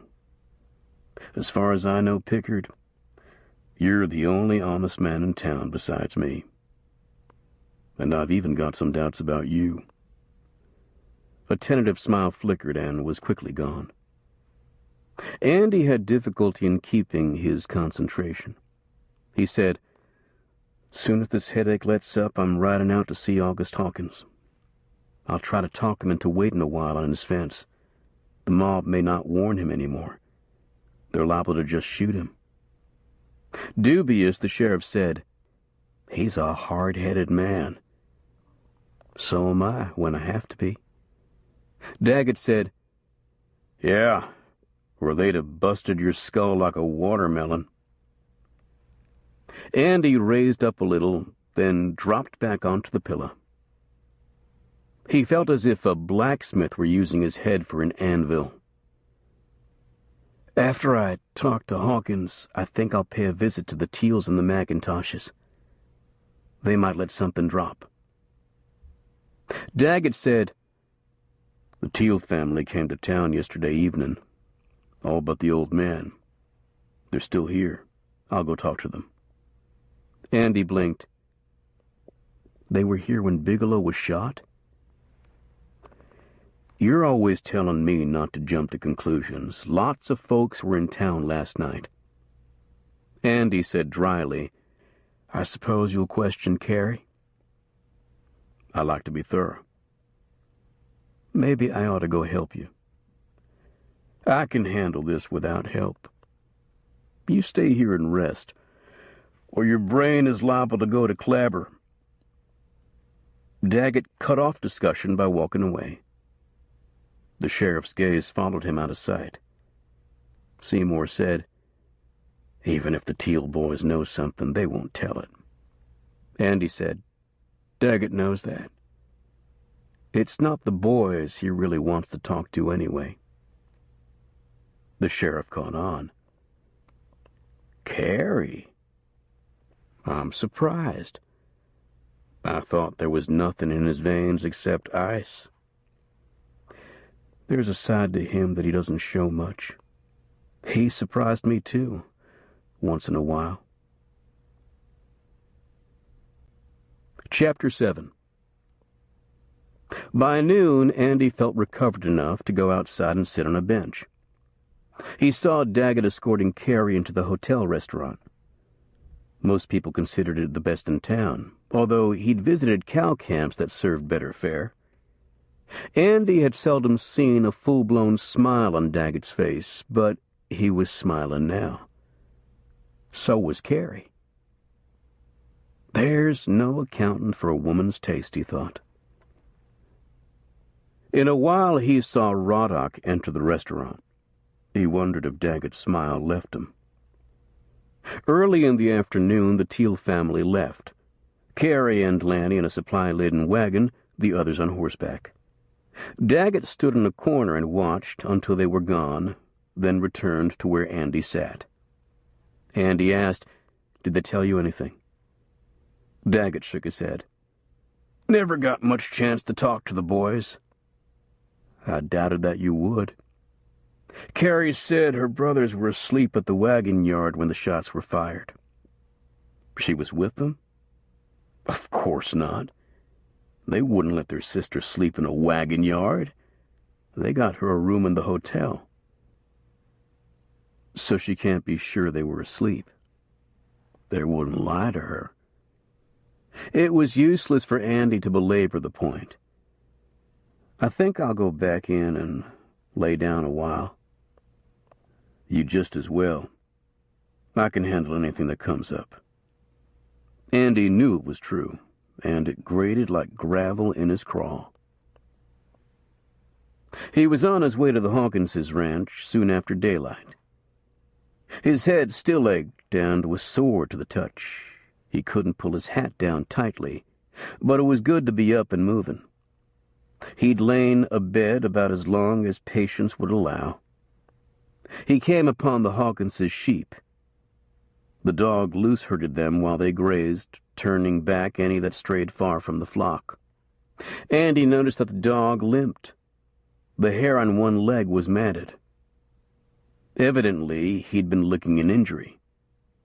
Noticing small splotches of blood on several sheep, Andy felt a sense of alarm. As he rode up to the corral, he rough-counted about 30 sheep lying dead. Hawkins bent over one, shearing its fleece with hand clippers. Hearing Andy's horse, Hawkins jumped to his feet and grabbed a rifle that leaned against a fence. With recognition came relief. "Andy, I thought one of those night riders had come back." "It looks like you were all set to shoot somebody." "Anyone who would kill a bunch of helpless sheep deserves to be shot." Andy dismounted and entered the corral. Flies were already buzzing around the dead animals. Hawkins said, "I have to salvage the wool while I can." He bent back to the shearing.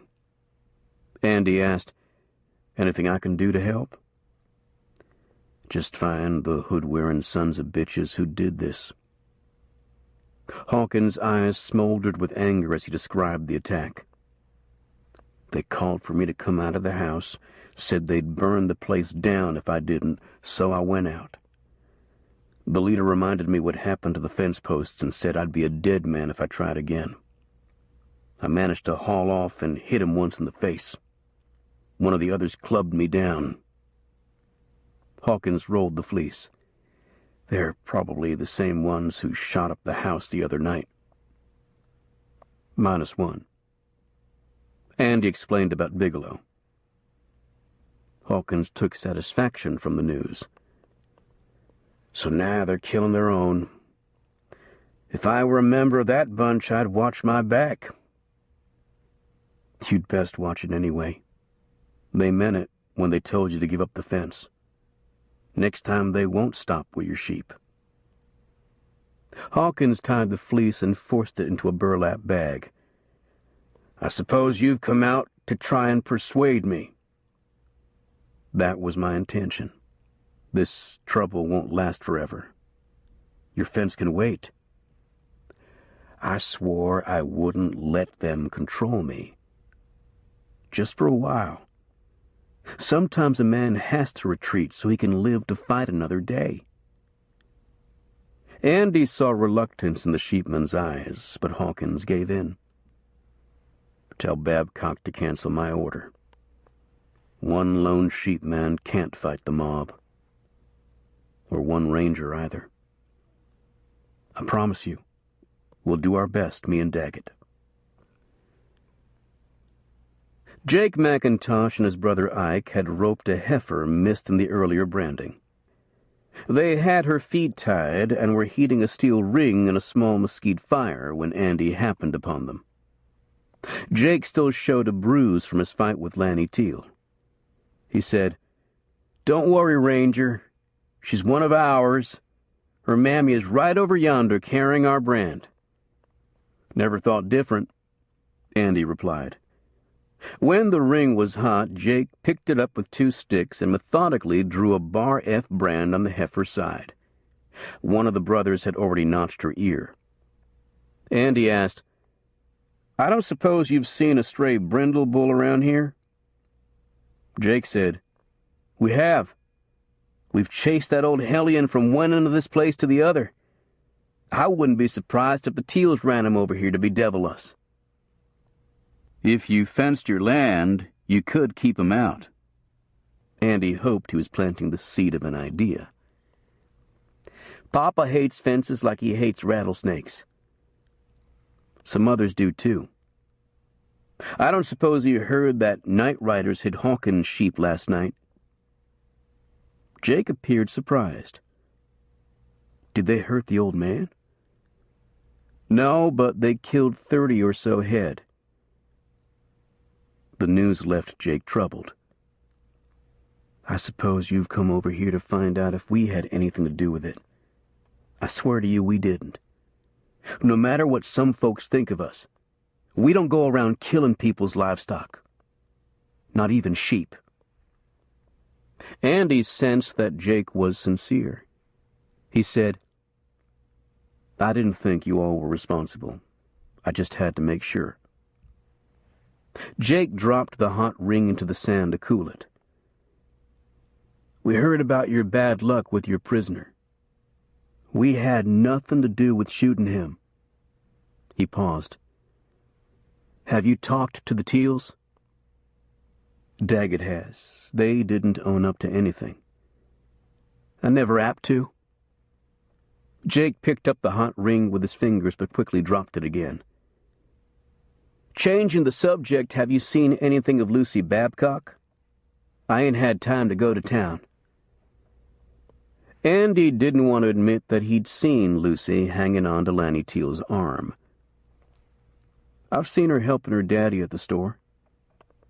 Pretty as a spotted pup, isn't she?" That was not the way Andy would have phrased it, but he said, "She is, for a fact." The little he'd seen of Lucy had given him the impression that she was like an autumn leaf, swept one way, then another by whatever wind happened by. Jake said, "I can't figure what she sees in Lanny." "What man can ever understand a woman's mind? I don't, and I've been married a while." "But that red-headed Lanny, of all people? He's as ugly as a mud fence." "He's not a bad feller when you come to know him. You could be friends if you'd get past the bad blood between your family and his. Damned unlikely, the way Papa and Harper Teal feel toward each other." Andy said, "They're 2 stubborn old men who've carried a grudge way too long. You're too young to remember the war, and so is Lanny. I have to respect Papa's feelings. Anyway, my quarrel with Lanny is personal. Why don't you stand back and let Lucy make her own choice? She might choose wrong. I'd feel bad about letting her make a mistake." Jake untied the heifer. She jumped to her feet and pawed the ground with one forefoot, looking for somebody to fight. Jake tossed his hat at her. She flipped it over her back, then trotted away, shaking her head. Ethan McIntosh rode up with his son Harvey. He was in the same belligerent mood as the departing heifer. He studied her a moment, then said critically, "That is not the prettiest brand I ever saw. Did I not send you to school to learn your letters?" Jake said, Putting a brand on a hairy hide ain't like writing on a slate. The main thing is to let everybody know that heifer's ours. McIntosh scowled. Some don't care whether they're ours or not. We're missing a bunch down on the south side. Harvey and I are sure they've been run off. He turned upon Andy with an angry challenge. Instead of sitting here indulging yourself in gossip, Ranger, you should be doing something about it. Andy said, Show me where they were at? Maybe they left enough tracks that I can follow them. From what I heard, you can't even take care of a prisoner. The old man's prickly attitude got under Andy's skin, but he tried not to let it cloud his judgment. He asked, How did you hear about it? One of those infernal wagon peddlers dropped by yesterday. He sold my wife and daughter a lot of worthless doodads. It was a waste of money, but that's womankind for you. They're drawn to anything that glitters or shines. Jake said, Me and Ike were riding down on the south end yesterday. We didn't see nothing. Ethan's face contorted. You wouldn't see an elephant in the kitchen unless it stepped on your foot. Someone is determined to steal us blind and push us out of this country. I see the fine hand of Harper Teal. Andy pointed out, The Teal place is to the north of you, not the south. But Mexico's not. If they drive those cattle into the South Texas brush, I had just as well scratch them out of my tally book. Jake said, You don't reckon Vincent Skeen has risen from the grave, do you, Papa? Not likely, with the heavy load of lead he carried. But his old gang of thieves may have reunited. Ethan jerked his head at Andy. Come on, Ranger. You too, Jake and Ike. Get your minds on your business. Andy wished Daggett were here. He had a keener eye for tracking. But to circle by town and pick him up would cost too much time. There was no way to know how much head start the thieves had. Ethan said, I hope you have sufficient ammunition, Ranger. My cartridge belt is full. If we catch up to the rustlers, I want to see every one of them carry lead enough to sink him to the bottom of the deep blue sea. In that case, you'd better send somebody to town to fetch my partner Daggett. He prefers to shoot first and then ask questions if he's got any. Ethan nodded. Harvey, you go. If I sent Jake, he would stop to spark the storekeeper's daughter and forget what he went for. He jerked his head again. Let's be gone from here. Jake said, But we've got no grub with us and no blankets. Ethan's answer was fierce. You can sleep with your saddle blanket. As for grub, you ate enough supper last night to carry you for a week. If you'd fought through the war as I did, you'd know to punch extra notches in your belt and persevere. Live off the fat of the land. Jake still had reservations. When you go south from here, the land gets awful skinny. So will we all if we let them steal everything we have. Ethan started off in a stiff trot. Jake muttered, Papa's got a way of ending a conversation in a hurry, especially when it goes against his thinking. Andy said, Lots of people are like that.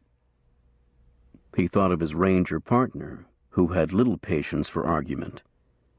Daggett took it as a matter of immutable truth that he was always right.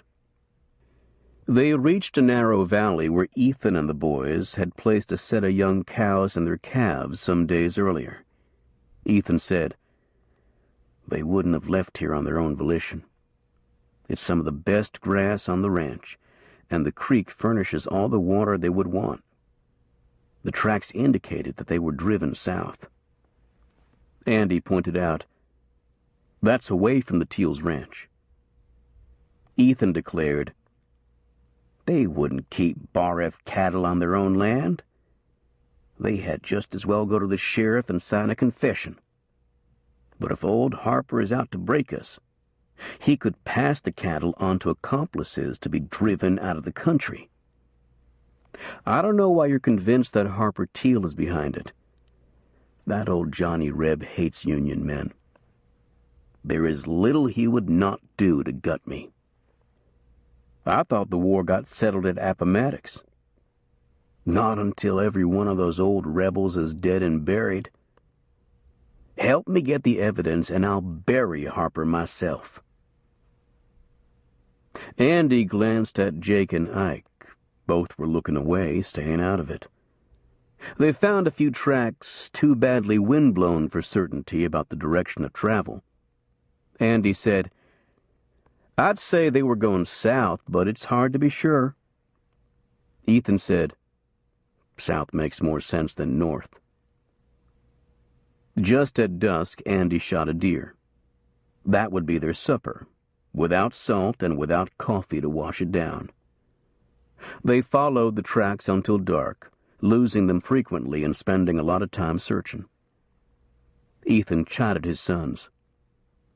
"If you'd been paying attention, we could have joined this trail a day sooner. By the time we catch up, if we do, our cattle will be speaking Spanish." He had Andy and his sons up before daylight. They roasted more venison on sticks above the coals while they waited for sunup so they could see the tracks. Ethan dropped his meat on the fire but brushed away the ashes and ate it anyway. He was every inch an old soldier. He caught his sons exchanging glances of disapproval and said, "If you'd gone hungry as many times as I have, little things like ashes and dirt wouldn't bother you." Jake replied, "We didn't say anything." Ethan shook his head. "The younger generation. I'm afraid there's scant hope for the world." Andy went out to check on the horses so he could grin without risking the old man's anger. They had been underway about an hour and had proceeded only a couple of 100 yards when they saw Daggett, Harvey, and Sheriff Seymour catching up. Ethan growled, "I don't know why they brought Seymour along. Without his glasses, he couldn't even see a cow, much less her tracks." Reining up, Daggett said, "We smelled the smoke from your campfire. It don't look like you've got very far." Andy said, "A crow in flight would have left a better trail than this." "It's too bad the Indians didn't teach you a lot more." The mention of Indians aroused Ethan's curiosity. Andy had to explain that, as a boy, he'd been stolen by Comanches and had lived among them for several years. Ethan said, "At least the Comanches were honest thieves. They made no pretenses about their intentions, not like some people who go to church every Sunday. On Monday they will steal your socks without taking your boots off." Daggett and the sheriff had brought the ranger pack mule along. Jake said, "I hope you got some coffee in that pack." The sheriff said, "Coffee, bacon, some flour, and salt." Jake grinned. "Come the next election, you've got my vote." Ethan cut him a glance that told him to shut up. Daggett wasn't long in finding the trail of the cattle. Though he sometimes lost it, he usually found it again more quickly than Andy could. By the third day, the all-meat diet had become monotonous, but the tracks were fresh. Daggett said, "You can't get but so much travel out of a cow-calf herd." Ethan said, "Cows are the factory. If you steal enough of them, you drive a man out of business. I'm sure that's what Harper's thinking. He would love to lay his hands on my land." Andy had given up trying to argue that the only way Ethan could protect his hold on the land would be to buy it. He hoped the three sons were more accepting of a new idea. Daggett rode out in front, the others trailing behind to prevent compromising the trail should Daggett lose it and have to circle back to hunt for it again. Late in the day, the big ranger halted abruptly, then signaled the others to come up. He pointed and said, "Yonder they are." A strung-out herd of cows plodded along at a slow, footsore pace. Their calves, of all sizes, from babies to short yearlings, struggled to keep up. Most were in the dusty drags behind the main herd. Andy counted 4 riders with them. He considered the possibility that a 5th might be somewhere ahead, marking the route. Andy looked at Daggett. "What do you think?" Ethan spoke up sharply. "Charge into them. Kill every man and hope Harper Teal is among them." Andy had little concern that he would be. Daggett said, "Mr. McIntosh has got the right notion. Slam into them hard and fast. Maybe they'll be too rattled to put up much of a show." Andy cautioned the McIntoshes. "You know that recklessness can get somebody killed." Ethan wasn't moved. He said, "If you're scared, stay back and let my boys and me handle this. These are our cattle." Andy said, "I'm talking about being cautious. You don't want to make an easy target. And remember that it's hard to hit what you aim at from a running horse." Daggett remained in the lead, holding the riders to an easy trot as they closed the distance. They were within 200 yards before one of the herders looked back. He shouted a warning, and 2 of the men quickly turned their horses around. The other, up at point, was too far ahead to hear. The thieves fired a couple of shots, then decided escape was the best option. They spurred their horses into a hard run, sweeping past the startled point rider. He followed but couldn't catch up. Waving a pistol, Ethan leaned forward and let out a furious screech as he applied his spurs. Andy thought he felt a puff of wind as the old man raced by him. Then 2 Rangers and 4 McIntoshes were in full pursuit. The sheriff trailed a little. Ethan drew up beside the point man and fired. The rider threw up his hands and tumbled from his running horse. Looking back, Andy saw the sheriff dismount beside the fallen rider. Daggett managed to pass Ethan and pull in beside another of the thieves. The rider fired at him but missed. Daggett put a bullet into him and brought him down. The other 2 fugitives managed to draw more speed from their horses and gradually widen their lead. Daggett began slowing his horse. Andy followed suit as he felt his mount tiring. The 3 McIntosh sons hadn't been able to keep up with their father. Like the Rangers, they gave up the chase. Ethan didn't stop until he realized he was far out in front all by himself, losing ground to the remaining 2 thieves. He reined around and came back, cursing. "We could have gotten them to the last man if you hadn't all quit." Daggett removed his hat and wiped his sleeve across his sweating forehead. "They were outrunning us. You'd have been in a fix if they'd turned about and come at you, out there all by yourself." "I would not," Ethan protested. "I would have killed them both." Andy said impatiently, "We brought down 2 of them and we got your herd back." He turned to look at Ethan's sons. "Anybody hurt?" Ike's sleeve showed a streak of blood. He said, "Just nicked me a little. It was a lucky shot." Daggett led the way back to examine the 2 fallen outlaws. He spent only a moment with the first, dismissing him with a motion that said he was dead.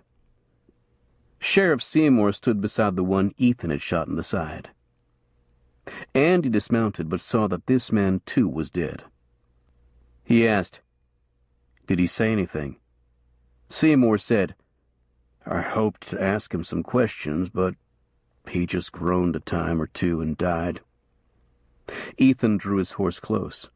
His eyes were wild with lingering excitement as he leaned down to look at the fallen man. "Are you sure we can't make him talk?" Andy gritted his teeth. It's hard to get a man to tell you much after you've killed him. Ethan was disappointed. Damn the man for dying too quickly. Daggett said gruffly, "It was you that shot him." Ike broke the tension by saying, "Papa, our cattle are scattering. Let's go see about them." Ethan and his sons rode off to gather the herd. Andy closed the outlaw's glazed eyes. He asked the sheriff, "Do you know him?" "Yeah, I've had to jail him for fighting. He's agreeable when he's sober, but he's a mean drunk." "Did you look at the other one?" "I know him. He's finished off many a Saturday night in a cell. He's a singing drunk." Daggett said, "Too bad those other two got away. I don't suppose you were able to see who they were." The sheriff grimaced. "With these old eyes of mine, all I could do was guess."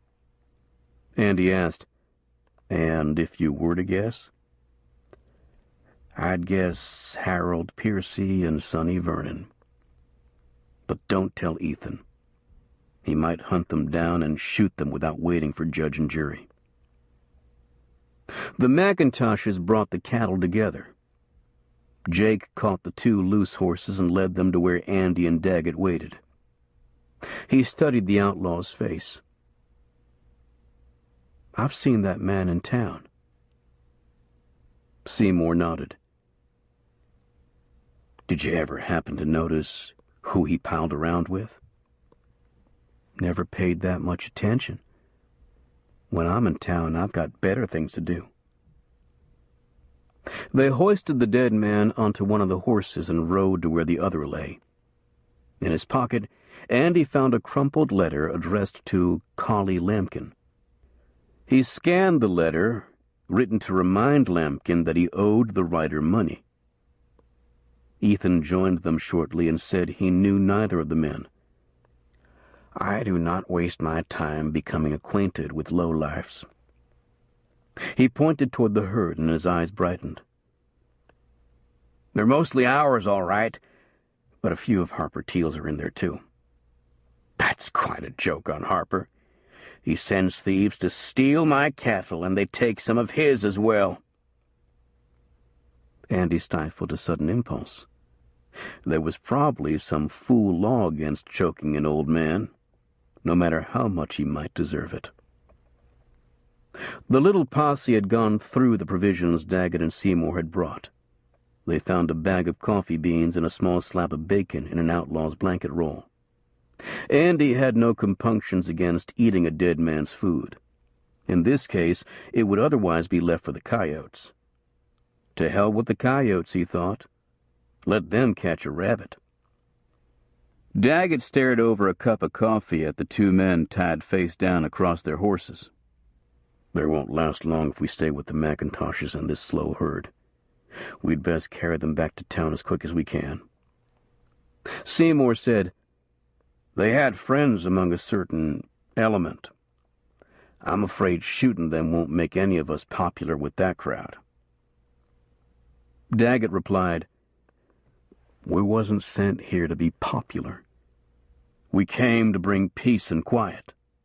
That means if you have to kill some people, you do it." Andy said, "Maybe these two are the last."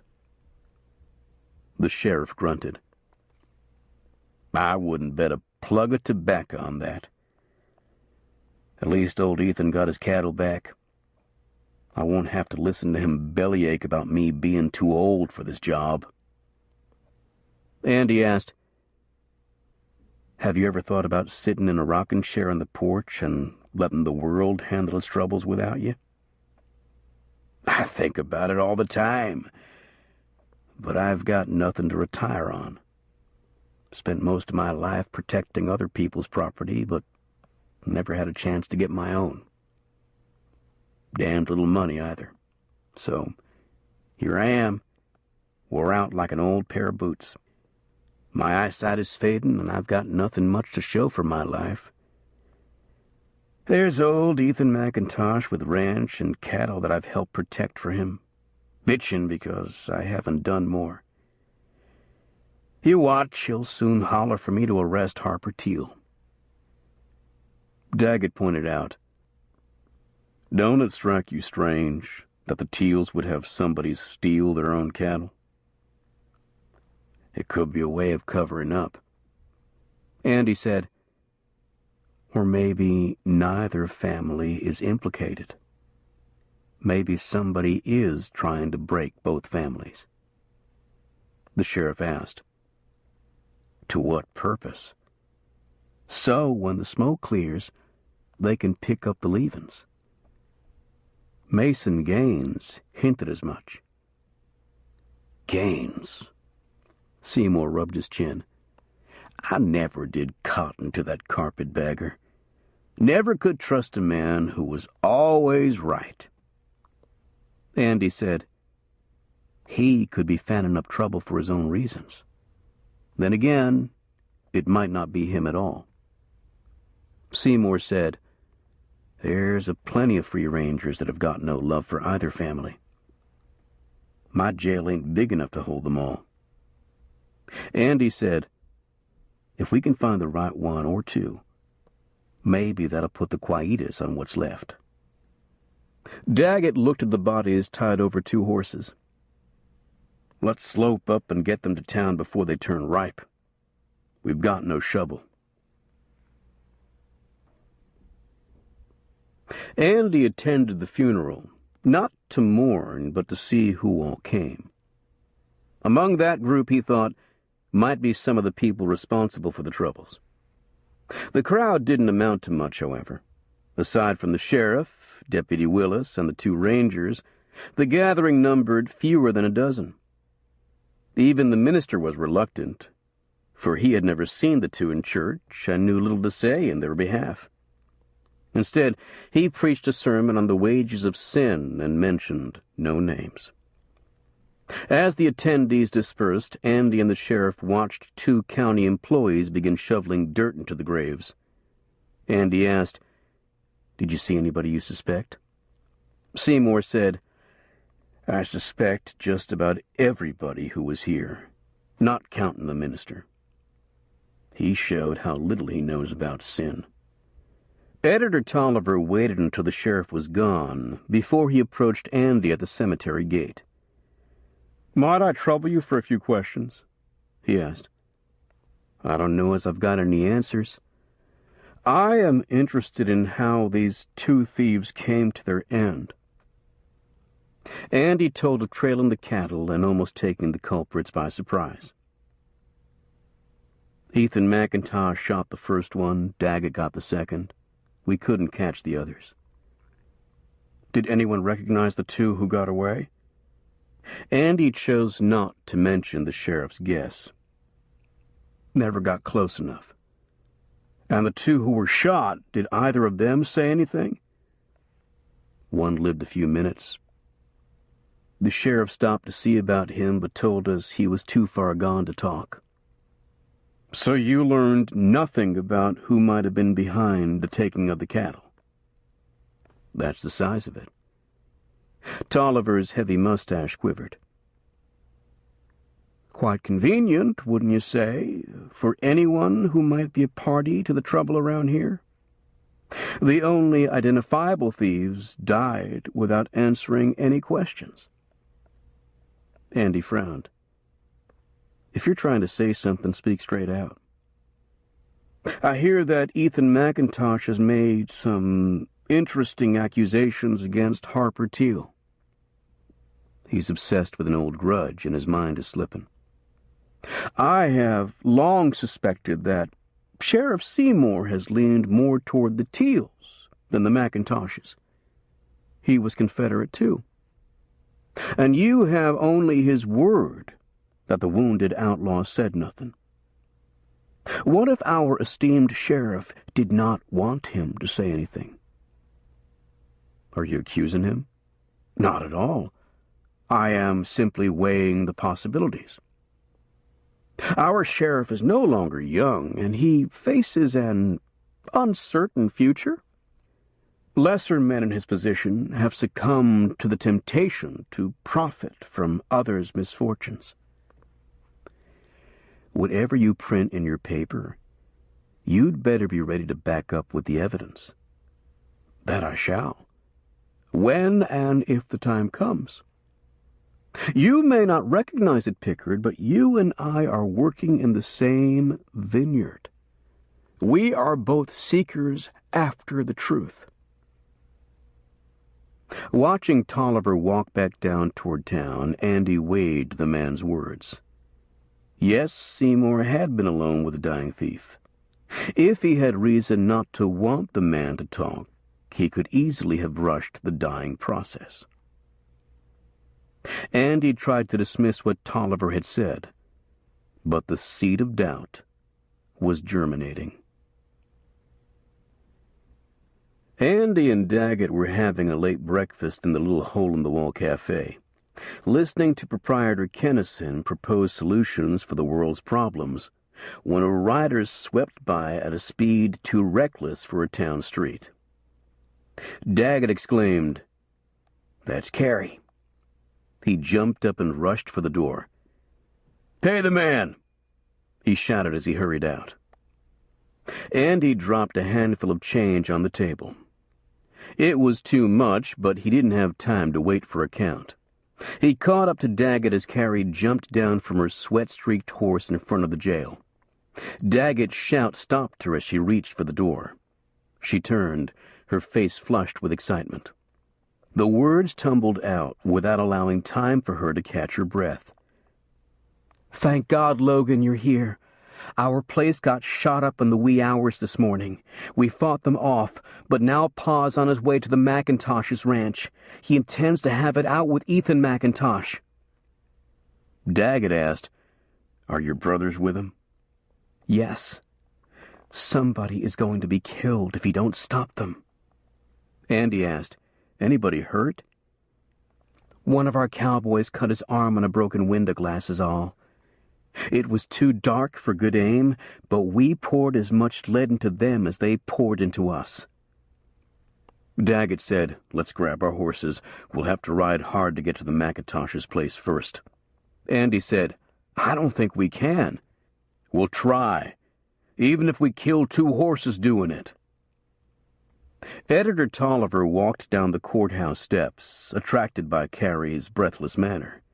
He said, "May I ask the occasion for all this excitement?" Daggett said, "You tell him, Carey. We ain't got time." She protested, "I'm going with you." "You've nearly killed that horse already. Best thing you can do now is to find the sheriff. Tell him what you told us, then go home." The 2 rangers hit a long trot toward the wagon yard.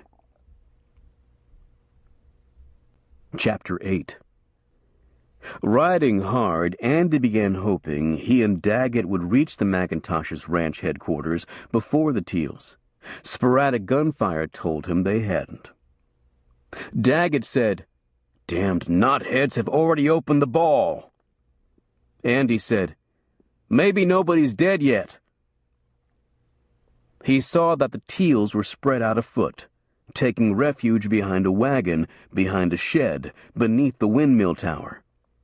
Lacking clear targets, they fired at the main family house and the bunkhouse. Occasional answering shots came from the shattered windows. The invasion had taken the McIntoshes by surprise, without time to pull together in one defensive position. Daggett did not hesitate. He held his horse to a hard trot and rode into the line of fire, waving his hat. His shout was like thunder. "Put those guns down! Stop this goddamned foolishness right now!" Surprised by the older ranger's audacity, Andy swallowed hard and followed him, his spine tingling in anticipation of a bullet. Harper Teal rose up from behind a wagon. He lifted his rifle and yelled, "Get out of the way, Daggett! You want to get shot?" Daggett's stern voice resonated with authority.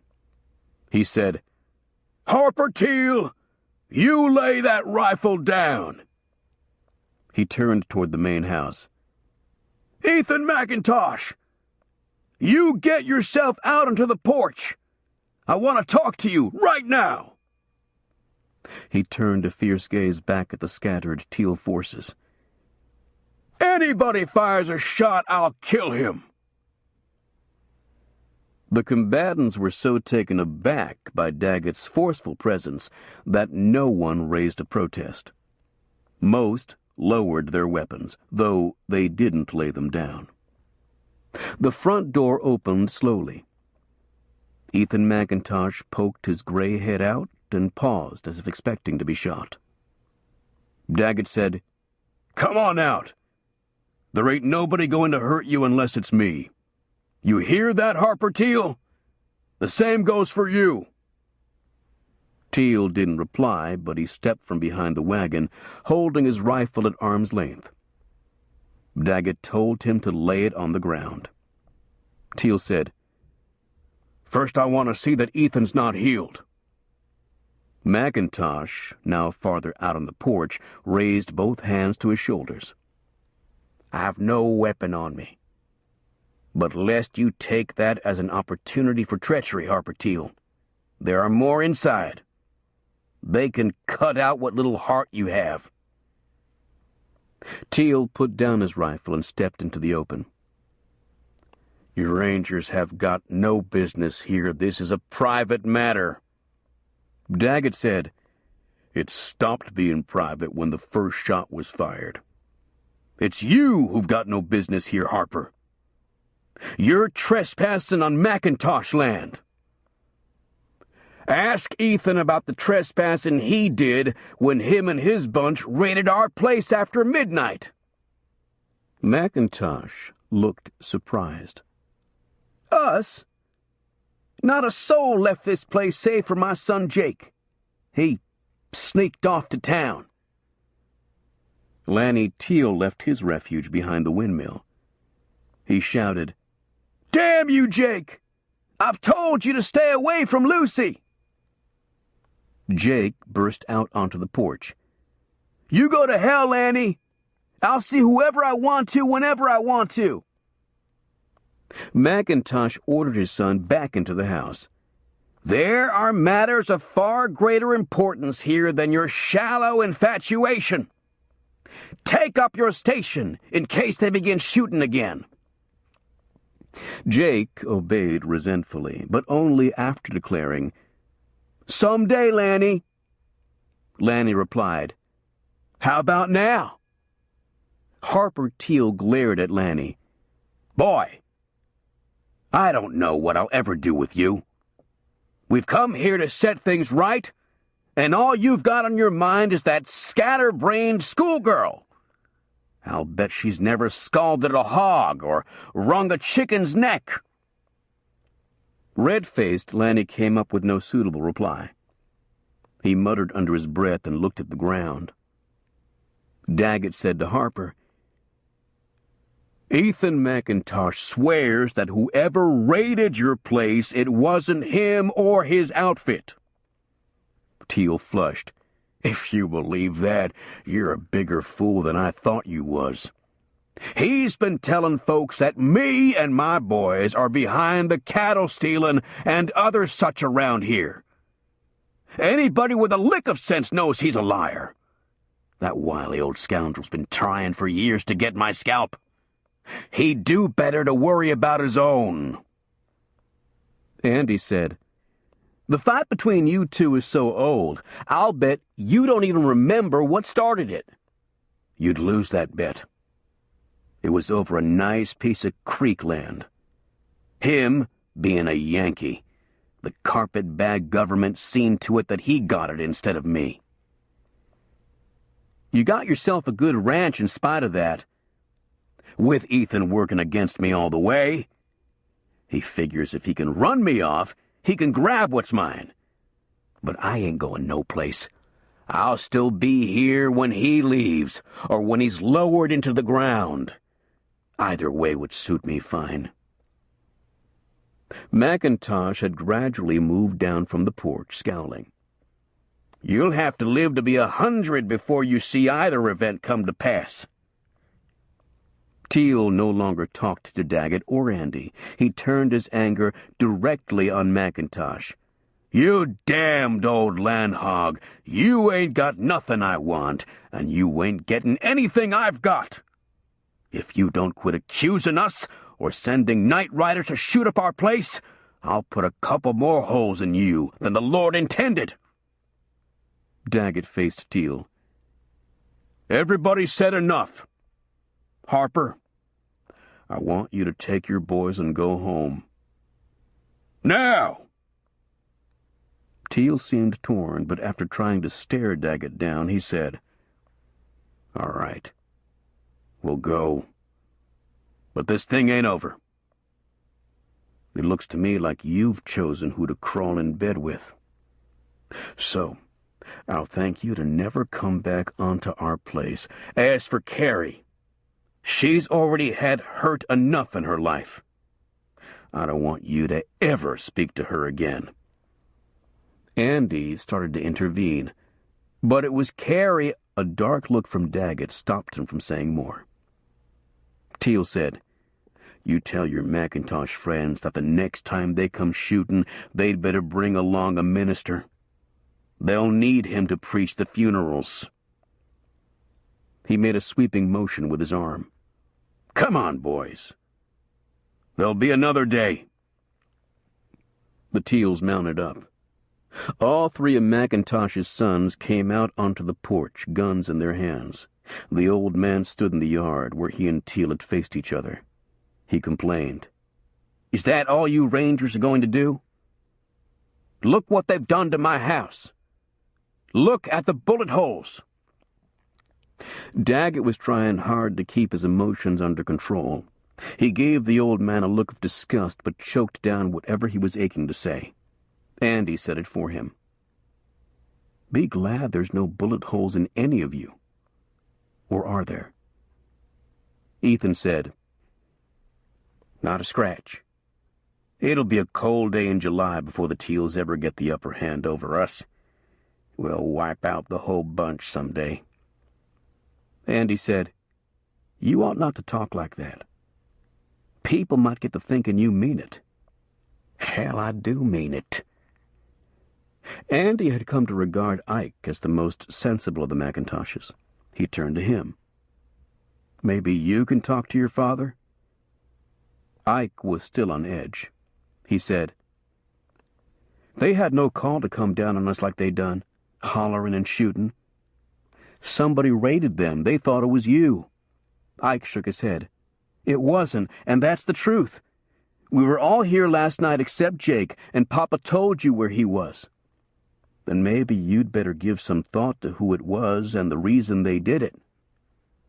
Ethan declared, It wasn't anybody but that old boar hog and his litter. He was lying through his teeth. Andy heard the impact of a bullet on human flesh a split second before he heard the crack of a rifle somewhere out in the brush, in the direction the Teals had taken. Ethan doubled over, clutching his side and gasping for breath. Ike rushed to him.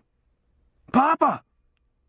Easing his father to the ground, Ike turned an anguished gaze toward Andy and Daggett. He's been hit! Daggett wheezed. Damn! I didn't think Harper would do it. He dropped onto his knees beside the old man as two women came rushing from the house. He looked up at Andy. Let's get them inside before they fire again. Let's get everybody inside. Quickly they carried Ethan to the house and placed him on his high-backed bed. The bullet's impact had knocked the breath from him. He struggled to regain it. McIntosh's wife Agatha tore his shirt open and unbuttoned the front of his long underwear. The bullet had cut a gash across the ribs. It was bleeding. Ike asked frantically, Do you think it went into his lung? Such a wound was often fatal, if not immediately, then more slowly through pneumonia. Agatha examined the damage. I don't think so. It appears to me that he might have a broken rib or two, but nothing he's apt to die of. At the moment, she was the calmest of the McIntoshes. She said, "The Indians couldn't kill him. Rebel bullets couldn't do it. He's not about to leave us now because I won't stand for it." She pointed to the door. "Patience and me will get him ready. Ike, don't you and the boys just stand there. Go hitch up the wagon so we can take him to the doctor." His face grim, Daggett motioned to Andy. "Let's catch up to the Teals. We'll see if they can explain that shot."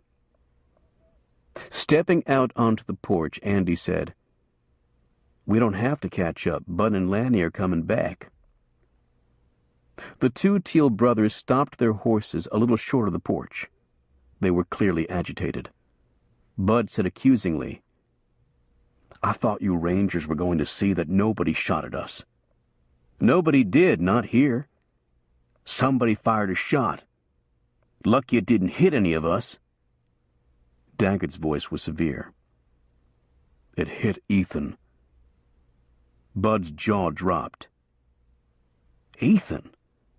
I swear, Ranger, it wasn't none of our bunch done it. We figured one of the McIntoshes fired at us." Daggett's fists were clenched. "You wouldn't lie to me, would you?" Bud said, "Lying is against our religion. I'll swear on the Bible in front of all the McIntoshes." Andy said, "Maybe another time and place. Right now the McIntoshes wouldn't believe you. If you swore on a whole stack of Bibles, you'd best be going before they decide to take up their guns again." Bud hesitated. "How bad is the old man hurt?" "He'll live. But this won't improve his disposition any." Watching them leave, Daggett muttered, "I wish I could believe them. But who else would take a shot at Ethan?" Sheriff Seymour came along shortly. He said, "I met the Teals out yonder a ways. Is the trouble over with?" Andy said, "For today it looks like." "Anybody hurt?" "Ethan took a bullet across his ribs. They're fixing to haul him to town. Naturally, he blames the Teals. He's talking crazy."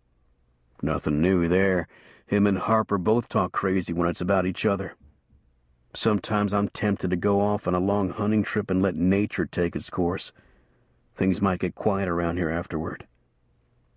Andy said, "The graveyard is quiet too. But who wants a big graveyard?" He considered the shot that came from the brush. He asked Seymour, "Did you see anybody besides the Teals as you rode in?" "Nary a soul."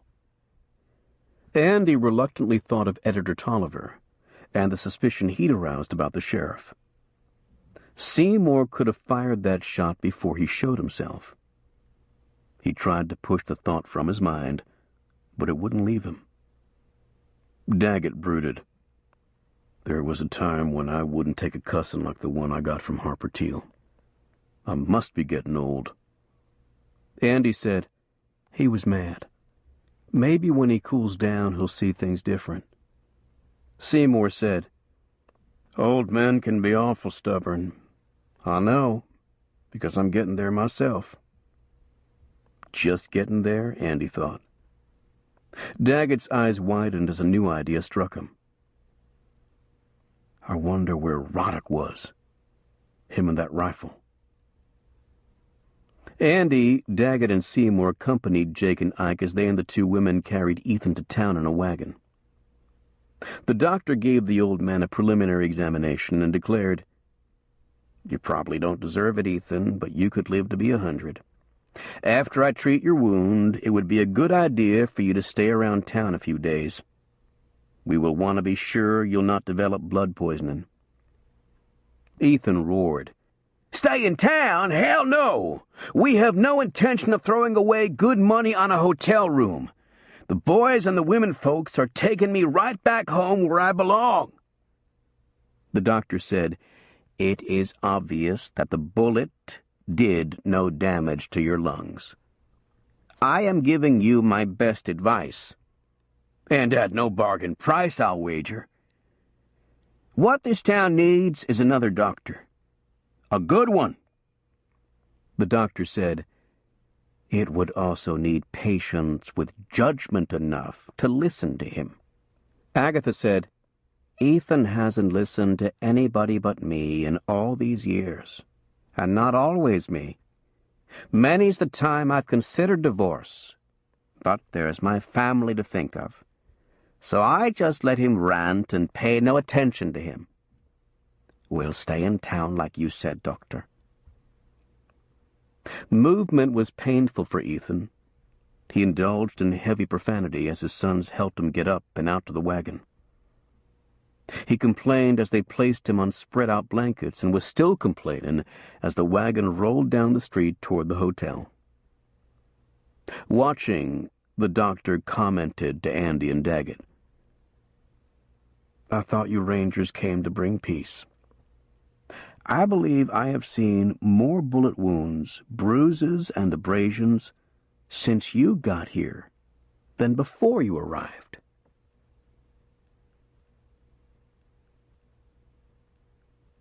Sheriff's Deputy Willis put down a whittling stick and pushed to his feet from a bench outside the saloon as Andy and Daggett approached. He said, The sheriff asked me to keep an eye on Roddock. He jerked his thumb toward the saloon door. He's in there. Daggett asked, Has he been there long? Not very. He just came out of the hotel a little while ago. He headed straight for here. Can you say for sure that he was in the hotel all night? Well, pretty certain. He was playing poker in the saloon early in the evening. I got tired of watching him clip a couple of farmers, so I went home about 10, 11 o'clock. I figured he wasn't going nowhere. You might have figured wrong. He could have left right after you did. Roddock was sitting alone at a table when Andy and Daggett walked in. He was playing solitaire and appeared only marginally interested in the cards. He yawned as Daggett approached him. He said, Pull up a chair and set yourself down. You can choose the game. Daggett remained standing. Where have you been all day? I indulged in a game of chance till the wee hours. I've spent most of the day in bed. Alone? A wry smile crossed Roddock's face. You don't think I'd sully an innocent woman's name by using her for an alibi, do you? If she was with you, she couldn't be too damned innocent. The fact is, there wasn't any woman. I was by myself. Is there a reason I need an alibi? The Teal Ranch got raided last night. Considering your line of work, I thought you might have left some boot tracks out there. Roddock betrayed no reaction. Calmly, he declared, One unfortunate result from my so-called line of work is that any time something happens, people jump to the conclusion that I was involved. Why should I raid someone's ranch? What would be in it for me? That's a question I'd like the answer to. The solitaire game went against Roddock. He shuffled the cards and said, My horse is in the wagon yard. He was there last night and has been there all day. You can ask that hay-shaker Scanlon. He'll tell you. Somebody could have lent you a horse. Do you intend to arrest me? If I get some proof? In the meantime, I assume that you do not care to join me in a game. I think we've been playing one right along. Roddock gave him a cold smile and began laying out the cards again. Daggett motioned for Andy to follow him outside. Andy said, You figuring he could have been part of that raid on the Teals? Not for fun. I'm betting somebody paid him. Maybe old man McIntosh. Andy argued, He swore that nobody except Jake was away from his ranch last night. That could be the truth as far as it goes, but the first year I went to school, I learned that 2 and 2 add up to 4. Ethan vowed revenge right in front of us when we got his cows back. You heard him. He could have hired Roddock and some others to do the job for him. That way the only dirt on his hands would come from counting out the money. Andy couldn't stop thinking about the sheriff. It could be somebody else entirely. It could.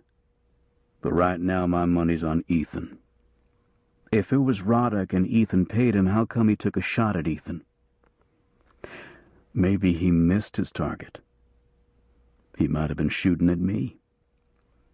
Does he hate you that much? Only half as much as I hate him. Daggett lapsed into a thoughtful silence. He brushed aside some wood shavings and sat on the bench the deputy had vacated. He stared off at nothing in particular. Finally, he said, "That damned Roddock.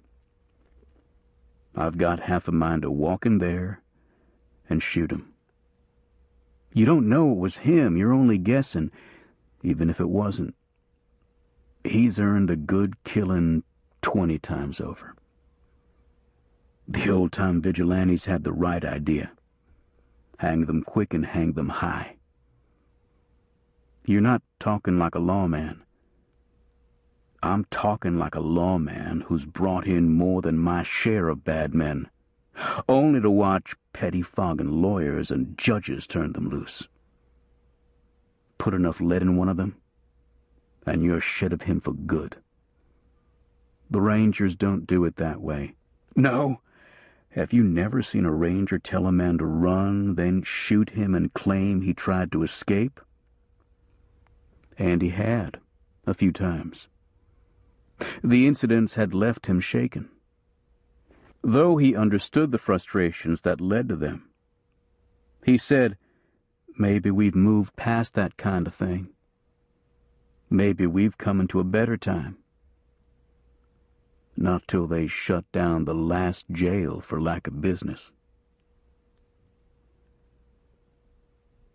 Toward sundown, Carrie Teal came up the street in a buckboard. She had a couple of carpet bags under the seat. Spotting Daggett and Andy on a bench in front of the general store, she reined the horses toward them. Daggett arose quickly, taking off his hat and walking out to meet her. He said, "I thought you went home." She was plainly distressed. "I did, but I couldn't stay." "How come?" "Pa figured out that I sent you Rangers to the McIntosh place. He raised a terrible row. My brothers took up for me, and I saw that there was going to be a fight. I had to get away." "What do you plan to do?" "Take a room in the hotel until he calms down." "What if he doesn't?" "Then I'll try to find work here in town." "I don't think he'd stand still for that. He's liable to come roaring in here to drag you home." Her voice was stern. "Then there will be a fight." Daggett took hold of her hands. "If you need any money—" "I have a little. It wouldn't look right, taking money from you. People would talk." "Let them talk." Daggett turned to Andy. "I'll escort her over to the hotel and see that they give her a decent room." Andy said, "People will talk, sure enough.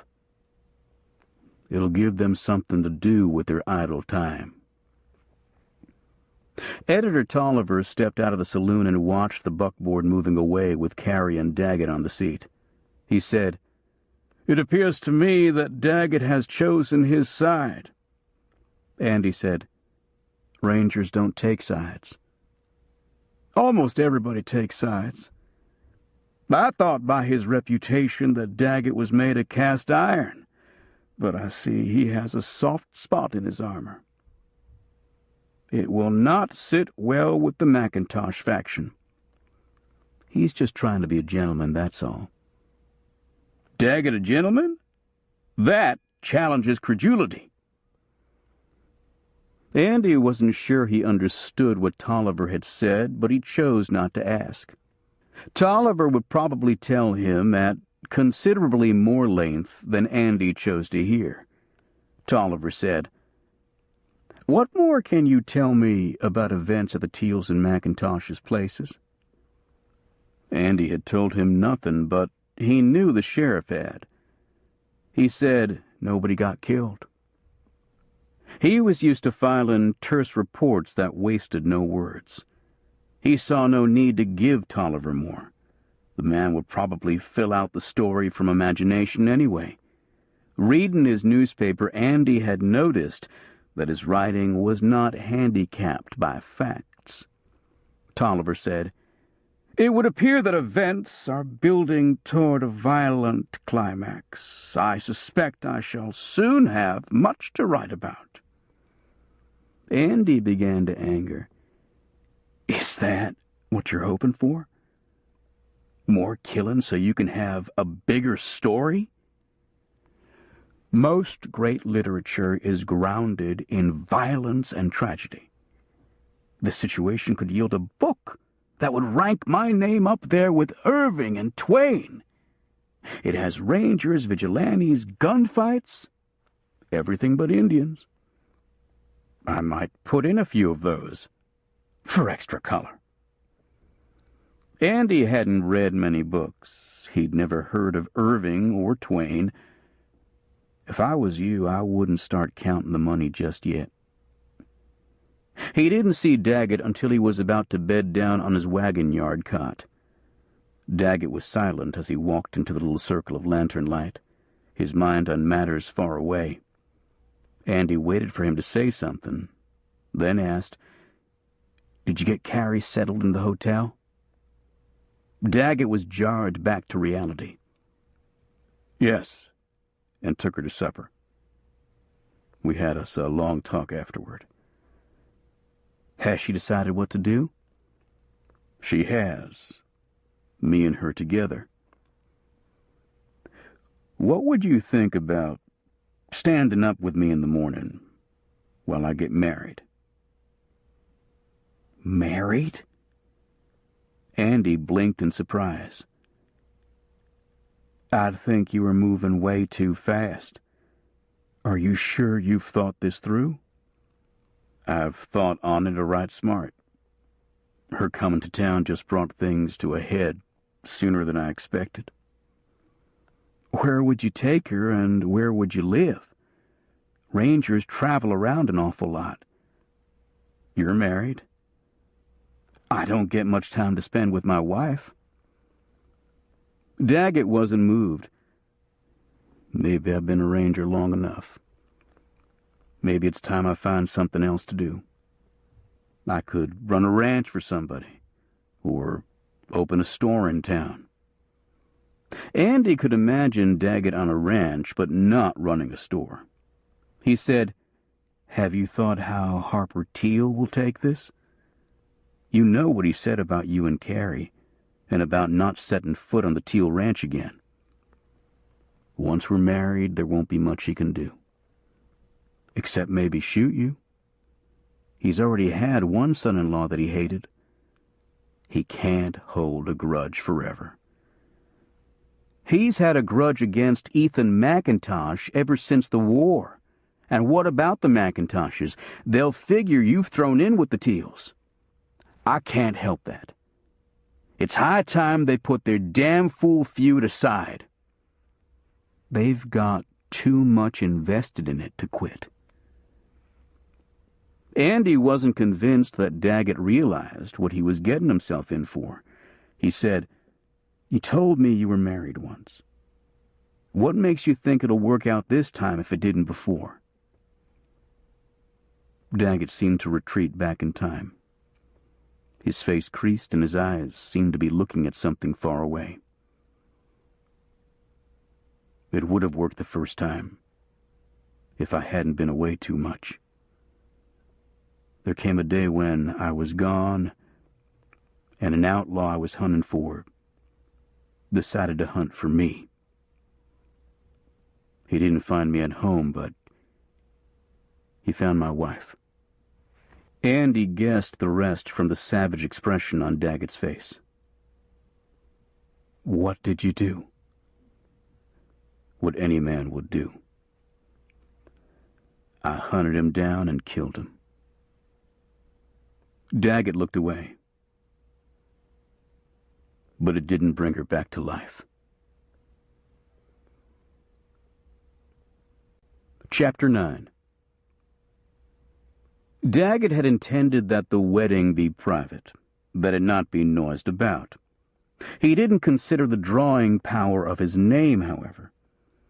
The minister was a jovial sort who loved a crowd and saw to it that the word was spread around town. By 10 o'clock in the morning, more people had gathered than his little church could comfortably seat. Daggett grumbled about not wanting it to turn into a spectacle. Sheriff Seymour was there, his expression dour as he watched the McIntosh family gathering. They'd remained in town until the doctor was convinced that Ethan's wound wouldn't become life-threatening. Seymour said, "I don't see a happy face amongst the whole bunch. They're figuring you Rangers have crawled into the blankets with the enemy." Just one of us, Andy thought. He knew Daggett had been leaning in that direction almost from the first. He said, "I haven't taken sides, and I don't intend to. But if worst comes to worst, are you strong enough to stand up to a man like Daggett?" Andy answered honestly, "I don't know." Editor Tolliver walked from his office to the church. He wore a tailored suit. A pair of leather gloves covered the ink stains on his hands. He said jovially, "Too bad there's nobody in the McIntosh family for you to marry, Pickard. That would help balance the equation." "Even if there was, I doubt that I could get my wife to agree to it." The minister's wife sat down at the piano and began to play. Daggett looked as if he had indigestion. Andy said, "You're supposed to smile? I didn't figure on this being a show." Andy walked up the aisle alongside Daggett, pondering the possibility that Daggett might break and run. Carrie appeared from a side room at the rear of the church. In lieu of her father, storekeeper Babcock walked with her, holding her arm. Her dress was plain, probably one she customarily wore to church. But Andy gave no thought to that. It was the woman herself who caused his jaw to drop. He hadn't considered Carrie beautiful, but she was radiant now, her smile bright as sunrise. Daggett's hand shook as he grasped her fingers, and the minister began the ritual. The ceremony was mercifully short. Self-consciously, Daggett kissed the bride, then hurried her out through a side door to escape the crowd. A few people shouted congratulations, and a couple offered off-color suggestions that might have prompted Daggett to turn and administer punishment had he been less eager to get away. Turning toward the door, Andy saw Roddick. He immediately looked for a firearm. Roddick said, "Don't worry. I am not carrying. I respect the solemnity of an occasion such as this. I'm surprised to see you here at all. I like to attend weddings. They remind me not to repeat my most unfortunate mistake. Marriage. It didn't work out. My way of life was incompatible with hers. She did me the great favor of running away with a dry goods drummer. I fear that Daggett is in for a longer sentence than mine was. Unless I kill him." "Why would you do that?" "At the time we had our set to many years ago, I was hired to do a job. It was strictly business, nothing personal. Unfortunately, I underestimated his instincts for self-preservation. Then it became personal." Andy frowned. "He thinks you're here in business now." "My business, young friend, is always confidential." As Roddick walked away, Judge Zachary approached, smoking a black cigar. He said, "Andy, I hope you know that Roddick is a dangerous man. I would give him room if I were you." "How do you come to know him?" As county judge, it is my business to keep an eye on dangerous men who come into my community. "He may stand before my bench one day." If he and Daggett don't kill each other, Andy thought. The judge said, "I've been expecting you to drop in for a visit at my ranch some evening. I would like to hear about your years as a captive of the Indians." "I never felt like a captive. I was just one of them." "All the more interesting." A small group of well-wishers surrounded the newly married couple. A nervous Daggett beckoned Andy with a subtle crooking of a finger. "Would you bring my stuff over from the wagon yard to the hotel? Me and Carrie will stay there a few days till we find something a little more permanent." "There won't be no place permanent as long as you're a ranger. I hope you explained that to her. She's lived in one place all her life." "It'll be a big change for both of us, but we're strong." "Right now, you don't look like you could whip an old man with a broken arm." "You want to try me, Pickard?" Andy grinned. "It's too pretty a day for a fight." His grin faded as he realized that Harper Teal might come to town before the day was over, looking for his daughter. There might indeed be a fight. He looked around for Sheriff Seymour, but couldn't see him. The lawman had mentioned the possibility of leaving town for a long hunting trip. Right now, Andy had rather be with him, wherever he was, than to be waiting here for the unpredictable. The Teals arrived in the middle of the afternoon, Harper flanked by his sons and 2 cowboys. Andy heard the commotion and walked out into the street to meet them. Harper reined up and faced Andy with narrowed, flinty eyes that could kill cotton at 30 paces. He demanded, "Do you know where my daughter's at? I'm here to take her home." Andy tensed. "I don't believe she'll want to go." "That's none of your business. She'll do what I tell her to." "Yesterday, maybe. Things are different today." "What do you mean, different?" "You'll have to ask her." "I will. Where's she at?" Andy pointed. "The hotel. She's probably expecting you." "I was." Harper rode around Andy. His sons and the cowboys followed, but let him ride a couple of lengths ahead. Andy walked alongside Bud's horse. He said, "Your daddy is fixing to get a surprise. I don't know how he'll take it. You'd better stay close and not let him do something he'll be sorry for." "I don't think he's ever been sorry about anything, except maybe not shooting Ethan McIntosh back when it was legal to kill a Yankee." By the time Harper reached the hotel, several bystanders had fallen in behind a watch. One was Jefferson Tolliver, with the eagerness of a man awaiting a show. Andy thought, whatever happens, he'll write it up twice as big as it really is. Harper stopped just short of the hotel steps and shouted, "Carrie! I know you're in there! Come on out!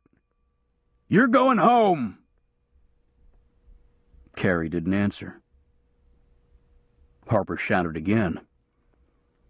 Andy muttered to Bud, "With all due respect, your daddy's got the manners of an Arkansas mule." Bud took no offense. "And the stubbornness." Carrie appeared in the doorway, a doer Daggett at her side, his arm locked with hers.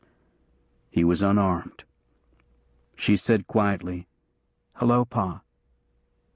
You didn't have to arouse the whole town. You could have come in and knocked on my door like a gentleman." "I'm gentleman enough to know that my daughter doesn't belong in a town like this. It's time you went home." She said, "You drove me away yesterday. You said things I never thought I would hear from you. You sicked the Rangers onto us. I was mad." So was I. You're still mad, but I'm not." Harper turned his anger on Daggett. "Ranger, I told you to stay away from my daughter. It appears like you didn't hear me." "You were plenty loud, I heard you. But here you are with her and in a hotel. I've got every right to kill you." "You've lost any rights you had over her. Carrie and I are married." Harper's face froze. Slowly and deliberately he dismounted. Daggett motioned for Carrie to remain where she was, then moved down the steps and faced Harper on the ground. He said, "She's still your daughter. But more than that, she's my wife." A screeching sound escaped from Harper's throat. He brought up a hard fist and drove it into Daggett's chin. Daggett staggered backward, falling on the steps. He arose quickly, his eyes wild and dangerous. He knotted a fist and drew it back, but somehow he called up enough control to stay his hand. His voice crackled. "You're her daddy, so I'll grant you that one. But don't you try for a second." Bud and Cecil were on the ground immediately, holding their father's arms. "Pa," Bud said, "you don't want to make a show of yourself fighting in the street. Besides, he can whip you." "He'll play hell!" Harper tried to shake loose, but his sons held him firmly. Bud argued, "Daggett's a good man. It won't be like it was with Skeen." Harper seethed. "Don't you mention that name ever again." Andy said, "You boys had better get him home." Harper quit struggling. He lifted his gaze to Carrie, still up on the porch. His voice dropped back to a normal level. "All right, then. You've made your bed. Now lay in it. I don't ever want to see you again." Carrie stood straight and proud. "Pa, you don't mean that." "I never say what I don't mean." Her face grim, Carrie folded her arms. "Then so be it." Harper said, "Come on, boys, let's go. I don't have a daughter no more, and you ain't got a sister." He climbed into the saddle. Bud hung back to speak to Carrie. "Sorry, sis, maybe he'll change his mind once he's got past his mad." She stood firm. "How many times did you ever see him change his mind?" Daggett climbed the steps and gently put his arms around her. "Come on back inside. We've got a lot to talk about." They disappeared inside the hotel. Andy watched the Teals ride down the street and out of town. Anger welled up inside of him over Harper's bullheadedness. It gave way after a bit to sorrow for Carrie. He wished he could say something to comfort her, but that was for Daggett to do. He looked up to the hotel's second story. He saw Ethan McIntosh and his wife Agatha watching from a window. They'd witnessed the whole event. Likely as not, Ethan had reveled in it. Tolliver held a stub pencil and scribbled on a pad of paper. Angrily, Andy said, "Ain't you being awful nosy?" Tolliver kept writing. "A newspaper man has a special dispensation to be nosy. The people deserve to know all the news." Andy had pondered over Judge Zachary's invitation to come out to his place for a visit. Stableman Scanlon told him how to find the Zachary ranch. "It's just a couple of miles out on that trail yonder," he pointed. The ranch wasn't large by Teal or McIntosh standards. The house was a small and simple frame dwelling, with a little gingerbread trim around the front, but little other ornamentation. The judge sat in a rocking chair on the porch. He probably hadn't been home long. He bade Andy to dismount and come up on the porch to join him. "I have some Kentucky bourbon inside, if you care to indulge." Andy declined. "I hardly ever drink anything stronger than coffee." "I can fire up the stove and fix that." "It's too warm for coffee. I just wanted to see this place. The sheriff has been telling me about it. He says you're a lucky man." "I am. This little ranch has been a refuge to me, a real treasure." "Doesn't it get lonely?" "For someone else, perhaps, but not for me. No matter how tiresome the day has been, I can sit here and watch my cattle grazing. Evenings I often see deer venturing out of the thickets to browse. And listen to the birds sing.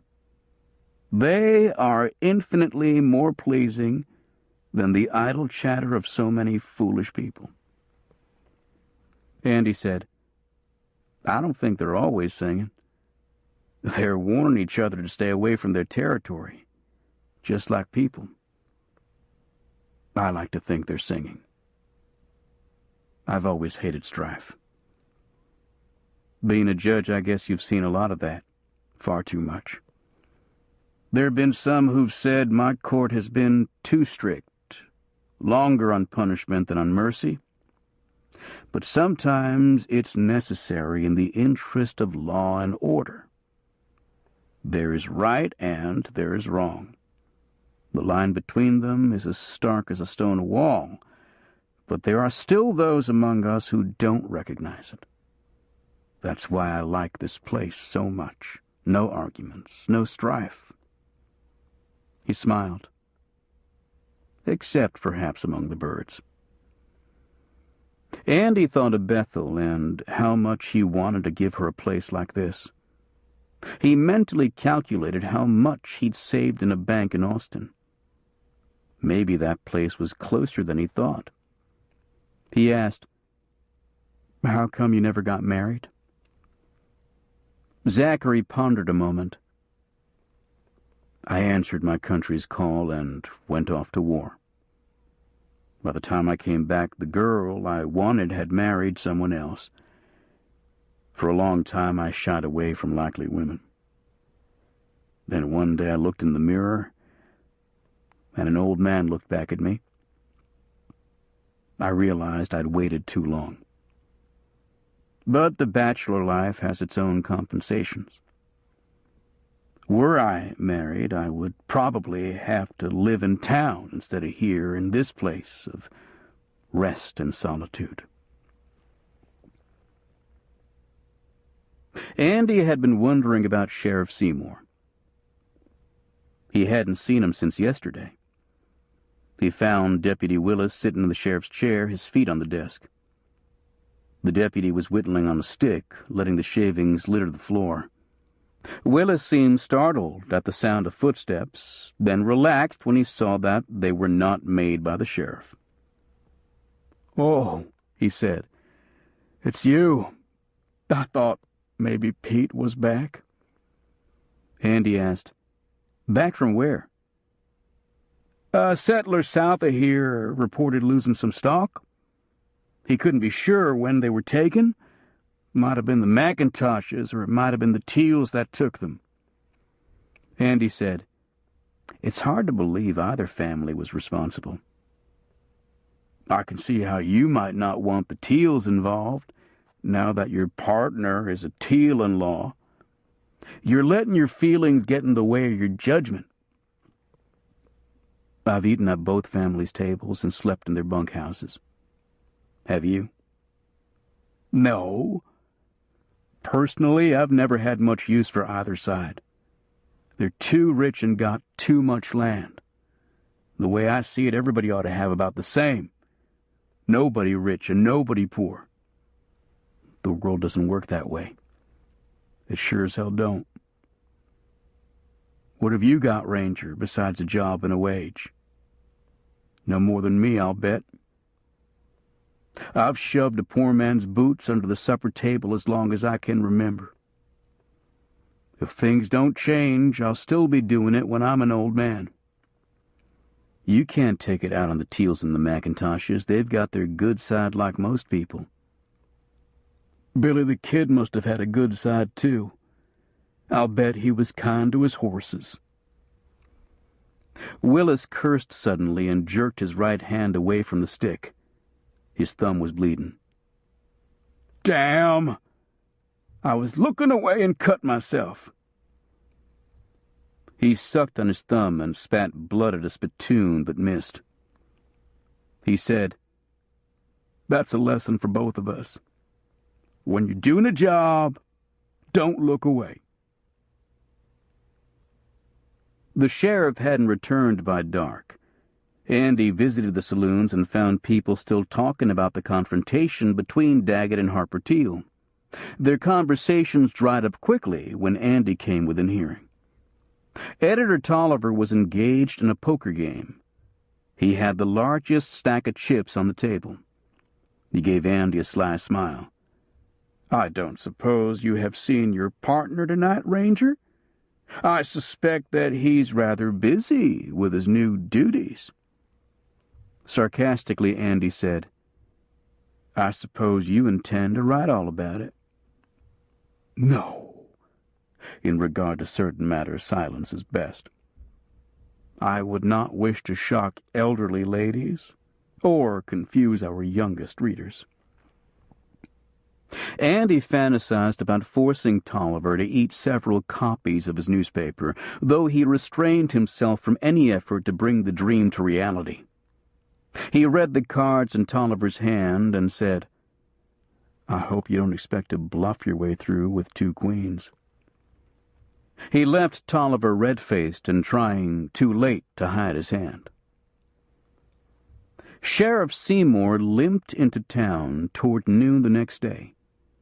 Dusty, droop-shouldered, and near exhaustion.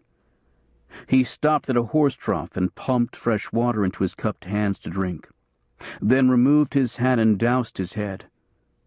The water cut trails through the dust on his face. Andy trotted to meet him as Seymour turned back toward the open street. He asked, "What's happened to you? Where's your horse?" Seymour seated himself on the edge of the trough. "Got him shot out from under me." He scowled. "Ain't there nobody traveling today? I never met so much as a freight wagon all the way in. I could have used a ride." Looking tired enough to fall, he drank more water, then explained. "I was looking for some stolen cattle. Caught up to them south of here. There was 4 men driving them. Recognize any? Never got close enough to be sure. I was 2, maybe 300 yards away when one of them leveled a rifle at me and killed my horse, pinned my leg under him. I managed to work my saddle gun free and take a shot at them, but I don't know if I hit anybody. I was half the night working my leg out from under my horse." "Any idea whose cattle they were?" "Never got close enough to see any brands, except for one cow that dropped off and shelled out a baby. She was wearing the McIntosh bar F. That made me figure the Teals might have been responsible. Except that the Teals were in town yesterday." Seymour shook his head. "Damn. I thought I had it all figured out." Andy said, "I'll bet you're hungry. It's just a few steps over to the chili joint." Seymour nodded. "Ain't eaten since breakfast yesterday. A pox on them boys." "You say you don't know who they were?" "Not for certain. 2 of them took off running. The 2 who hung back and shot at me could have been Harold Piercy and Sonny Vernon. Like I say, my eyes are none too good anymore. While the sheriff put away 2 eggs and a slab of steak, Andy told him of the events he'd missed, Seymour listened intently to the account of the wedding and the confrontation with Harper Teal. He said, "If I was Daggett, I'd ask Ranger headquarters to give me a different assignment away from here. When Harper Teal gets really mad, he loses all sense of judgment. He could have shot Daggett. For that matter, he might have shot his own daughter. He wouldn't do anything that crazy. He's capable. They say in the war, he killed 2 Yankee cannon crews, turned the cannons around, and fired them at the Bluecoats. They say he got shot twice, but was too stubborn to bleed." Andy had long since learned to take war stories with a grain of salt. He said, "So you've got no idea who was stealing the cattle?" "If it wasn't the Teals, I haven't got the slightest notion. I'd almost swear that Vincent Skeen had come back to life, if I hadn't seen him laying dead in his cell."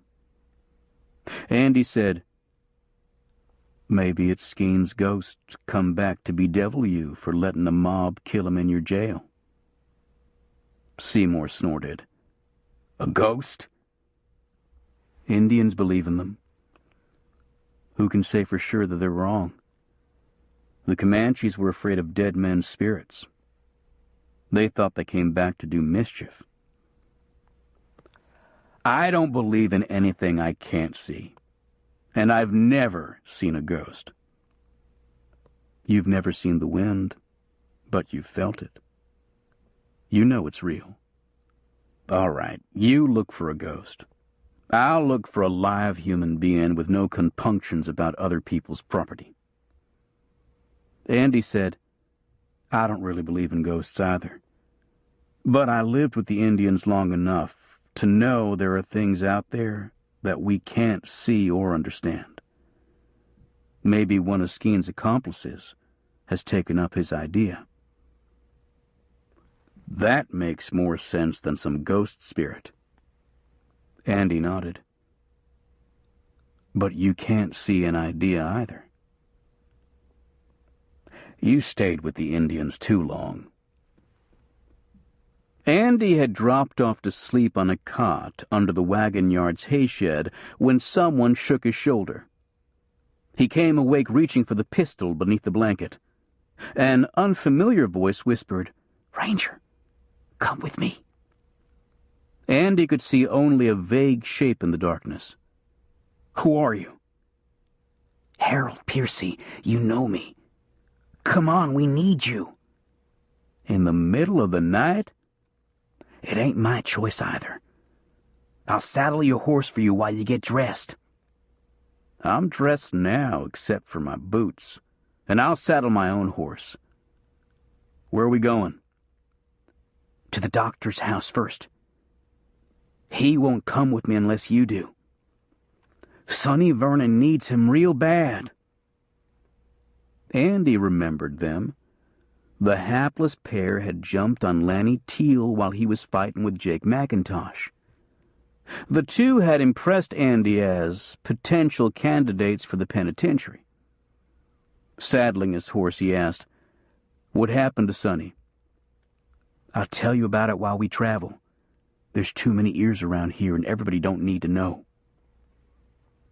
They rode side by side to the doctor's house. The doctor had just finished harnessing a horse to his buggy. He said, "Thanks for coming, Ranger. I couldn't get this young man to tell me much, and I had no intention of leaving town with him unless I had the strong arm of the law by my side." Andy said, "I don't think either one of us ought to go anywhere till he tells us what this is about." Reluctantly, Piercy said, "Sonny's wounded. I thought he'd get better, but he's worse. I'm afraid he's fixin' to die without he gets proper doctoring." Andy asked, "How did he come to get wounded?" Percy hesitated. "We was driving cattle when somebody come chasing up from behind us like he meant business. Andy asked. Who? We didn't go back and ask him. There was a little shooting, and Sonny got hit. I snuck him away so nobody would see he was hurt. I didn't want the regulators coming after him. Why should they? Truth is, me and Sonny been riding with them some. They're hell on secrecy. You know what they done to Callender and Bigelow. They do the same to Sonny and me. I decided the best thing was to leave the country with him. But we didn't get very far. Andy asked how far. To that sheep outfit of old man Hawkins. Him and his wife, they done what they could for Sonny, but it's not enough. Andy suspected that Piercy had been with the night riders who had struck the Hawkinsons' place some nights earlier. He asked with sarcasm, Are you sure you know the way in the dark?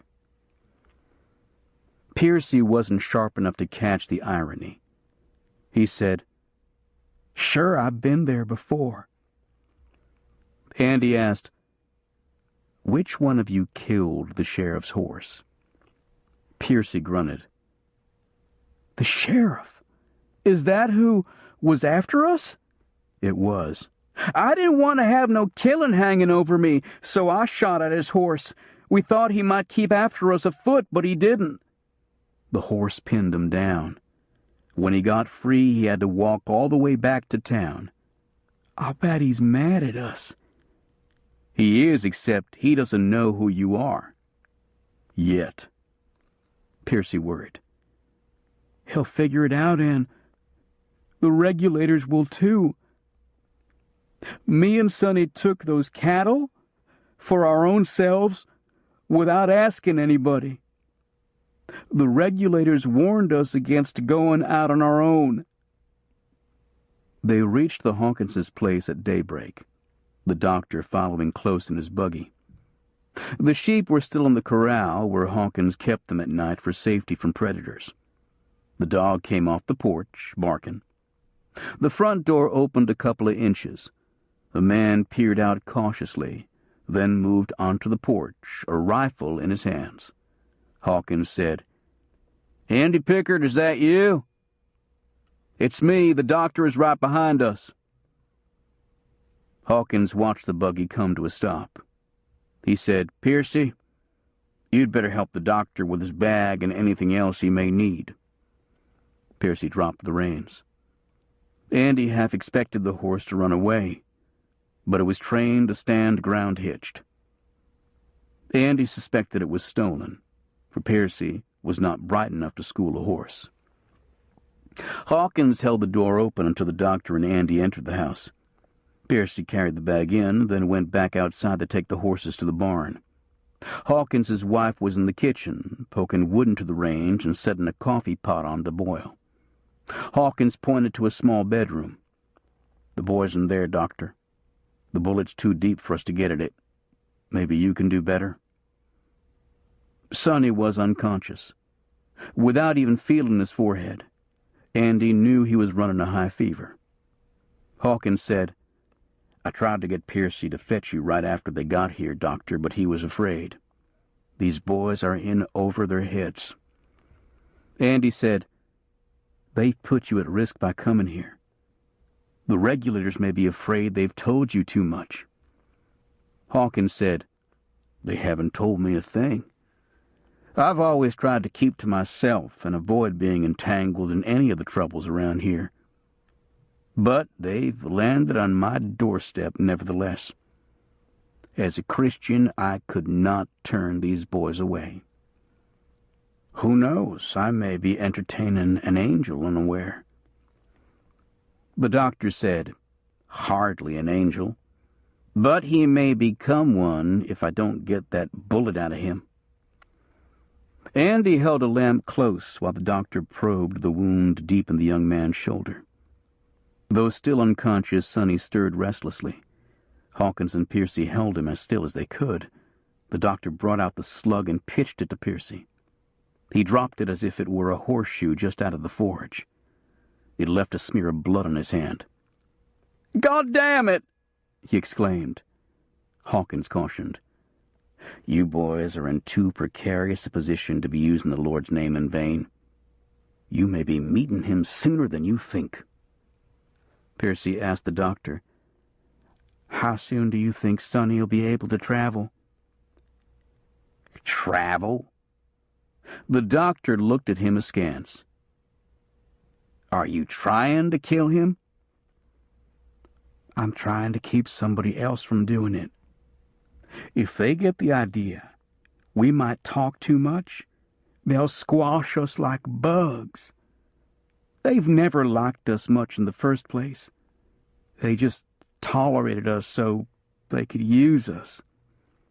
Andy said, "I don't see where you owe them anything. Tell me who they are. Me and Daggett will take care of them."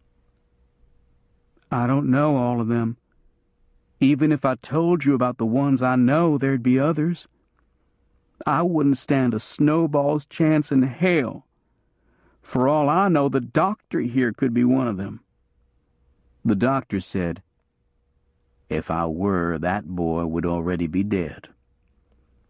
Andy said, "If you won't tell us who they are, maybe you can at least tell us who they aren't. Were any of the McIntoshes in on that raid at the Teal Ranch?" Piercy considered. "No, they had nothing to do with it. But Jake McIntosh is a friend of ours. We thought he'd like it if we got a shot at Lanny Teal." "You did that for Jake?" "That's what friends are for. Only we never saw Lanny. Never saw anybody, really. It was too dark." "The Teals naturally thought the McIntoshes had raided them, so they rode over to pay them back. You could have gotten Jake and some others killed." The idea disturbed Piercy. "Never thought of it like that." The doctor finished bandaging Sonny's wound, then sat back and stared at the unconscious young man. "Sooner or later," he said, "someone will start looking for these two. The longer they stay here, the more they jeopardize Mr. Hawkins and his wife. The doctor in me says this boy shouldn't be moved. The realist in me says he ought to be taken away from here as soon as possible." Andy said, "It's plain that he can't leave on horseback. Mr. Hawkins, could you let me have the barry of your wagon?" "Certainly. Where do you intend to take him?" Andy thought it best to keep that information to himself. "You'll be better off not knowing." He turned to the doctor. "When you get to town, will you tell Logan Daggett that I've taken 2 material witnesses to a safe place? I'll be back in a few days." "I'll do that." "Don't tell anybody but him." "Nobody." Sonny moaned as they carried him out and laid him atop 2 folded blankets in the bed of Hawkins' wagon. Andy asked Piercy, "You know how to handle a wagon?" "Sure, I ain't no fool." Andy could argue with him about that, but he didn't. He said, "You can tie the horses on behind, yours and Sonny's." Piercy was ill at ease. "You taking us to town? That ain't such a good idea." "I'm taking you where you'll be safe. You, anyhow. The shape Sonny's in, I can't guarantee that we won't have to stop and bury him." "Sonny's my cousin. I ain't letting him die, not even if I have to wrestle the devil to the ground and bob off his tail." Andy mounted his horse in the early morning light and bade goodbye to the Hawkinses and the doctor. Piercy sat in the wagon seat trembling, looking back toward town as if he expected pursuit. When Andy had freed Bigelow from his cell, it was his intention to take him to a strong jail in Kerrville, beyond the regulators' home ground. He considered Kerrville now, but decided instead to take the 2 to Fort McCavitt. The town had a doctor, and the ranger camp was nearby. The rangers could hold Piercy and Sonny as witnesses until they were needed. Besides, Andy might get a chance to see Bethel. Piercy asked, "Where are we going?" "Straight up," Andy said, "and a little to the left." Chapter 10. The wagon was built for work, not for comfort. The rough terrain shook Sonny back to consciousness. Andy told him, "Sorry, but you'll have to put up with this for a while. After a while, we'll get to a better road." Piercy said, "You call this a road?" It was nothing more than a wagon trail, and a poor one at that. Andy said it's the best way to get us out of the county without running into a bunch of nosy people. For the fourth or fifth time, Piercy asked, "Where are we going?"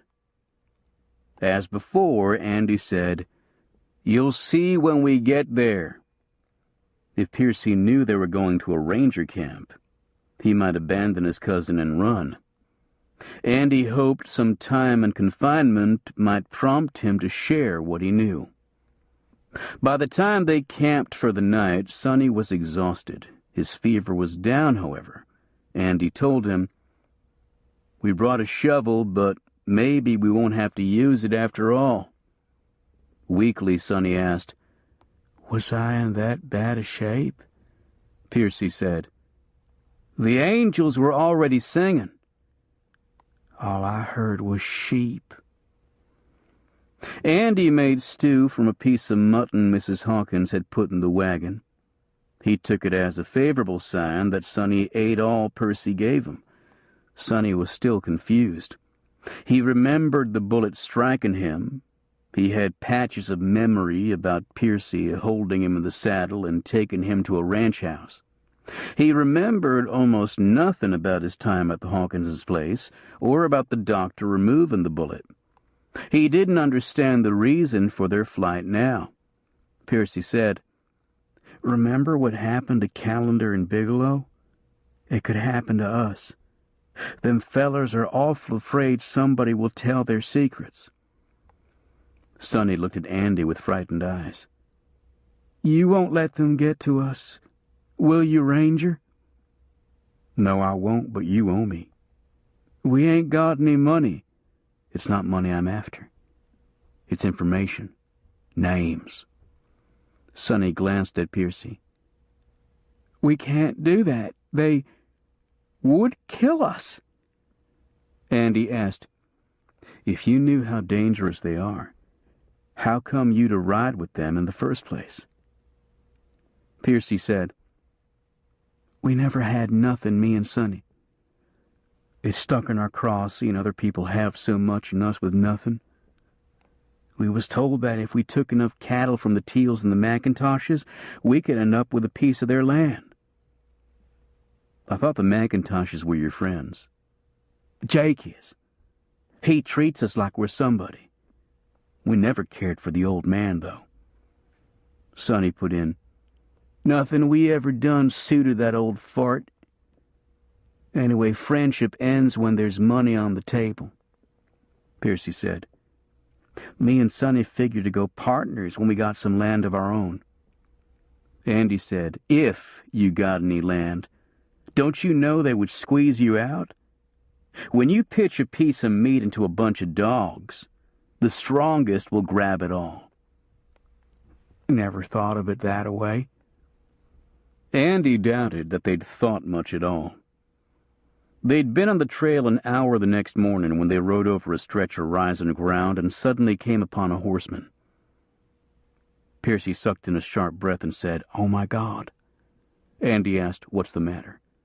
"I know this man. I think he's a regulator." Andy had seen him in town. It was too late now to avoid him. The man stopped his horse in one rut of the trail so that Piercy had no choice but to pull up on the team. He gave Piercy and Sonny a quick glance and asked Andy, "I know these boys. Looks like you've got yourself a couple of desperate outlaws, Ranger." Lying was not one of the things Andy did best, but he grabbed at the first idea that came to mind. Sonny's horse fell with him and broke his shoulder. We're taking him to his granddaddy's house till he heals up. Where does his granddaddy live? Uvalde? That was a long way from Fort McCavin. Odd job for a ranger doing escort service. I thought so myself, but an order is an order. The man rode on. He appeared satisfied, but Andy wondered. By the second night's camp, Sonny was strong enough that they lifted him out of the wagon and let him lie on the ground.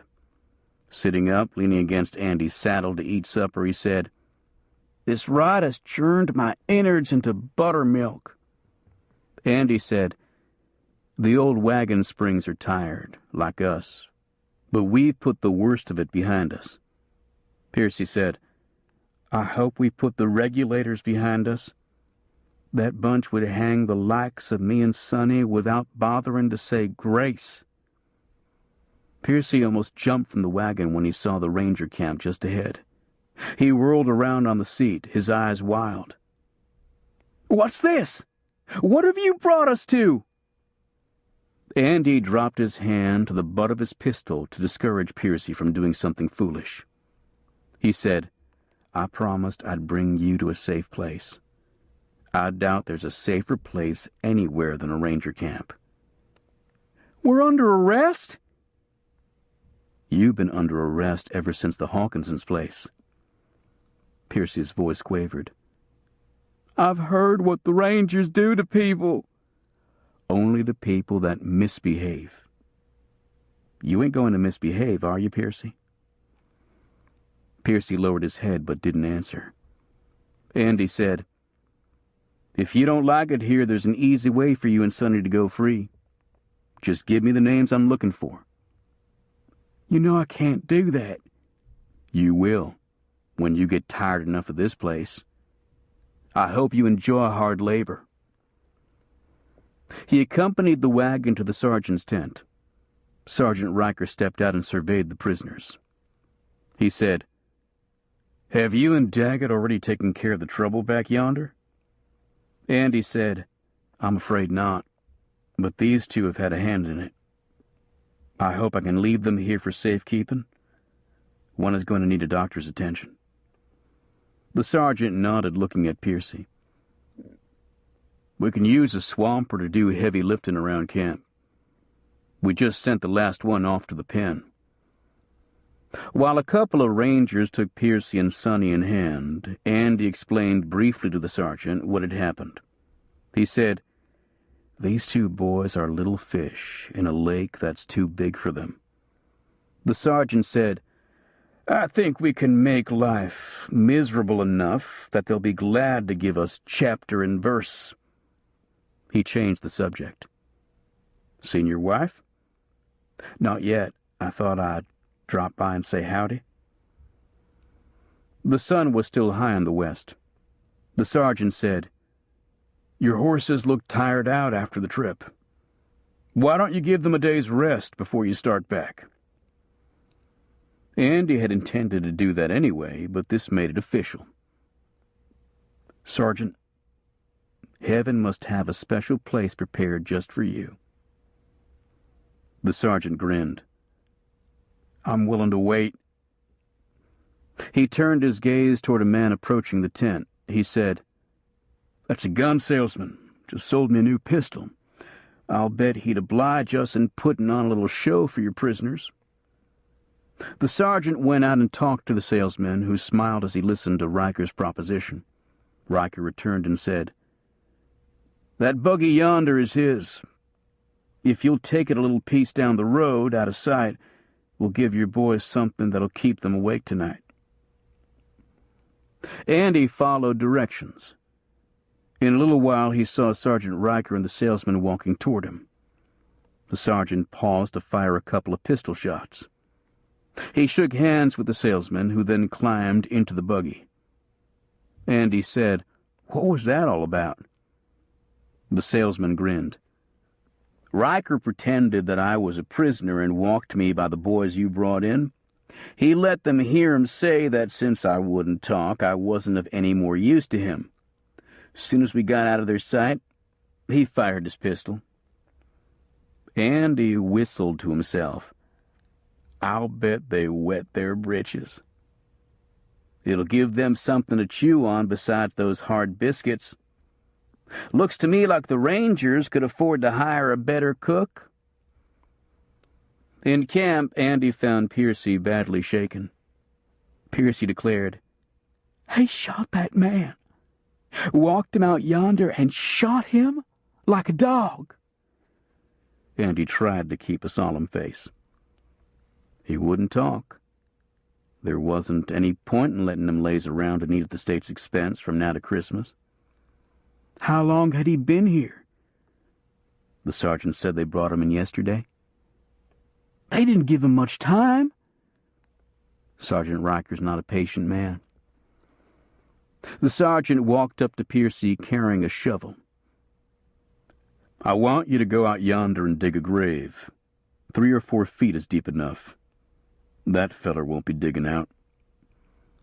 Piercy broke into a cold sweat. His eyes were desperate as he turned to Andy. You promised that me and Sonny could go free if we told you what you want to know. That's what I said. We don't know hardly any of the regulators. We were part of a little bunch that was driving off cattle. They used to be members of Vincent Skeen's outfit. Who else is left? Piercy wiped a sleeve across his sweating face. There's just a couple that we know, Miley Burns and Ed Granger. They never did think much of me and Sonny. They just took us along when they couldn't find nobody else. And when Sonny got shot, they ran off and left us to take care of ourselves. Andy remembered seeing Granger's name in his fugitive book. Burns might be there too, under a different name. He asked, Are they the ones who took Bigelow away from me and killed him? I don't know. Till that happened, I never knew that Bigelow belonged to the regulators. Him or Callender either. Andy said, We'll want you to sign a statement about what you've told us. Piercy trembled. I ain't much at writing, so you put it on paper. I'll sign it. After Andy hugged Bethel hard enough to squeeze the breath from her lungs, she stood off at arm's length and studied him critically. No bullet holes this time? Sorry to disappoint you. He didn't tell her about being clubbed unconscious when the regulators killed Bigelow. That had left only a small scar, hidden by his hair. It hurt only when he put on his hat or took it off. She helped him unhitch the horses from the wagon and led them to a pen. Watching him feed them, she said, I guess he'll be going right back as usual. I'm under orders to give the horses a day's rest first. She was pleasantly surprised. A whole day together? What will we do with so much time? I suppose there's a lot of work needs doing around here. A lot. But it can wait. If we've just got a day, let's don't waste it all out here with the horses. Her arm around his waist, she led him to the house. She made breakfast the second morning, but ate little of it herself. Staying within reaching distance of him, she mused, I suppose it would break a dozen ranger rules if I went with you? At least that many. What if I did it on my own without asking you? It wouldn't be your fault then, would it? You're thinking like a lawyer. Besides, we don't know what may happen over there. It could get dangerous. I wouldn't want you caught in the middle of it. There are other women in that town, aren't there? Daggett's new bride, for one. She was born there. He kissed her. Best forget it. Maybe this thing will be over with before long and I'll be back. They'll just send you someplace else. It'll go on this way as long as you're a ranger. They'd been down this road many times. Andy had no fresh arguments. He said, "Can you spare some bacon and maybe a few eggs? Eating gets kind of chancy on the trail."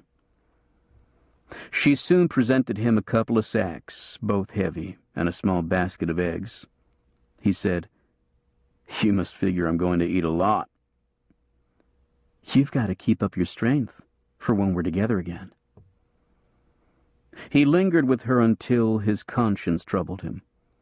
This was not what the state was paying him for. He kissed her fiercely and climbed into the wagon. He said, "I'll see you as soon as I can." The team made a quick start. Andy looked back to be sure his saddle horse was still tied on behind. He saw Bethel standing with her hands clasped in front of her. She went into the house just as the trail made a bend, and he lost sight of her. He kept seeing her in his mind's eye for a long time. Someday. He made better time on the return trip. He could push the team for more speed without worrying about jolting Sonny Vernon. He had time to think about the situation to which he was returning, to do some guessing about who might be involved in the trouble. He eliminated first one, then another from his list of possibles, then reconsidered and reinstated them as suspects. Of only one thing was he nearly certain: that someone was trying to steal enough cattle from the Teals and McIntoshes to leave them in financial straits. They were also trying to manipulate the two families into a crippling fight that would leave them vulnerable to the free-range advocates. Toward dusk, he found a creek and decided to camp. He unhitched the team, staking them in his saddle horse where the grass looked greenest, then started a small fire. He lifted out the sack of groceries Bethel had given him and waited for the fire to burn down to smoldering coals. He saw the horses lift their heads and look back in the direction from which they'd come. Turning, he saw a woman riding side saddle. He recognized her on sight. Bethel reined up and asked, "What's for supper?" He blurted, "What in the hell are you doing here?" She smiled. "A woman's place is with her husband." "Not this woman and not this husband, not where I'm going." She dismounted without help and removed her saddle. She said, "I don't suppose you have another stake rope?" "No, but I've got a pair of hobbles. I ought to have put them on you this morning." She led the horse to the creek and let it drink its fill, then held out her hand. "The hobbles," she said. "I'll do it," he said stiffly. He tied the hobbles to her horse's forefeet. It wouldn't stray far with that kind of restraint. It was likely to remain close to the other horses. She was still smiling. "Did anybody ever tell you that your nose flares out when you get mad? It's not a handsome sight." "You've got to go back." "In the dark? I'd wander like a child in the wilderness. You wouldn't want that to happen to your wife." He saw that she had him. He said, "You'll go home in the morning." "Maybe. Right now, you put the coffee on, and I'll see what I can fix for our supper." He'd never been able to remain angry at Bethel for long. She hummed a happy tune while she busied herself around the cook fire. As he watched her, his impatience faded. Come morning, he would put his foot down. She would have to go back. But tonight, he enjoyed sharing the blankets and feeling her warmth. Bethel asked him about the town, the trouble, about Logan Daggett. She said, "He has a severe countenance." Andy admitted, "He doesn't smile much." "How did he attract a woman like this Carrie Teal?" "I ain't even figured you out yet. How can I understand a woman I barely know?" Bethel speculated, maybe she didn't realize what it's like being the wife of a ranger who never gets to stay home. Daylight brought him awake, awoke, momentarily disoriented, to find Bethel lying close beside him.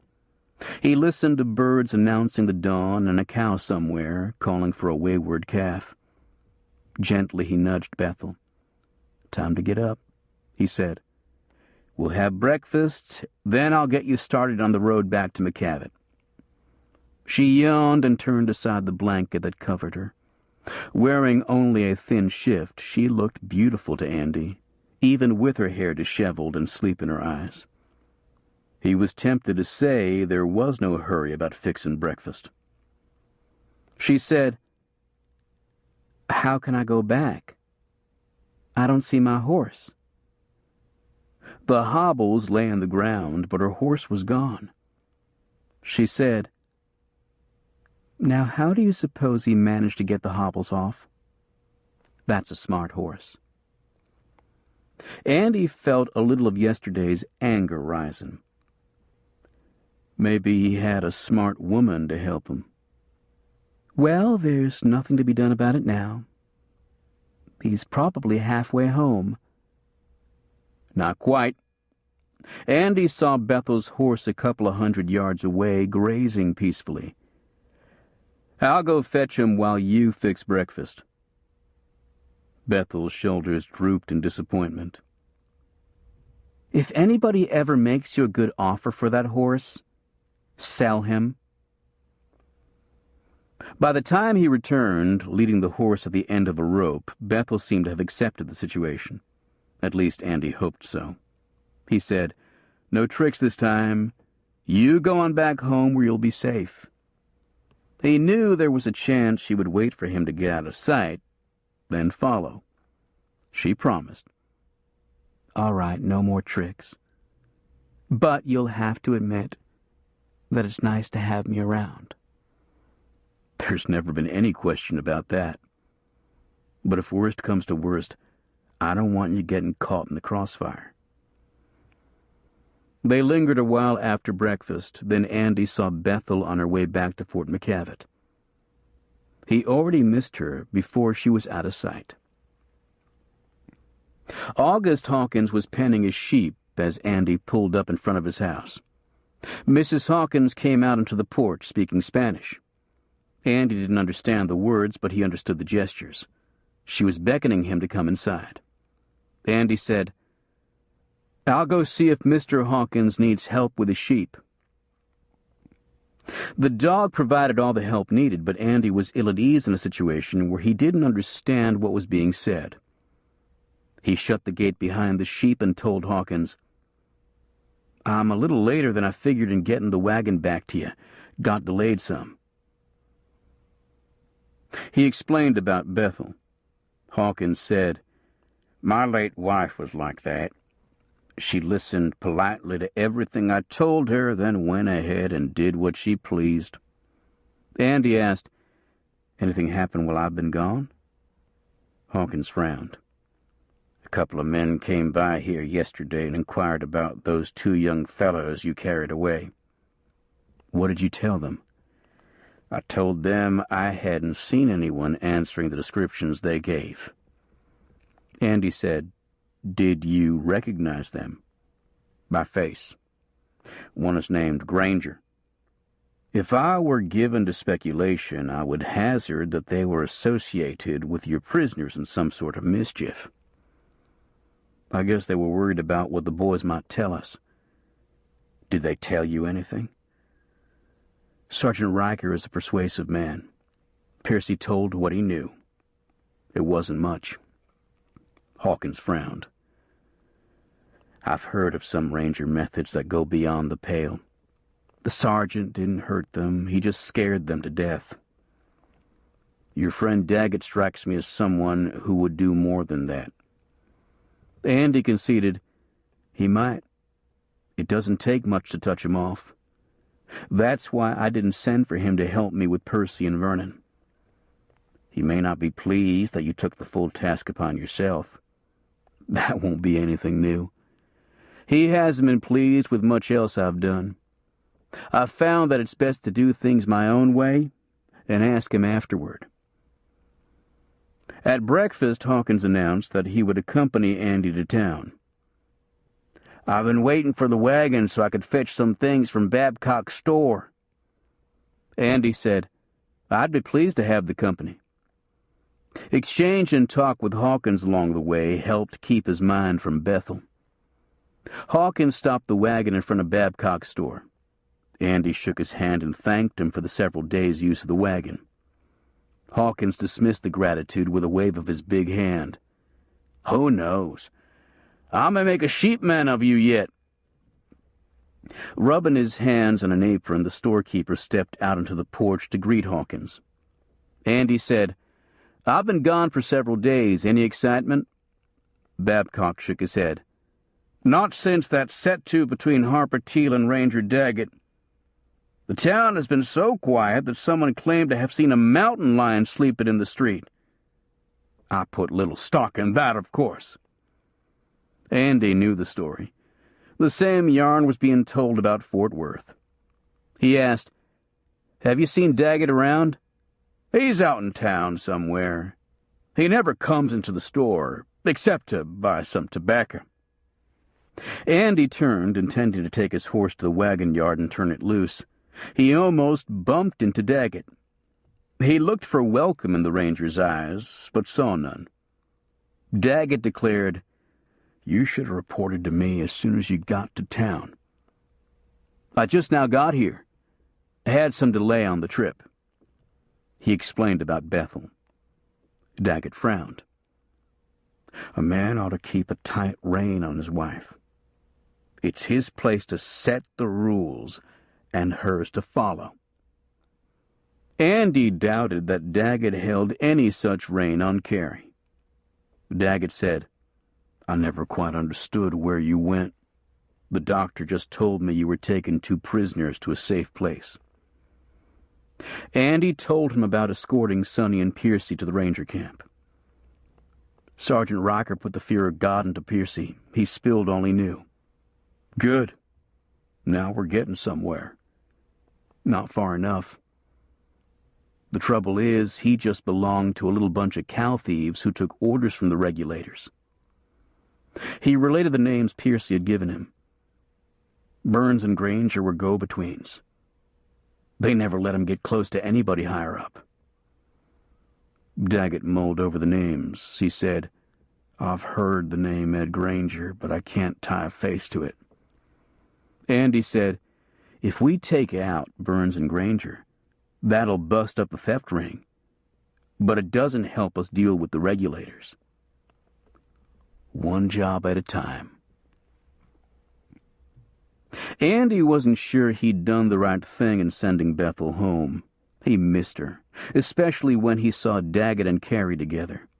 He couldn't help making comparisons. He was convinced that Bethel was the prettiest of the two, though Daggett would have disagreed. Carrie was half a head the tallest and a few years the older. Bethel had grown up as the daughter of a well-to-do farmer on the lower Colorado River, though some of the farm had been lost in the bitter Reconstruction years after the war. Carrie's strong-willed family had struggled and sacrificed to build a modest ranch here in central Texas, amid feuds and political fighting. Only a person who had nothing would consider them well-to-do. Now Carrie was estranged from her father. Bethel had lost hers years ago. Daggett and Carrie took their meals in the hotel's dining room. Andy ate in Kennison's chili joint down the street, where the food was cheaper and just as filling, even if not so fancy. Eating in the hotel was a quick way to shrink a wallet. Finished with his meal, Andy walked back to the hotel and waited for Daggett. The big ranger hadn't told Andy his plans, and Andy hadn't asked. He knew how badly Daggett disliked answering questions. Their first stop was the sheriff's office. Seymour and his deputy were both there, the sheriff taking his after-lunch nap. Deputy Willis looking at pictures in the Police Gazette. The sheriff opened one eye, then the other, as he heard the ranger's boots tromping across the pine floor, their spurs jingling. Yawning, he said, "Andy, we were thinking about sending a search party out for you." Daggett cut straight to the guts of the matter. Do you know where we might find Miley Burns and Ed Granger?" Seymour rubbed sleep from his eyes and put on his thick-lensed glasses. "They stay out with the owls and the coyotes. I hardly ever see them in town. What do you want them for?" Pickard brought back information that they're a little careless with other people's cattle. Seymour didn't seem surprised. "Granger has a squatter's shack back in the hills. He has a brother here in town. Works as a clerk at the hotel." Daggett said, "Oh, him. I didn't connect the name. He sure don't look like a cattle rustler. He looks like a clerk. I don't think him and his brother see much of each other." Andy told the sheriff, "I found out who shot the horse from under you. Like you guessed, it was Piercy and Mernon." The sheriff pulled out his shirt tail and rubbed his glasses on it. "I suspicioned that, but I wasn't close enough to see for sure." Andy said, "You may not have known it, but you shot Sonny in the shoulder." "With these poor eyes of mine? It had to be the devil's own luck. Where are those boys now?" "In a safe place. It was them, Piercy anyway, who told me about Burns and Granger. He was sore afraid they'd come after him to shut him up, or the regulators would." "What did he know about the regulators?" "I'd better not say. Not till me and Daggett have a chance to check on all of it." Though Piercy had been able to tell him little, it might be useful to let the impression spread that he'd indeed given Andy some useful information. The sheriff's face settled into a deep frown. "In the beginning, we needed the regulators. Things had got out of control. I looked away because they were doing work that the law wouldn't let me do. They hung some bad men, and they ran some others out of the country when I didn't have any legal basis to do it myself. Even horsewhipped a few wife-beaters and whiskey-soaks who wouldn't support their families." Daggett nodded grimly. "I've seen it happen in other places. After a while, people went to using the vigilantes for their own purposes. They accused innocent men they wanted to get rid of. They went to taking whatever they wanted because folks were afraid to fight back, or even to say anything." Seymour nodded. "That's about the way it played out." Daggett said, "Up at Gainesville early in the war, a mob came together, supposed to be good Confederates. They got to accusing first one man, then another, of having Union sympathies. Some did, I suppose, but others just had something somebody wanted bad enough to bear false witness. They wound up with a mass hanging that folks up there are still ashamed to talk about." Seymour said, "There was a time I could have stopped it, but didn't want to. Now I wouldn't even know where to start." He took a whiskey bottle from a desk drawer and silently offered it to the Rangers. They declined. He took a long swallow, then asked, "Want me to go with you after Burns and Granger?" Daggett said, "We can handle it. It's better if you stay here in case the Teals and the McIntoshes all come to town at one time." "You're a Teal-in-law. Can't you keep that from happening?" "You know what Harper Teal said to me. I don't have any more say in that family than—" He broke off as a tall man stepped through the office door. "Than that newspaper man coming yonder." Jefferson T. Tolliver was dressed in a white suit that contested with the black ink stains on his fingers. His confident stride carried him up to the officers. He said, "I am preparing to go to press with this week's edition. I wonder if you gentlemen have anything of interest to tell my readers?" Andy wouldn't have told Tolliver what time it was, but Daggett said, "We're going out to try and find 2 men. We've got it on good authority that they're cow thieves." "On what authority, may I ask?" "A couple of other thieves. It takes one to know one."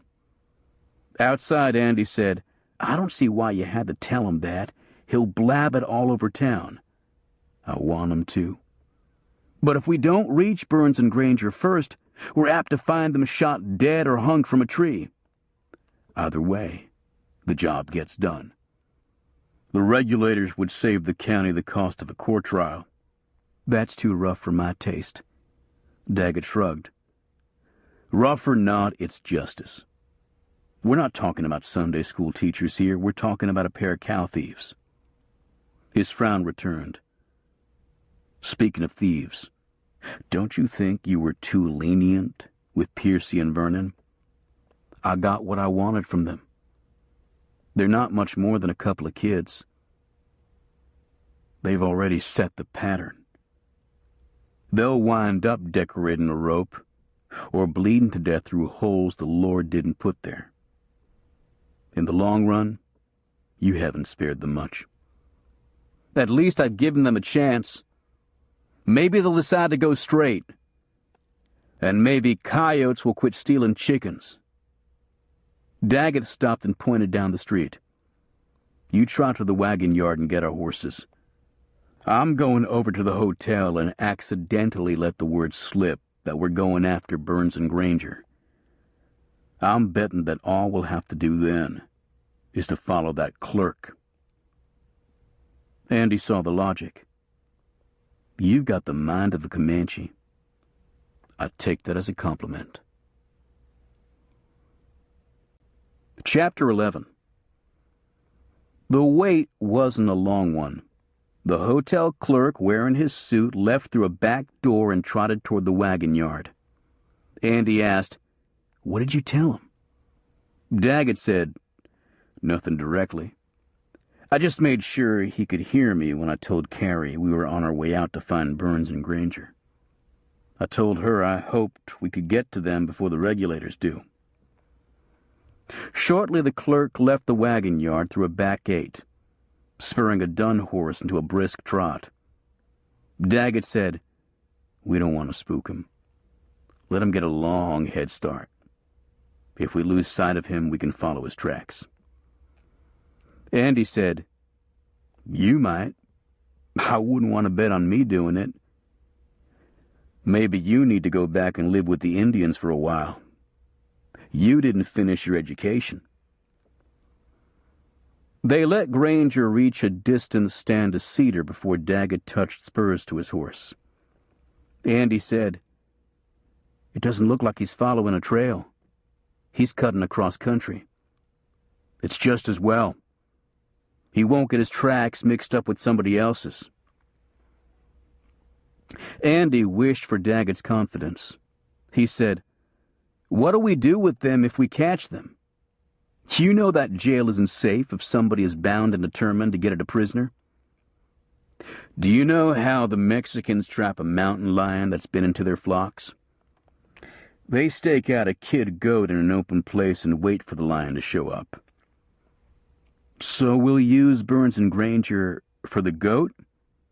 Might catch us some regulators. The goat usually gets killed, doesn't it?" Daggett dismissed the argument. "Two thieves. Their lives ain't worth a bucket of spit." It became clear to Andy after a while that the beeline direction the clerk was taking would cross over land claimed by the Teal family. The man knew where he was going and was in a hurry to get there. Andy considered mentioning it to Daggett, but knew it would make no difference to the older ranger. His course was set. The Rangers came suddenly and unexpectedly upon Bud and Lanny Teal. No one spoke for a minute, getting over their surprise. Bud broke the silence. "Daggett, what are you doing here? Pa's just over yonder beyond that thicket. You know what he said about you not ever coming onto this place again." Daggett said, "We're on ranger business. We're following a man who doesn't care whose land he crosses over." Bud nodded. "We saw a rider a little bit ago." He paused. "How's Carrie?" "She's fine. Just fine." "Glad to hear it. We worry about her, but Pa won't about us even speaking her name. Tell her we said hello? I'll do that. Bud frowned. When you catch up to that feller, do you expect any trouble? Me and Lanny will go with you if you'd like. Andy could only imagine Harper Teal's reaction if two of his sons rode along to help Logan Daggett. Daggett said, "Thanks, but I doubt it'll amount to much. Just a couple of two-bit cow thieves, not worth the rope it'd take to hang them." Do any of them answer to the name of McIntosh? Sorry to disappoint you. They don't. I'm not disappointed, but Pa would be. He still thinks the McIntoshes are trying to steal us blind. Andy said, "You don't believe that, do you?" Old man Ethan is a bull-headed Yankee, but I doubt that he's a thief, nor his boys either. Lanny said, "Jake is. He's been trying to steal my girl." Bud said, "She's not hard to steal." While the two Teals argued about Lucy Babcock, Daggett put his horse into a long trot to make up for lost time. Andy spurred up even with him and said, "If it wasn't for the two old men, I think the family feud would die out like a spent match." Daggett said, "It looks to me like Ethan and Harper will live forever, unless they kill each other." The clerk stopped occasionally, probably to give his horse a rest. The Rangers came dangerously close to riding up on him. They managed to pull into screening brush so they weren't discovered. Andy said, "You might not think so, seeing him in that town suit, but he knows to take care of a horse." Like as not, he took to the clerk's job because it was easier than running off other people's cattle. Safer, too. You've got to give him credit for trying to warn his brother. No credit. If he wasn't an outlaw before, this makes him one. Late in the afternoon, the Rangers rounded a chalky hill and saw a small frame house, unpainted, faded to near the color of the ground around it. Several rough cedar post corrals and a small barn stretched out in the rear. Andy could hear cattle bawling in the pens. He said, "What would you wager that the brands aren't theirs?" That would be a sucker bet. The clerk's dun horse was tied outside the corral, alongside two others. Andy could see 3 men inside among the cattle. They seemed to be arguing. Daggett said, "This is a good time to go among them, while they're not looking our way." By the time the men discovered they had company, the Rangers were within pistol range.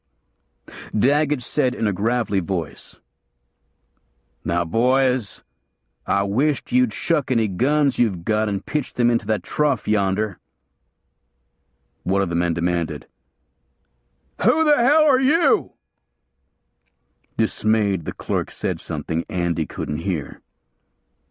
Evidently, he identified the two visitors as Rangers. One of the men seemed for a moment to toy with the idea of fighting it out, but caution countered his instincts. He pitched a pistol into the dry trough as ordered. The other man had already done so. Andy assumed from a facial resemblance that he was the clerk's brother. The clerk didn't appear to be armed. Daggett said, "I won't waste my breath telling you you're all under arrest. You can see that." "What for?" the clerk's brother demanded. Daggett jerked his head toward the cattle, bunched in a corner of the pen, staying as far from the men as they could. They were range-raised and not accustomed to seeing people afoot. "We've got testimony from one Harold Piercy that the two of you are engaged in the unlawful taking of cattle that belong to somebody else. The brands on these tell me that he did not lie." Andy sensed that Daggett was toying with the men now that he had them in custody. Cat and mouse. Usually that game ended with the cat eating the mouse. He took a quick look at the brands. They were T-crosses. Not one was the Macintosh's Bar F. He said, "If the Teals ever catch you stealing their cattle, they'll make short work of you." Sweatin', Ed Granger said, "These strays were on our range eating our grass. We just gathered them up and was fixing to drive them back where they belong." Daggett said, "I'd like to see you tell that yarn to a jury. They probably give you 5 years extra for being such a bad liar." Granger's nervousness was infecting his partner. Burns asked, "What are you going to do with us?" "Turn you over to Sheriff Seymour.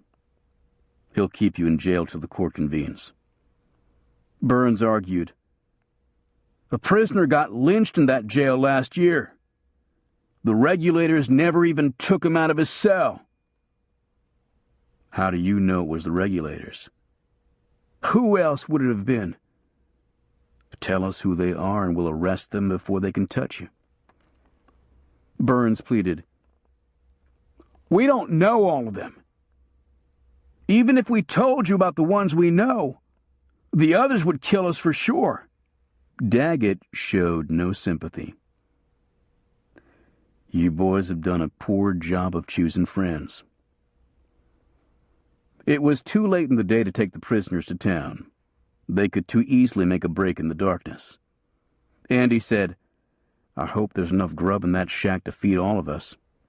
Daggett said, "2 of us anyway." Resentfully, Granger said, "We bought and paid for that grub with our hard-earned money." Daggett said, "We're confiscating it in the name of the state of Texas. Pickard, handcuff these men to a couple of fence posts. I'll go see what I can find to eat. Catching cow thieves stirs up my appetite." He turned to the hotel clerk. "Can you cook?" The clerk hung his head like a whipped dog. "Some." "Then you come with me to the shack. I don't like to see a man's talents go to waste." Andy counted the cattle and made a note in his fugitive book in case he was called upon to testify. He opened the gate and drove the animals out to find their way back to their home ranges or wherever else they chose to go. He led the horses into the corral, removed bridles and saddles, and put out some grain he found in the barn. Ed Granger asked plaintively, "You going to leave us out here like this all night? What if it comes a rain?" Andy hadn't seen rain in weeks. He said, "We'll cover you with a wagon sheet." He realized that, like Daggett, he was playing cat and mouse with the prisoners. He hadn't intended that. "We'll let you sleep inside if you'll behave yourselves." Granger said, "You're not a bad sort, but I can't say as I like your partner much." Andy replied, "Sometimes I don't either, but if I want him to know that, I'll tell him myself." Smoke rose from the metal chimney. After a while, Daggett came out of the shack and shouted, "Supper's ready." Andy released the prisoners from the fence posts, then handcuffed them together to impede their mobility. Daggett approved. "Sometimes you surprise me, Pickard. I learned from good teachers." He thought of Rusty Shannon and Len Tanner.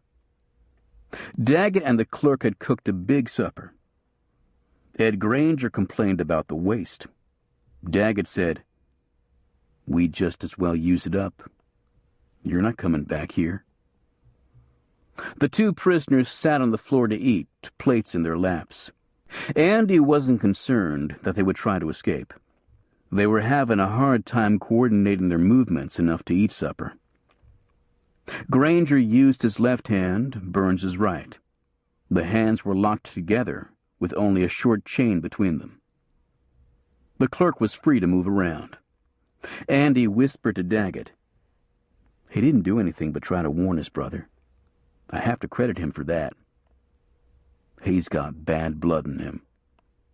You can't hold a man for what his kin have done.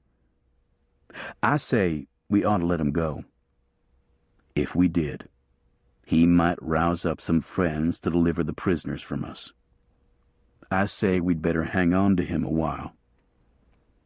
Andy argued.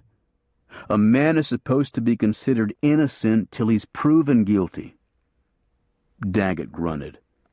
What idiot said that? Everybody's guilty of something.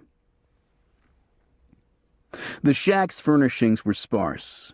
A small iron stove, 2 steel cots, the table, and a couple of chairs. The stove was still too warm for comfort. Andy and Daggett handcuffed the pair together. The chain between them was looped around the frame of a cot. Daggett said, "You'd have a hard time dragging that cot out the door, and a harder time trying to get on a horse with it. Was I you, I'd settle down and try to get a good night's sleep." The clerk had said little. Now he protested. "They can't stretch out and get comfortable that way." Daggett said, "They'd just as well get used to being uncomfortable. They're going to have a lot of it. Now you lay down on that cot they're hooked to and see how quiet you can be." "What are you going to charge me with?" "We'll think of something. Pickard, you take the first watch. I'll stand the last one." Daggett laid himself down on the second cot and soon was snoring peacefully. Andy pulled the chair out from the table. With his pistol in his lap, he settled down for some long, dark hours. Daggett awakened sometime after midnight to relieve Andy. He asked, "The boys give you any trouble?" "No, but they've been restless. I don't think they've slept much." "Maybe by the time we get to town, they'll be wore down enough to answer questions." The handcuffed prisoners awoke with complaints about sore backs and aching shoulders. Daggett ignored them. He ordered the clerk, "Get over to that stove and stir us up some breakfast. The morning's half over with." It was still dark outside. Soon the clerk had made up a tall stack of flapjacks. Andy found a jar of syrup.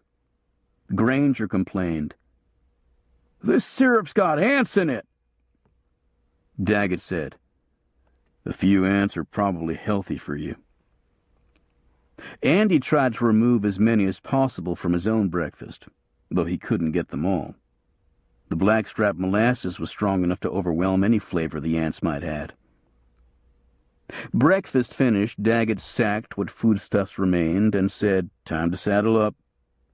Granger grumbled, "If they kill us before you can get us to town, you'll be sorry." "Not very," Daggett said. "Dead men are easier to transport. You don't have to watch them as close." Granger and Burns appeared increasingly nervous. Judging that Granger would be most likely to crack first, Andy sought to add to the weight on his shoulders. He asked Daggett, "Do you know if stealing cattle is a capital offense in this county?" Matter-of-factly, Daggett said, "Depends on the judge. I would guess Zachary to be one who favors the rope." Burns warned his partner, "They're trying to scare you. Don't pay them no mind." His voice was shaky. Granger turned on him. "Why shouldn't we talk if it saves our lives? I doubt as any of them sons of bitches would be willing to die for us." Saddling his horse, Burns tugged violently at the girth, buckling it too tightly for his mouth's comfort.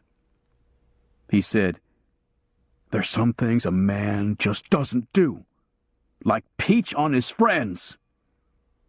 Granger said, "There comes a time when friendship ends and a man has to take care of himself." He turned to Andy. "Would you Rangers be willing to make a deal?" Andy glanced at Daggett. "What kind of a deal?" "You just got a little rustling charge against us, and there's a good chance you might not make it stick. What if we was to tell you about all the regulators we know? In return for what? In return for looking north while we ride south. We'd leave this part of the country and never come back? We couldn't come back. Our lives wouldn't be worth a Mexican centavo around here. Andy asked Daggett, "What do you think?" Daggett said, "I always like to sample the goods before I buy. Give us some names." Face darkening, Burns said in a loud voice, "Ed, don't you give him nothing. If you do, I'll kill you myself, unless the regulators get to you first." He put his foot in the stirrup and started to swing up into the seat. A bullet sang past him and sent splinters flying from the side of the barn. Granger exclaimed, "Godly mighty!" His frightened horse jerked loose and left Granger down on one knee, exposed to another shot. He flattened himself on his belly. Stunned, Andy shouted, "Everybody down!" He was already in the saddle, but he swung to the ground, drawing his rifle from its scabbard. His horse danced excitedly. Andy tried to keep it between him and the source of the first shot. A second bullet took Burns in the chest. He gave only a grunt and collapsed like an empty sack. Daggett found the target and fired his rifle. Andy saw leaves fly from a cedar tree. A man darted from behind it and disappeared in the cover of another. Andy and Daggett both fired at the bush. The dark figure jumped up and ran. Shortly, Andy caught a glimpse of a horseman galloping away. He took one shot but knew it was wasted. Struggling for breath, Andy asked Daggett, "Did you recognize him?" "Not for sure, but I smell Roddick. Him and that damned rifle." Cautiously, aware that a second shooter could still be out there, Andy turned to examine Miley Burns. One glance told him the man was dead. He picked up Burns's hat and covered his face with it. The clerk had kept his horse between himself and the ambushers. Now he walked over to help his brother to his feet. He asked, "Are you hit?" Granger trembled. "No, but that bullet came so close that I could smell it." He fastened an accusing gaze on Andy. "Thought you all were going to protect us. Look what they done to Miley." Andy had no satisfactory answer. "If they want you bad enough, there's no ironclad guarantees." Granger appeared almost ready to break down and cry. "I'm next. They'll never let you get me to town. They may get you Rangers, too." Daggett walked out a little way, holding his rifle, searching for signs of a second man. Andy said, "We've got to try anyway." He paused. "Unless..." Granger was grasping at straws. "Unless what?" "Unless you'd give us the names of all the regulators you know. Then maybe I could talk Daggett into letting you go." "Wouldn't do any good. They'd trail me from here to the Pecos River." "You'd need to go a lot farther than that, like maybe California. Stay put while I talk to Daggett." Andy met Daggett just far enough out that Granger couldn't hear the conversation. He said, "It'll be risky taking him in. The regulators want him dead." Daggett said, "It'd be a small loss. Getting those names is more important than jailing one small-time cow thief." "I see where you're headed, Pickard, and I don't like it. We can catch cow thieves anytime. We were sent here to try and break up the regulators. If word got out that we have the names, I think you'd see a big cloud of dust as they left the country. I'd rather catch them and see them salted away in the Huntsville penitentiary. There's no punishment if you let them get away." They'd have to leave everything behind and start again someplace else. I'd call that punishment. Do it my way, and they won't get to start again. Not for maybe 10 or 20 years. Damn it, Pickard, they're criminals. It's against my religion to let trash like this get away. What if you caught a little fish, then saw a chance to catch a big one? Wouldn't you take the little one off of your line? But I wouldn't throw him back in the water. I'd eat him along with the big one. Andy had sensed from the first time they met that he and Daggett would not agree on much except the weather, and perhaps not even that. He said, "Sergeant Riker told me you have the final authority, but I'm asking you to let me have my way about Granger. I believe it'd be a good trade." Daggett's eyes threatened to fight. If it went that far, Andy suspected that Daggett would win. The older ranger declared, "One of these days, Pickard, you'll turn some scoundrel loose, and he'll come back and empty a gun into your gizzard.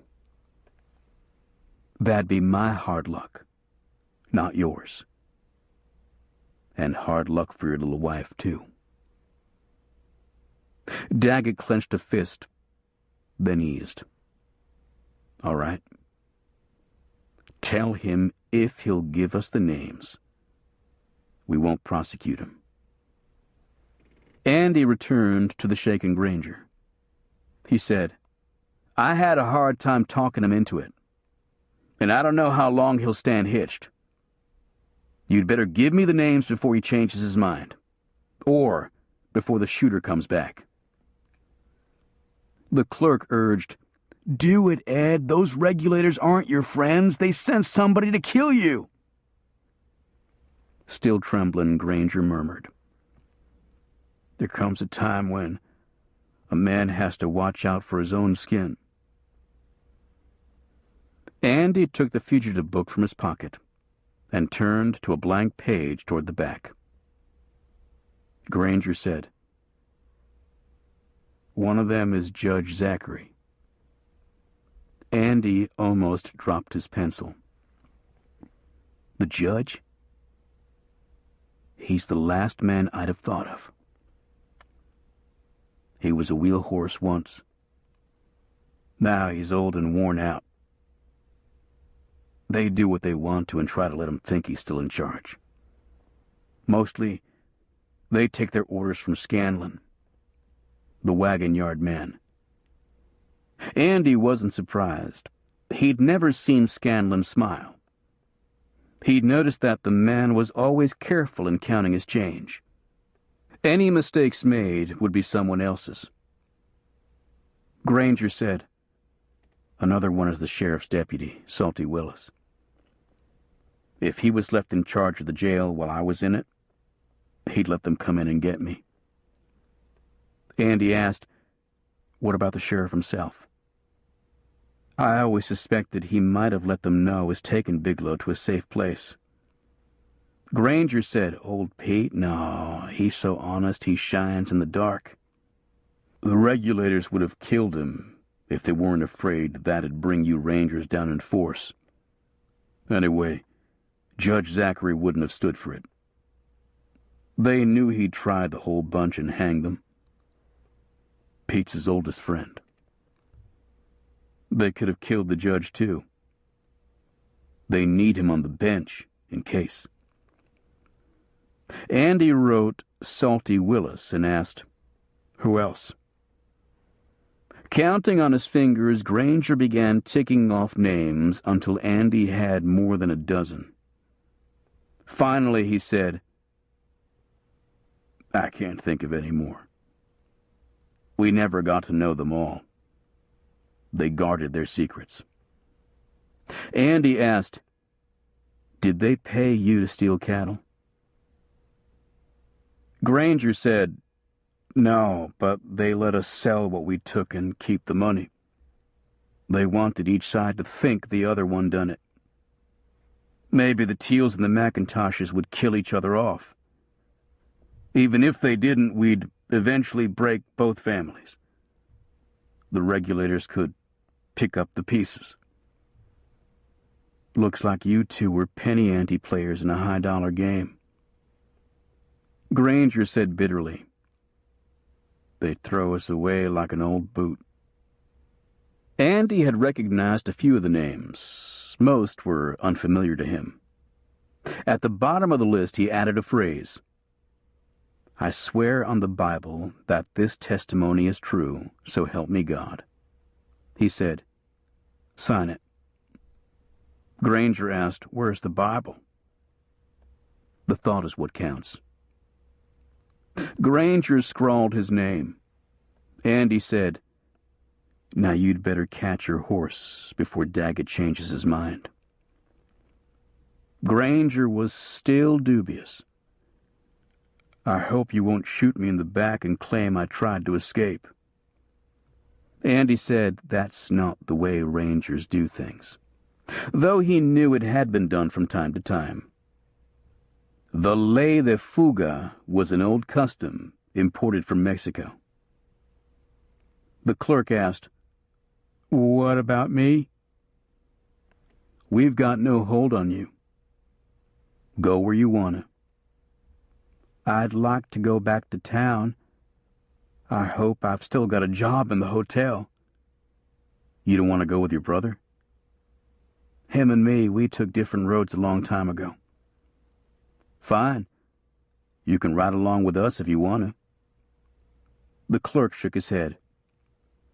"Riding with you Rangers is liable to be dangerous now that you've got your list. I'd rather everybody thought I just took time off to go fishing. That might get me fired, but it won't get me shot." The two brothers shook hands and the clerk rode away. Ed Granger started to get on his horse. Daggett challenged him.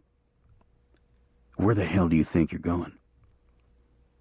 Confused and frightened, Granger said, "You all said if I'd give you the names, you'd let me go free." Coldly, Daggett replied, "I said we wouldn't prosecute you. I didn't say we wouldn't keep you as a witness." Andy protested, "But you made it sound like you'd turn him loose." "It got us what we wanted from him, didn't it? He's just a miserable cow thief. All's fair in love and war. And this is war." Feeling betrayed, Andy could see that Daggett had no intention of backing down. He said, "Are you ready to take the responsibility if somebody kills him?" "I wouldn't have it any other way." Daggett turned toward Granger and asked, "Have you got a shovel around here someplace? You've got a man to bury."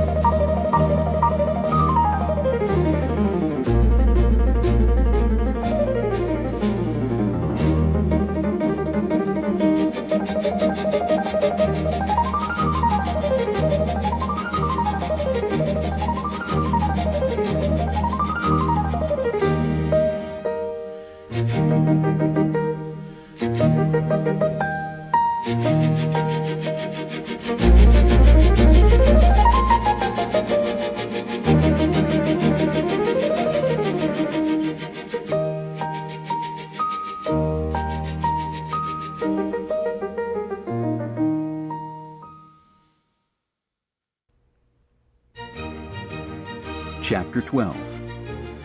Finding the ambusher's trail was no problem for Daggett. He said, "Looks like he's headed toward town. Once he gets there, we won't be able to sort out his tracks." Andy asked, "You don't see anything special about them?" "They look like 1,000 others." "Then they won't help us find out who he was." "I figure it had to be Roddick. And I can figure who told him where we went. I'd like to have free use of that Deputy Willis for about 10 minutes. Looks like he's the reason I never got Bigelow to the town limits.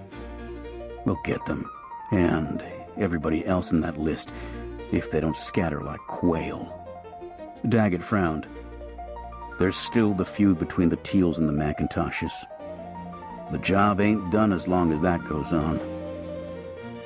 It's not our place to shoot two stubborn old men. That's what it may take." All the way to town, Andy kept expecting someone to take a shot at the prisoner. Granger was slumped in his saddle, head down, as if he had already given himself up for dead. He was only slightly relieved when he saw the town ahead.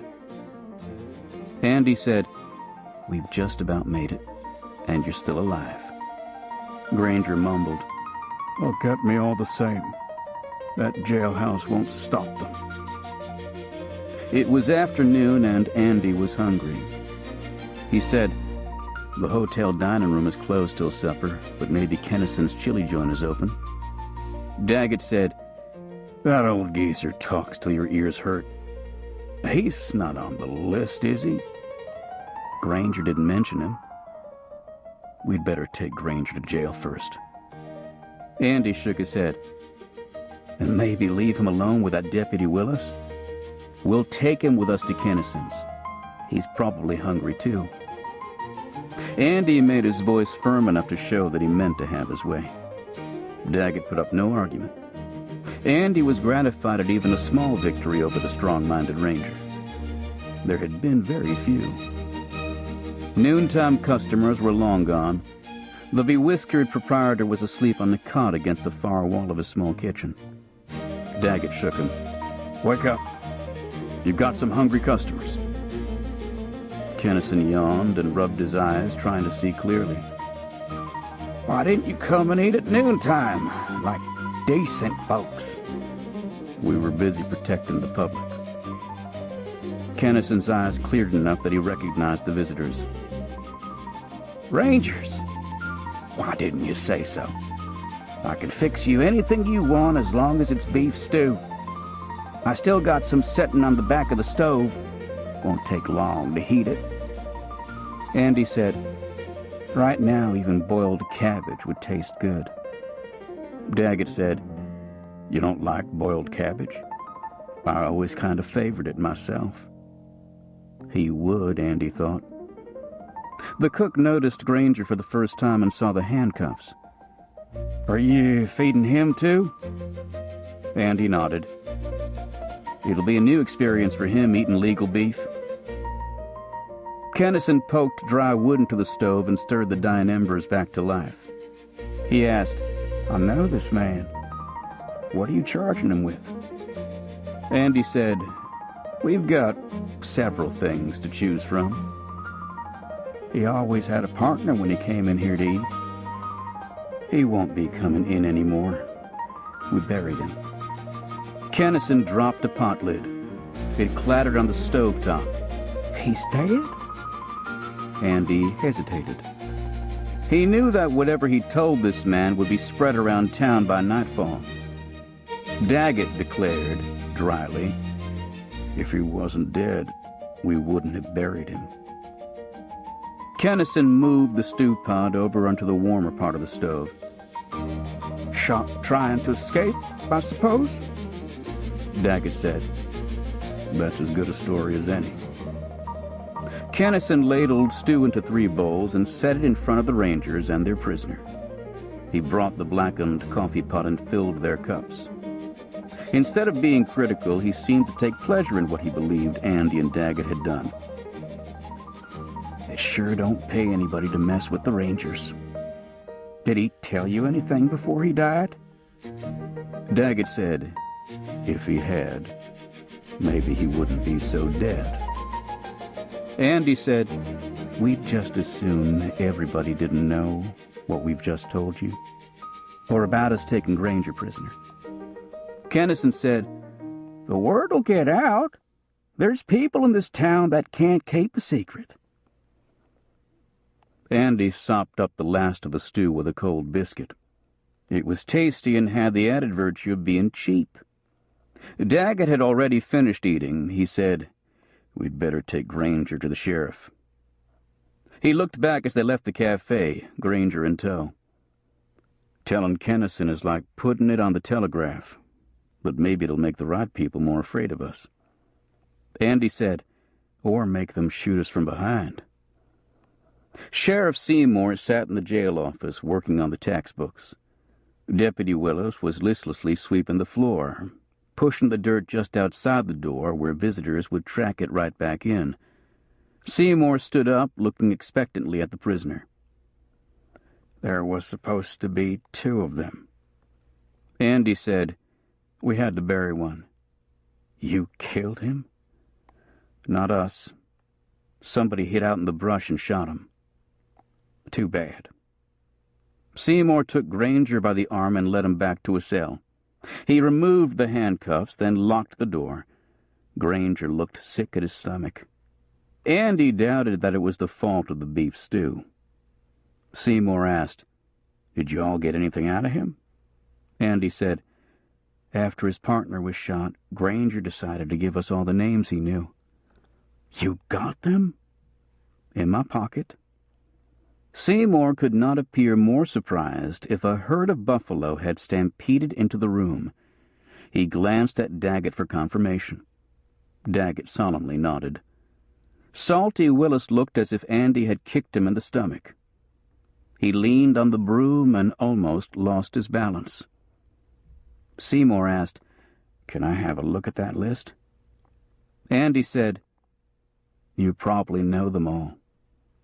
He turned to the page in the back of his fugitive list. Seymour's mouth dropped open as he read. Judge Zachary. For God's sake. One of the best friends I ever had. He ran his finger down the list and looked up quickly. Salty! Salty Willis had slipped away. Seymour exclaimed, "That damned whelp! And I've been trying to train him to take over my job when I get old." "We'll get him," Andy promised. Seymour said, "This list is like a wagon load of dynamite. What are you going to do with it?" "Keep it safe," Andy said, "and notify company headquarters that I've got it." "I'd as soon have a rattlesnake in my pocket. Mind if I make a copy?" "Go ahead. It won't take long for the word to get out anyway." Seymour copied the list into the back of a wanted poster. He said, "Andy, I'm worried about you carrying this thing on you. It's like hanging a big target around your neck. You've got a copy now. We can make more if we need them. But copies won't have Granger's signature on them. They won't carry the legal weight of the original. You could lock it in the county clerk's safe." He caught himself. "No, you can't. He's on the list." Hearing heavy footsteps in the hall, Andy slipped the fugitive book into his pocket. He turned to see Judge Zachary stride through the office door, trailed by smoke from his black cigar. The judge said, "I didn't know your rangers were back in town. Did you have any luck?" Andy wondered if Willis had warned the judge. He tried to read the man's expression. "Some good, some bad. We took 2 prisoners, but a sharpshooter killed one of them." "That's bad." "The good is that we got the other one, and he gave us a list of regulators' names." The judge's face flushed. He bit down heavily on the cigar. He asked, "Might I see that list?" The sheriff handed him the copy he had just made. "You'll find a bunch of your friends on it. I regret to say that you'll find yourself there, too. On account of that, I'm placing you under arrest." The judge's face went a deeper red. "On what charge?" "I'll have to consult the statutes. There's bound to be a law against a judge being part of an outfit like the regulators." Shaken, Zachary demanded, "This so-called list, on whose word is it based?" Andy answered, "A man named Ed Granger. He's in that cell yonder." "Ed Granger? A common cow thief? His word would carry little weight in any fair court." Andy asked, "How do you know he's a cow thief?" "According to him, you were a party to orders for him and others to take cattle from the Teals and the McIntoshes." "I never gave such orders.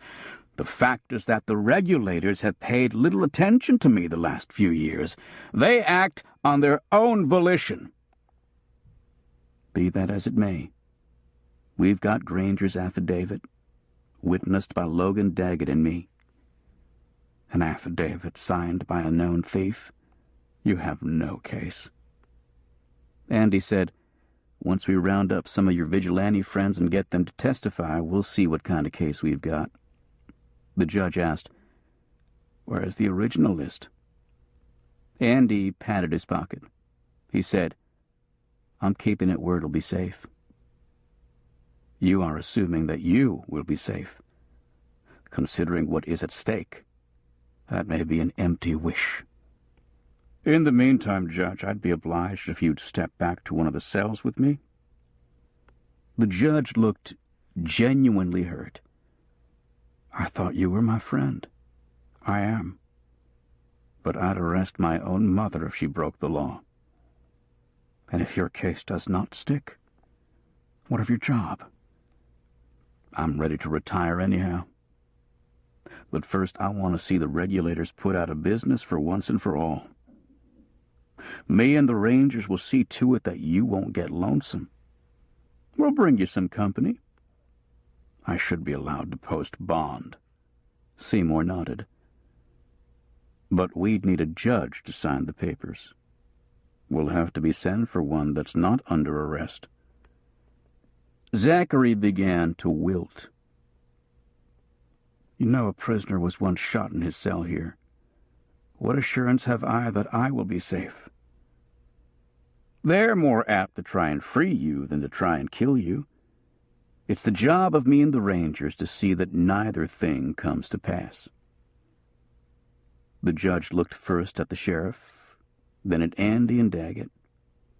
Gravely he said, "You don't realize what you are dealing with. You could all three be dead before the sun rises." He paused, waiting for a response. Receiving none, he jerked his head at Seymour. "Very well, Pete. Show me where you want me to go." Andy heard the loud clang as the cell doors slammed shut. He said to Daggett, "He's right about the list being shaky evidence in court." Seymour returned, downcast. "I wish it'd been just about anybody besides Judge Zachary. He's always meant law and order around here." Andy said, "Maybe he couldn't get the kind of law and order he wanted in court, so he turned to the regulators." Daggett said, "Roddock didn't come here just to play cards. It's my guess the regulators have been paying him to keep things stirred up. He was probably part of that raid on the Teals. Like as not, he was in the brush and fired the shot that creased Ethan McIntosh." Seymour said, "When Salty spreads the word that we've got Granger and the judge in here, the regulators are liable to come at us. And because you're carrying the original affidavit, they'll be gunning for you special, Andy." Andy had known at a subconscious level that everything was moving in this direction. Now the full, cold weight of it sank in. Those men were deadly. His being a ranger would not prevent them from killing him. Seymour said, "I saw the county clerk in his office a while ago. I'll go arrest him so the judge will have somebody besides Granger to talk to." The sheriff was back shortly, alone. He said, "His helper told me that Salty Willis stopped by and spoke to him for a minute. He left the office in a hurry." Andy said, "Reckon he's quitting the country. Or is he rounding up other regulators to make a fight of it?"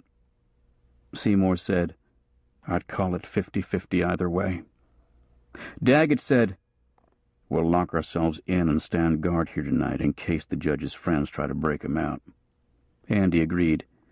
"You'd better let Carrie know." Daggett said, "I suppose, but I hate to make her fret." Andy said, "She'll do that whether you tell her or not." Seymour suggested, "You could send her away from town so she won't know what's going on. August Hawkins would put her up. He's got a good heart. For a sheep man." Andy shook his head. "She would see through that in a minute. I'd bet she wouldn't go." Daggett declared, "It's a woman's duty to do what her husband tells her to." Seymour gave Daggett a sympathetic look.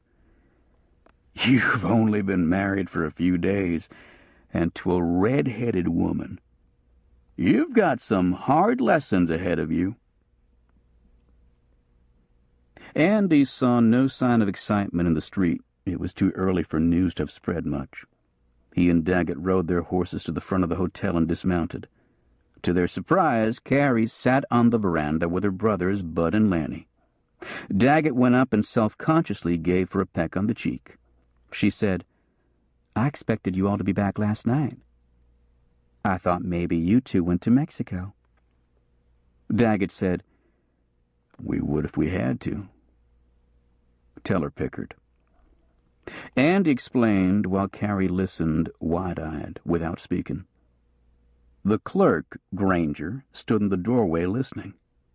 Evidently, he had not lost his job for being absent without leave. Daggett said, "Looks like we may be in for trouble." He shifted his gaze to Bud Teal. "What brings you Teals to town?"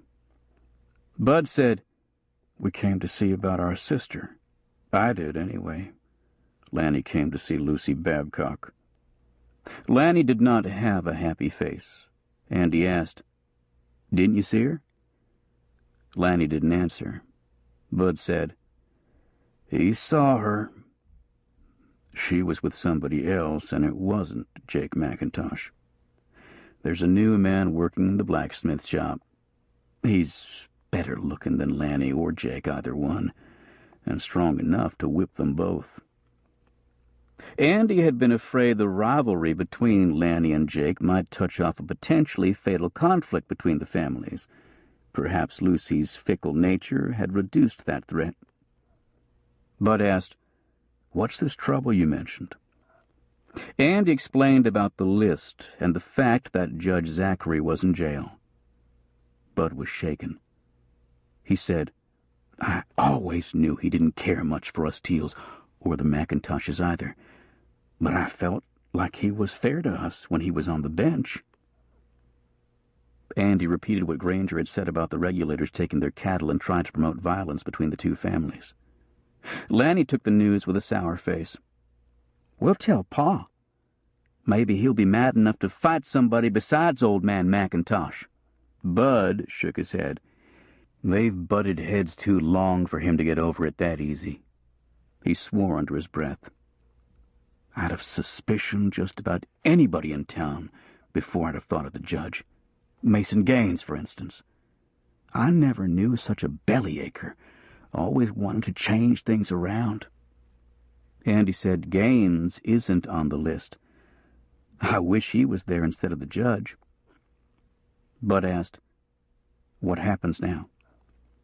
Andy said, "There's a good chance some of the regulators may try to deliver the judge. They'd like to get their hands on Granger and the original affidavit, too." Bud said, "I'll help you all stand guard tonight. What's more, I'll send Lanny out to the ranch to bring in the boys. Pa, too, if he'll come." Andy said, "It's not your fight. That mob has been waiting like buzzards to pick over the leavings after us Teals and McIntoshes kill one another. Damn right it's our fight." He turned to Daggett. "Has she told you yet?" "She wrote the letter that brought you Rangers here." Daggett was taken by surprise. He asked Carrie, "Why?" She clutched his arm.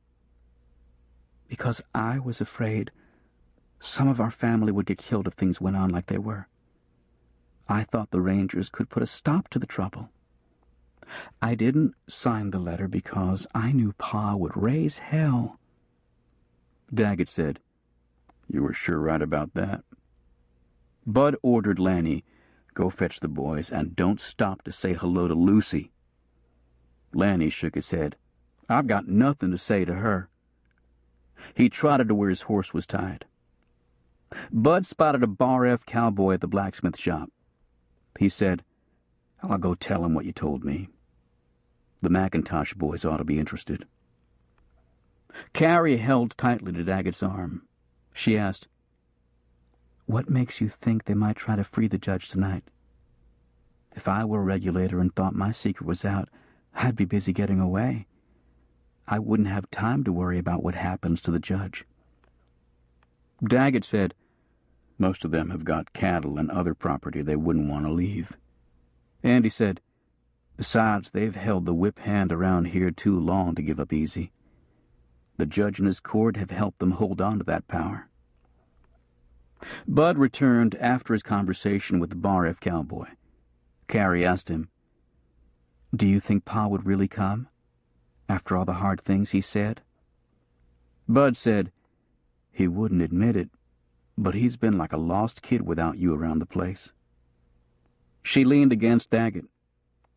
"He has to get used to it. I'm a married woman now. I'll go where my husband goes." Bud nodded. "That's the way it ought to be. If Pa can't see it, that's his hard luck.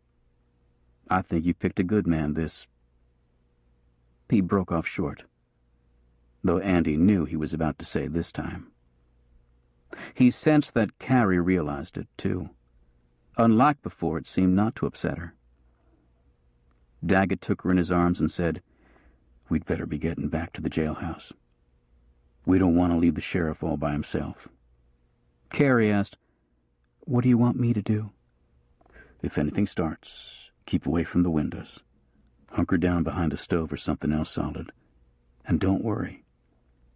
"Don't worry? Logan Daggett, sometimes you say the dumbest damn things." Daggett turned quickly and walked down the steps. Andy and Bud followed. Andy said, "We'd better turn our horses loose in the wagon yard." Daggett said, "And arrest the owner. Remember, he's on the list." They did not find their quarry. His helper was alone, forking hay into an overhead rack. He said, "Salty Willis came by here in a devil of a hurry. Boss saddled up and left with him. All he said to me was to take care of things till he gets back." Andy said, "So he does intend to come back." Daggett added, "And not by himself, I'd wager." Sheriff Seymour sat in a chair away from his desk. He held a shotgun in his lap. He acknowledged Bud with a surprised nod, then said soberly, "The telegraph office has sent over a couple of wires. I'm afraid it's not good news." He handed one to Andy and one to Daggett. Andy unfolded his and read. It said, "State appropriations cut. You are relieved of duty. Report back immediately for discharge." He read it a second time before the full impact hit him. He was not sure whether to laugh or curse. He said, "I've been fired." Daggett seemed in momentary shock. "Me too. All those years, the outlaws kept trying to get me, but never did. Now the money counters have brought me down." Andy looked again at the wire. "It says report immediately. But we've got these prisoners. And what'll we do about the regulators? Are we supposed to turn our backs and walk away?" The sheriff said, "To me, it says you've got no authority to do anything. You're supposed to dump it all in my lap and leave." Anxiety came into his eyes. "I ain't got that big a lap.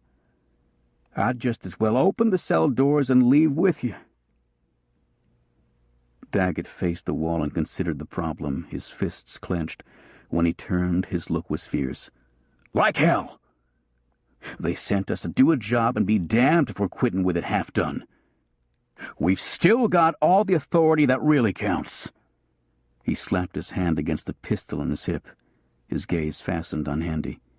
Andy said, "We can get in trouble. I've been in trouble since I was 8 years old."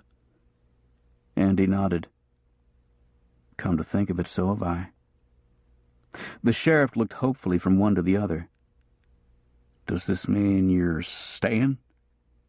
Andy said, "It does." Seymour reached into a desk drawer. "Since they've taken away your authority as rangers, I'll swear you in as my deputies till this trouble is over with." He handed each of them a badge. Hesitantly, he offered one to Bud, who accepted it. Daggett asked, "What's the pay?" Salty was getting $1.50 a day. "That won't hardly cover hotel expenses. But I'll take it." Andy said, "So will I." The sheriff said, "Now, if you'll excuse me a few minutes, the judge has been after me to fetch him some cigars from his office. He's particular about the brand." Dryly, Daggett said, "Down at Huntsville, he'll smoke what they give him." Seymour said, "I can't forget that he's been my friend." Daggett shook his head. "Looks to me like he forgot it. I don't favor giving him any slack." "You haven't known him as long as I have." Seymour left. Andy took another look at the wire, though by now he had it memorized. "I'd figured on leaving the Rangers sooner or later, but this forces my hand. I reckon I'll start ranching a little smaller than I'd expected to. What about you, Daggett?" Everybody knows my name. I don't think I'll have much trouble finding a job running a cow outfit for somebody. I've got a wife to support. Bud said, I'll bet we can find you something around here. That'd keep Carrie close to home. Seymour returned with a box of cigars. Andy heard the judge tell him gratefully, Much obliged, old friend. It is often the small pleasures in life that mean the most. Seymour said, I just don't understand why you let yourself get into a fix like this. A man of your caliber, mixed up with a band of ruffians like the regulators. The judge bit off one end of a cigar. His voice was weary. It was easy at first. Things here had gotten out of hand. Juries would not convict because they feared retaliation. The regulators could do what I could not, so I closed my eyes. In time I was one of them. My court enforced the law in ways the law never intended, but the best intentions can go awry. I found myself with blood on my hands that would not wash clean. It was like being trapped on a runaway wagon and unable to jump off. He shrugged. The truth is, they don't pay much attention to me anymore. They pat me on the head like an old dog and do what they want. They like me to be on the bench so I can rule their way when necessary. Seymour said, Looks to me like you could have gotten off that wagon if you really wanted to. I was not certain that I wanted to get off. Power can be more intoxicating than whiskey. Andy stood in the open door for a time, watching the street. Passers-by stopped for a moment and looked toward the jail. He sensed that the news was spreading around town. Though he saw nothing more tangible than that, he sensed a growing tension out there, or perhaps it was simply his own. Daggett warned, You'd better get out of that door and close it. You'd make a good target for a sharpshooter like Roddick. Andy shut the door and barred it, then opened a small loophole at eye level so he could see out.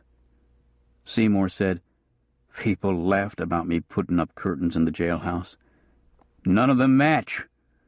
But at least nobody can climb up outside and shoot at us through the windows. Bud seemed vaguely disturbed.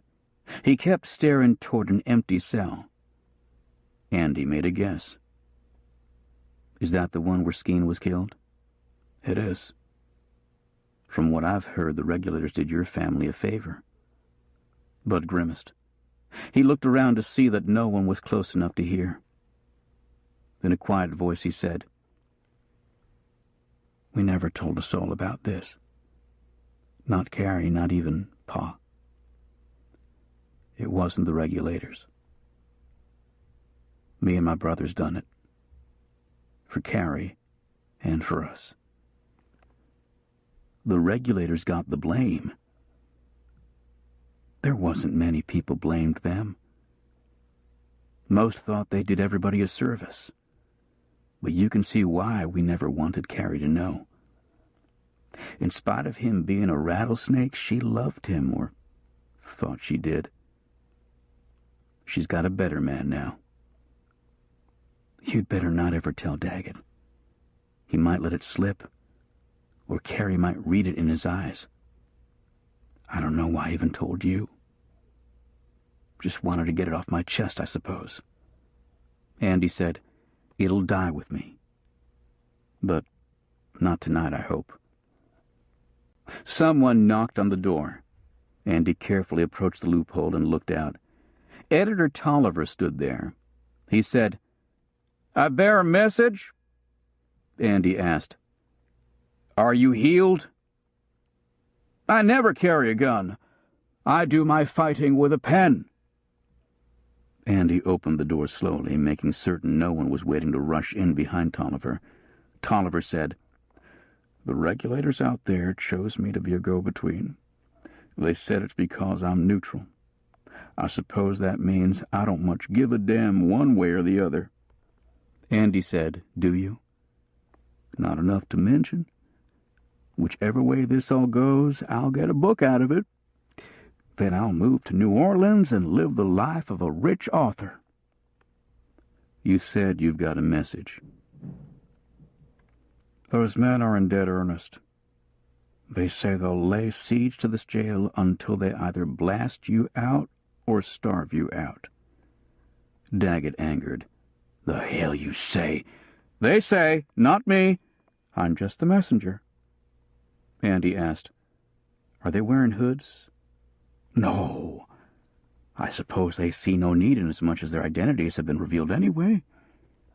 Andy said, "This jail has got stone walls, so they're not apt to blast us out. As for starving us out, tell them that if we go hungry, the judge goes hungry too. He stays right where he's at." He paused. "And remind them that any bullets that find their way in here are as apt to hit the judge as any of us." "I'll tell them," Seymour asked. "Who all is out there?" "Your Deputy Willis, for one, and Scanlon, who owns the wagon yard. Willis thinks he's given the orders, but the rest appear to be looking to Scanlon for leadership. Willis is in past his depth." Seymour said regretfully, "I'm afraid he always was. I don't know why I thought he might be the one to succeed me someday." Tolliver said, "He's been seduced by the prospect of easy money. It's a delusion and a snare." Andy thought Tolliver was probably deluding himself about the prospect of getting rich from writing a book, but each man to his own dreams and his own delusions. The judge yelled from his cell, "How many did you say are out there?" On hearing there were 8 or 9, he was disappointed. "I thought there'd be more." Tolliver said, "I suspect some of the regulators are busy getting ready to leave the country. Fair-weather friends aren't of much help in a thunderstorm." He told Andy and Daggett, "I'll tell them the judge is hungry. Perhaps they will allow Kennison to bring something over from that greasy cafe of his." Andy closed and barred the door as Tolliver left. The regulators gave the editor time to get clear, then opened up with a fusillade. Andy could hear bullets whine off of the stone walls. A few struck the heavy wooden door but did not penetrate it. Granger howled in fear and flattened himself on the floor of his cell. Andy said, "They're just letting us know they're serious." Daggett said, "I never had no doubt about that." Toward dusk, Kennison brought 2 steaming pots. He said, "Hope y'all like beans and beef stew, because I've about run out of the makings for anything else." He seemed eager to catch a glimpse of Judge Zachary in his cell. He said, "Remember me, Judge? You sentenced me to 2 days in here once. Said I was drunk and disorderly. I've never been drunk in my whole life, except for a few times." He turned back to the sheriff. "Who's paying for this grub?" Seymour said, "The county. With things so uncertain, I'd like to be paid now. You might not be in shape to pay me later." Seymour bristled. "You don't think we can handle it? No offense meant, but there's more of them than there is of you. And I remember what happened to Skeen." The sheriff said, "This jail is like a fort." "So was the Alamo." The sheriff dished out a bowl of beans and stew and passed them to Judge Zachary through a narrow slot in the cell door. Pain in the sheriff's voice indicated how much he regretted this turn of affairs. "I'm afraid he didn't bring any biscuits, but I'll fetch you some coffee directly." Zachary sampled the stew. He said, "Whatever his hygienic shortcomings, the old rascal can cook." Just before dark, Daggett said, "Pickard, lift the bar on the door. I'll go out and look around. Might get a better idea what we're up against." Andy cautioned, "You may not get back." You be ready to let me in quick." Daggett went out. Andy closed the door but did not replace the bar. The big ranger had been out only a few seconds when several bullets whined off the stone wall. Daggett shouted, "Open the door!" He rushed back in, breathing hard. Andy barred the door behind him. Daggett said, "That damned Roddick and his rifle." He blinked hard. "I've got rock dust in my eyes." Andy asked, "Did you see who all's out there?" "They didn't give me time for a tally." Seymour said, "I'll stand watch a while. You'd all better try to get some sleep if you can. I have a notion they may worry us all night." Andy stretched out on a cot in an unlocked cell, but his eyes were wide open. Sleep didn't come on command. After a time he noticed a window curtain move. A hand appeared, lifting it. Andy drew his pistol, aimed above the hand, and fired.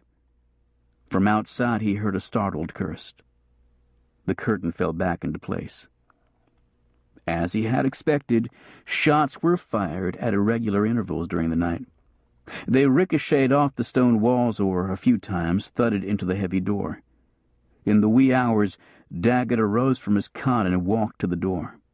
He said, "They're trying to keep us from getting any sleep, but they're wasting their time. I couldn't have slept no way."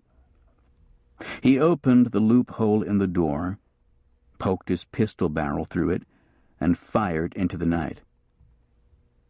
"In case any of them are trying to sleep," he said. Time went by at a terrapin's pace.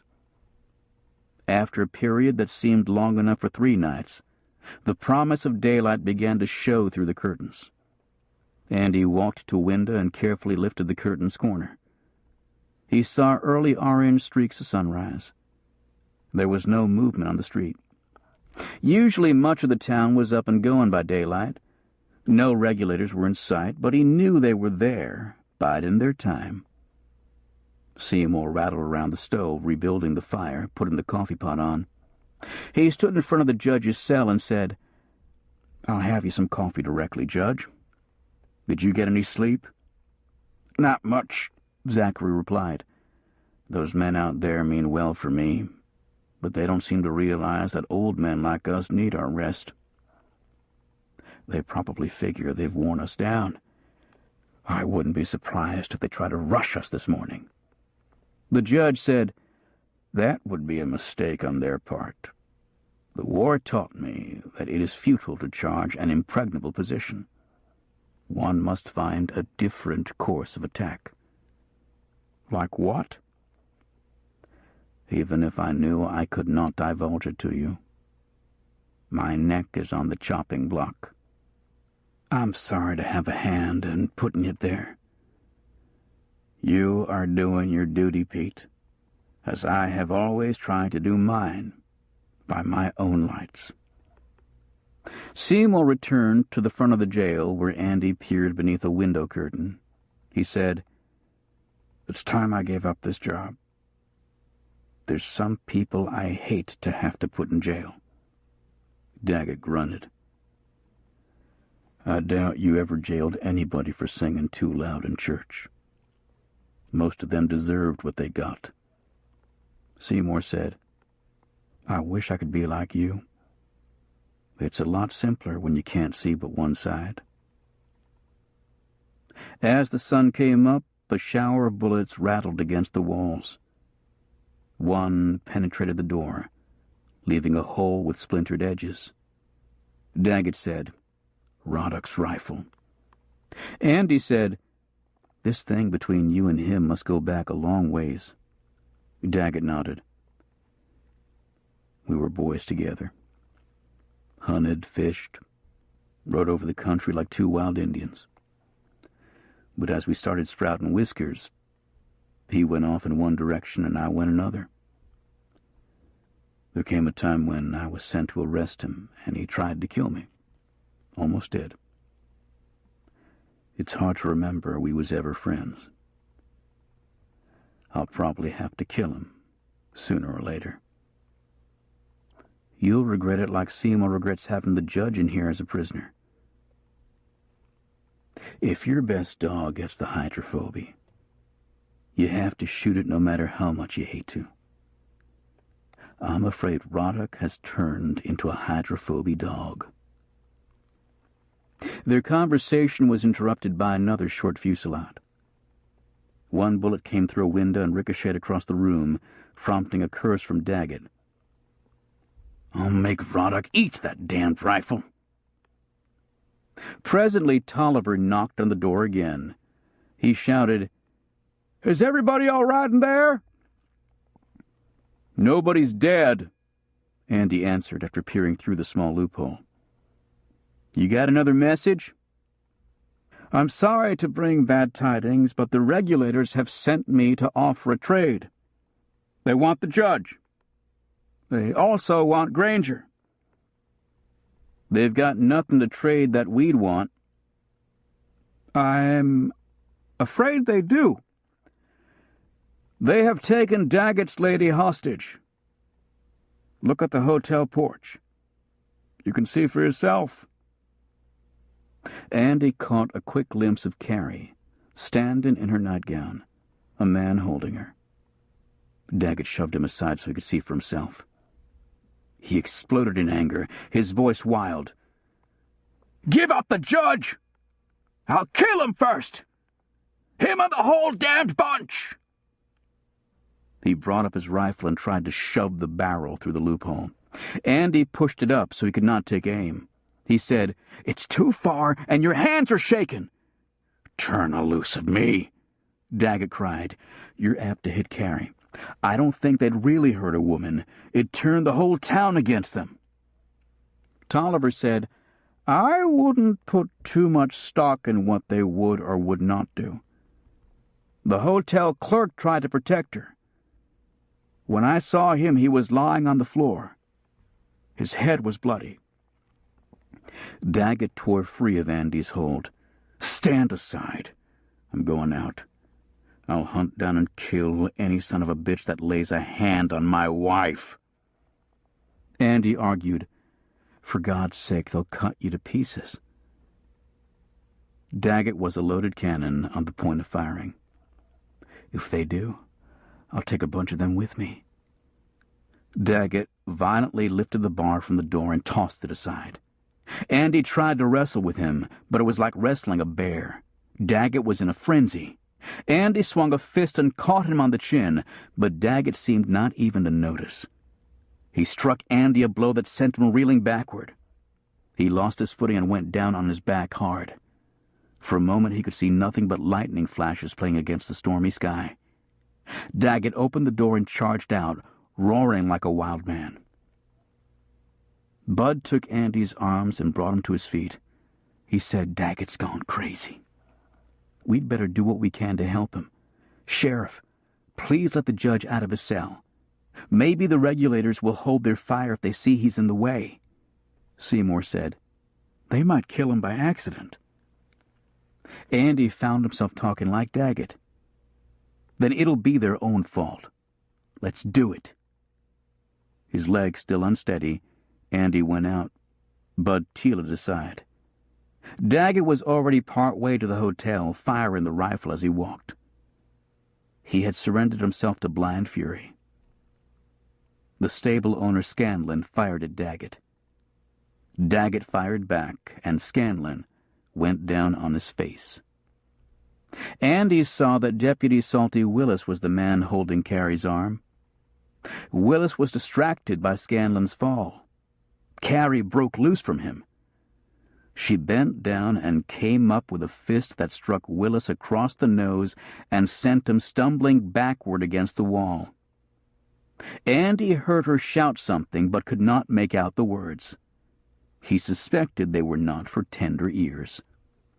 She strode angrily back into the hotel and slammed the door. Zachary said, "I want you to know that I do not condone the abuse of women. I shall see that Willis pays a price." Andy admired Carrie's courage. "I think he already has. Wouldn't be surprised if she broke his nose." The judge said, "I trust you are gentleman enough not to shoot me in the back." "I am taking my leave." He turned away from Andy and Bud and the sheriff and walked briskly toward the wagon yard. Roddick had stepped onto the hotel porch to stand beside Willis. He cradled a rifle in his arms. He shouted, "Daggett! You'd better stop where you're at!" Daggett never broke his stride. Roddick moved halfway down the steps. Daggett shouted, "Roddick!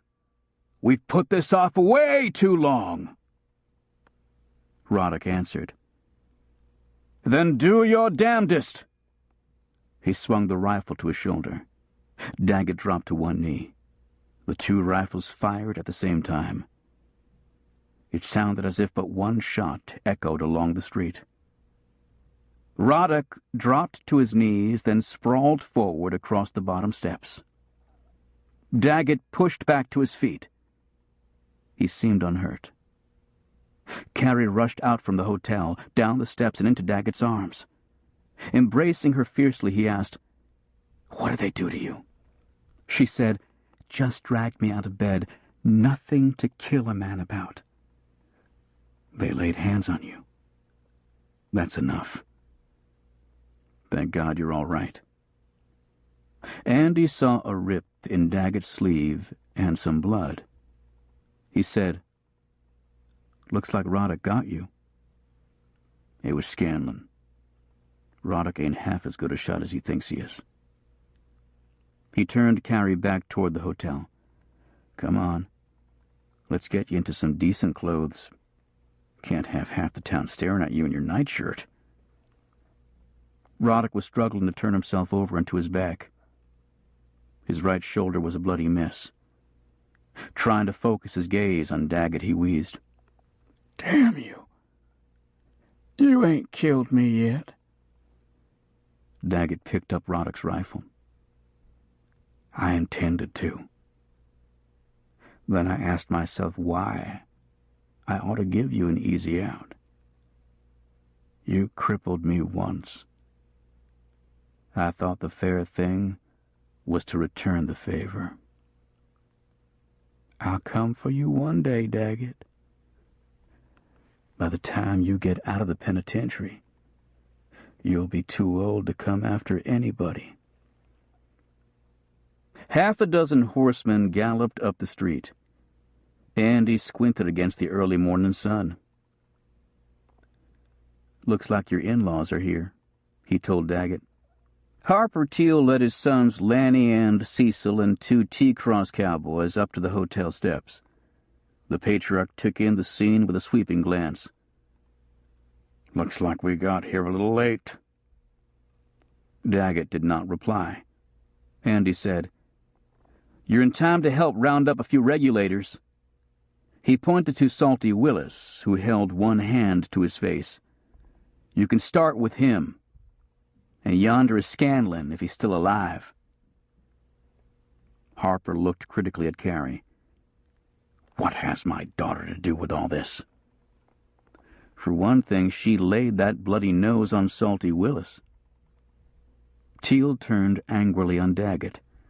"If you've done anything to put my daughter in danger—" Daggett's only response was an angry stare. Andy said, "Anybody who messes with her is in more danger than she is." Tolliver looked down on Roddick with evident disappointment. He said, "It would have made a much more interesting story if you had killed him, Daggett." Daggett said dryly, "You can kill him in your story. You'll make up most of it anyway." He looked down on the street. "Ain't anybody sent for the doctor? Roddick could bleed to death laying here." Harper demanded, "Carrie, what are you doing out here in your sleeping clothes?" Andy explained that the regulators had tried to use her as a hostage. He said, "She didn't take kindly to it." Teal stood for a moment facing his daughter, then wrapped his arms around her. "Damn it, girl, we've missed you. I've missed you." Carrie asked, Am I back in the family now?" Harper said, "You never was out of it." "I was, for a while." The Bar F riders appeared on the street, headed by Ethan McIntosh. Harper growled, "What are they doing here?" Bud said, "Same thing you are. They've come to help." "We don't need no help from that old scoundrel." Bud was disappointed. "I hoped when you realized what the regulators tried to do to us, you'd bury the hatchet with old man McIntosh." "You boys can if you want to. But damned if I ever will. Not in 100 years. Andy suspected Ethan McIntosh would feel the same way. If there was to be peace between the families, it would have to come from the younger members. Daggett said severely, "Pickard, the judge has gotten away. You turned him loose, so you go and find him." The sheriff said, "I think I know where he went. There's no big hurry." Daggett put his arm around Carrie and started up the hotel steps. He said, "I hate to tell you, but I'm out of a job." She smiled. "I'm sure you'll find plenty to do." Andy soon realized that the sheriff was guiding him toward the judge's ranch. Seymour said, "It's where he always goes for peace and quiet. He says it's his thinking place." Andy asked, "Reckon he'll give us any resistance?" "He's a gentleman at heart, in spite of what all he let the regulators do. He always said he did enough fighting in the big war. He never wanted to do any more. It's too bad that so many didn't come back feeling the same way." The two men rode through a scattering of cattle bearing an MC brand. Seymour said, "They're the judges. He's always taken great pleasure in them." "Does he own the land?" "Just the cattle and the section the house sits on. Like most others around here, he's a free-range man. He claims the land by right of first possession, but legally the state still owns it. Somebody could take it from him and claim six-shooter possession. The regulators wouldn't have let them get away with it. They've had their good uses as well as their bad." The judge's dog came to greet them, its tail wagging vigorously. It eagerly led them to the house, barking the news all the way. Judge Zachary stepped out into his small porch. Andy looked for sign of a weapon but saw none. He reached down to his own pistol. The sheriff shook his head. "You'll have no need for that. He's had shame enough without we add to it." Zachary greeted the pair as genially as if they were on a purely social call. "Light and hitch, Pete. And you, Andy. Coffee ought to be coming to a boil pretty soon." Seymour dismounted and nodded in gratitude for the invitation. "Let's sit out here and talk on the porch. It'll be cooler than inside." Zachary said, "We have a good deal to talk about." He seated himself in a rocking chair and gazed across the pasture. "I love to sit out here of an evening and just rock. I watch my cattle grazing and the calves playing yonder, and I don't feel alone. I doubt that heaven can offer much more." Seymour said, "I envy you that." Zachary mused. "You've always been a good friend, Pete. You don't have much to show for all those years of work and hardship, do you? You probably expect to keep working until they carry you away. I'm used to work." The judge's eyes were sad. "I wouldn't mind so much going away if I didn't worry about my cattle. They're the nearest thing to family that this old bachelor ever had. You could sell them to somebody who'd pet them like you have. You deserve pleasure out of life. I'd like to sell them to you, Pete. I ain't got the kind of money it'd take. You don't need to pay now. While I was waiting for you, I wrote out a bill of sale. Andy, I'll need you to witness my signature." Surprised, Andy said, "I'll be glad to." Seymour was stunned. Zachary went into the house and brought out a paper. He signed it, and Andy affixed his own signature. The judge folded the paper and handed it to the astonished Seymour.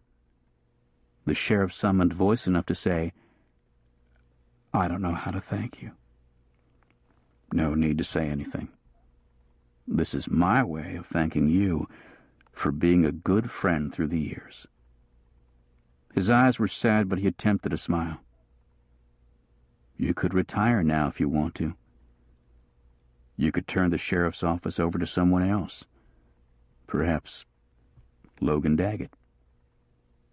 Seymour said, "I'll sure think on it." Zachary arose from his chair.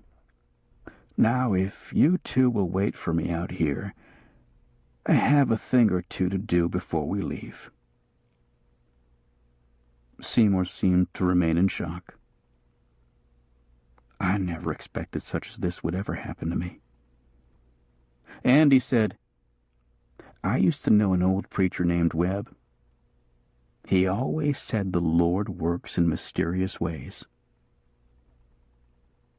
From inside the house, a shot rattled the windows. Andy and the sheriff glanced at each other, then rushed through the door. It was turning dark when Andy rode up to the little house at the edge of Fort McCavitt. He half feared that Bethel might already have gone to sleep, but he saw dim lamplight through the open door. Bethel's dog came out from behind the house and sniffed suspiciously, then recognized Andy's scent and welcomed him with a violent wagging that shook its whole body. Andy stopped on the porch to wipe his boots on a sack Bethel kept there for the purpose. He called, "Anybody home?" Bethel appeared in the door, holding the lamp high so she could see his face. For a moment her eyes betrayed her joy. Then her voice took on an exaggerated tone of severity. "How long this time?"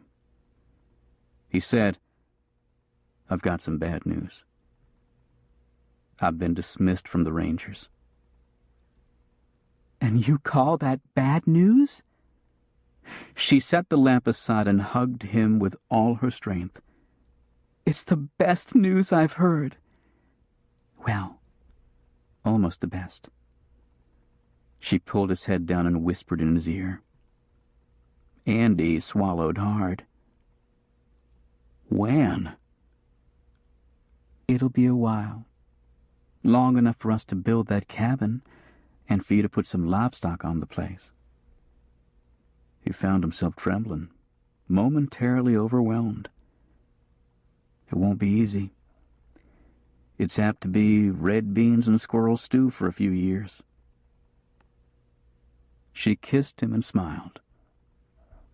"I know 7 different ways to cook squirrel stew."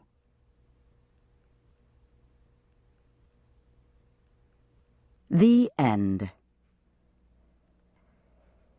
You've been listening to Texas Standoff by Elmer Kelton, narrated by Jonathan Davis. This book is copyrighted 2010 by the estate of Elmer Kelton. This recording is copyrighted 2011 by Recorded Books. If you've enjoyed this book and this performance, Recorded Books recommends another title by Elmer Kelton, Barbed Wire, narrated by Ken Marks. Doug Monahan runs a fencing crew outside the South Texas town of Twin Wells, digging post holes and stringing red-painted barbed wire for ranchers as protection against wandering stock, rustlers, and land-hungry thugs. Monahan's fencing operation is opposed by Captain Andrew Reinhardt, a former Confederate officer and an old-school open-range baron of the huge R-Cross spread. With his brutal foreman assigned to unsavory, violent tasks, Reinhardt wages a barbed wire war against Doug Monahan, but neither side takes any prisoners. You'll find a wide selection of titles in the Recorded Books catalog, including bestsellers, mysteries, classics, histories, and more. Call us toll-free or log on to recordedbooks.com to learn about our latest releases and special offers, order another recorded book, or to read author interviews and narrator profiles. Don't forget to ask about easy 30-day rentals by mail. And thank you for being a Recorded Books reader.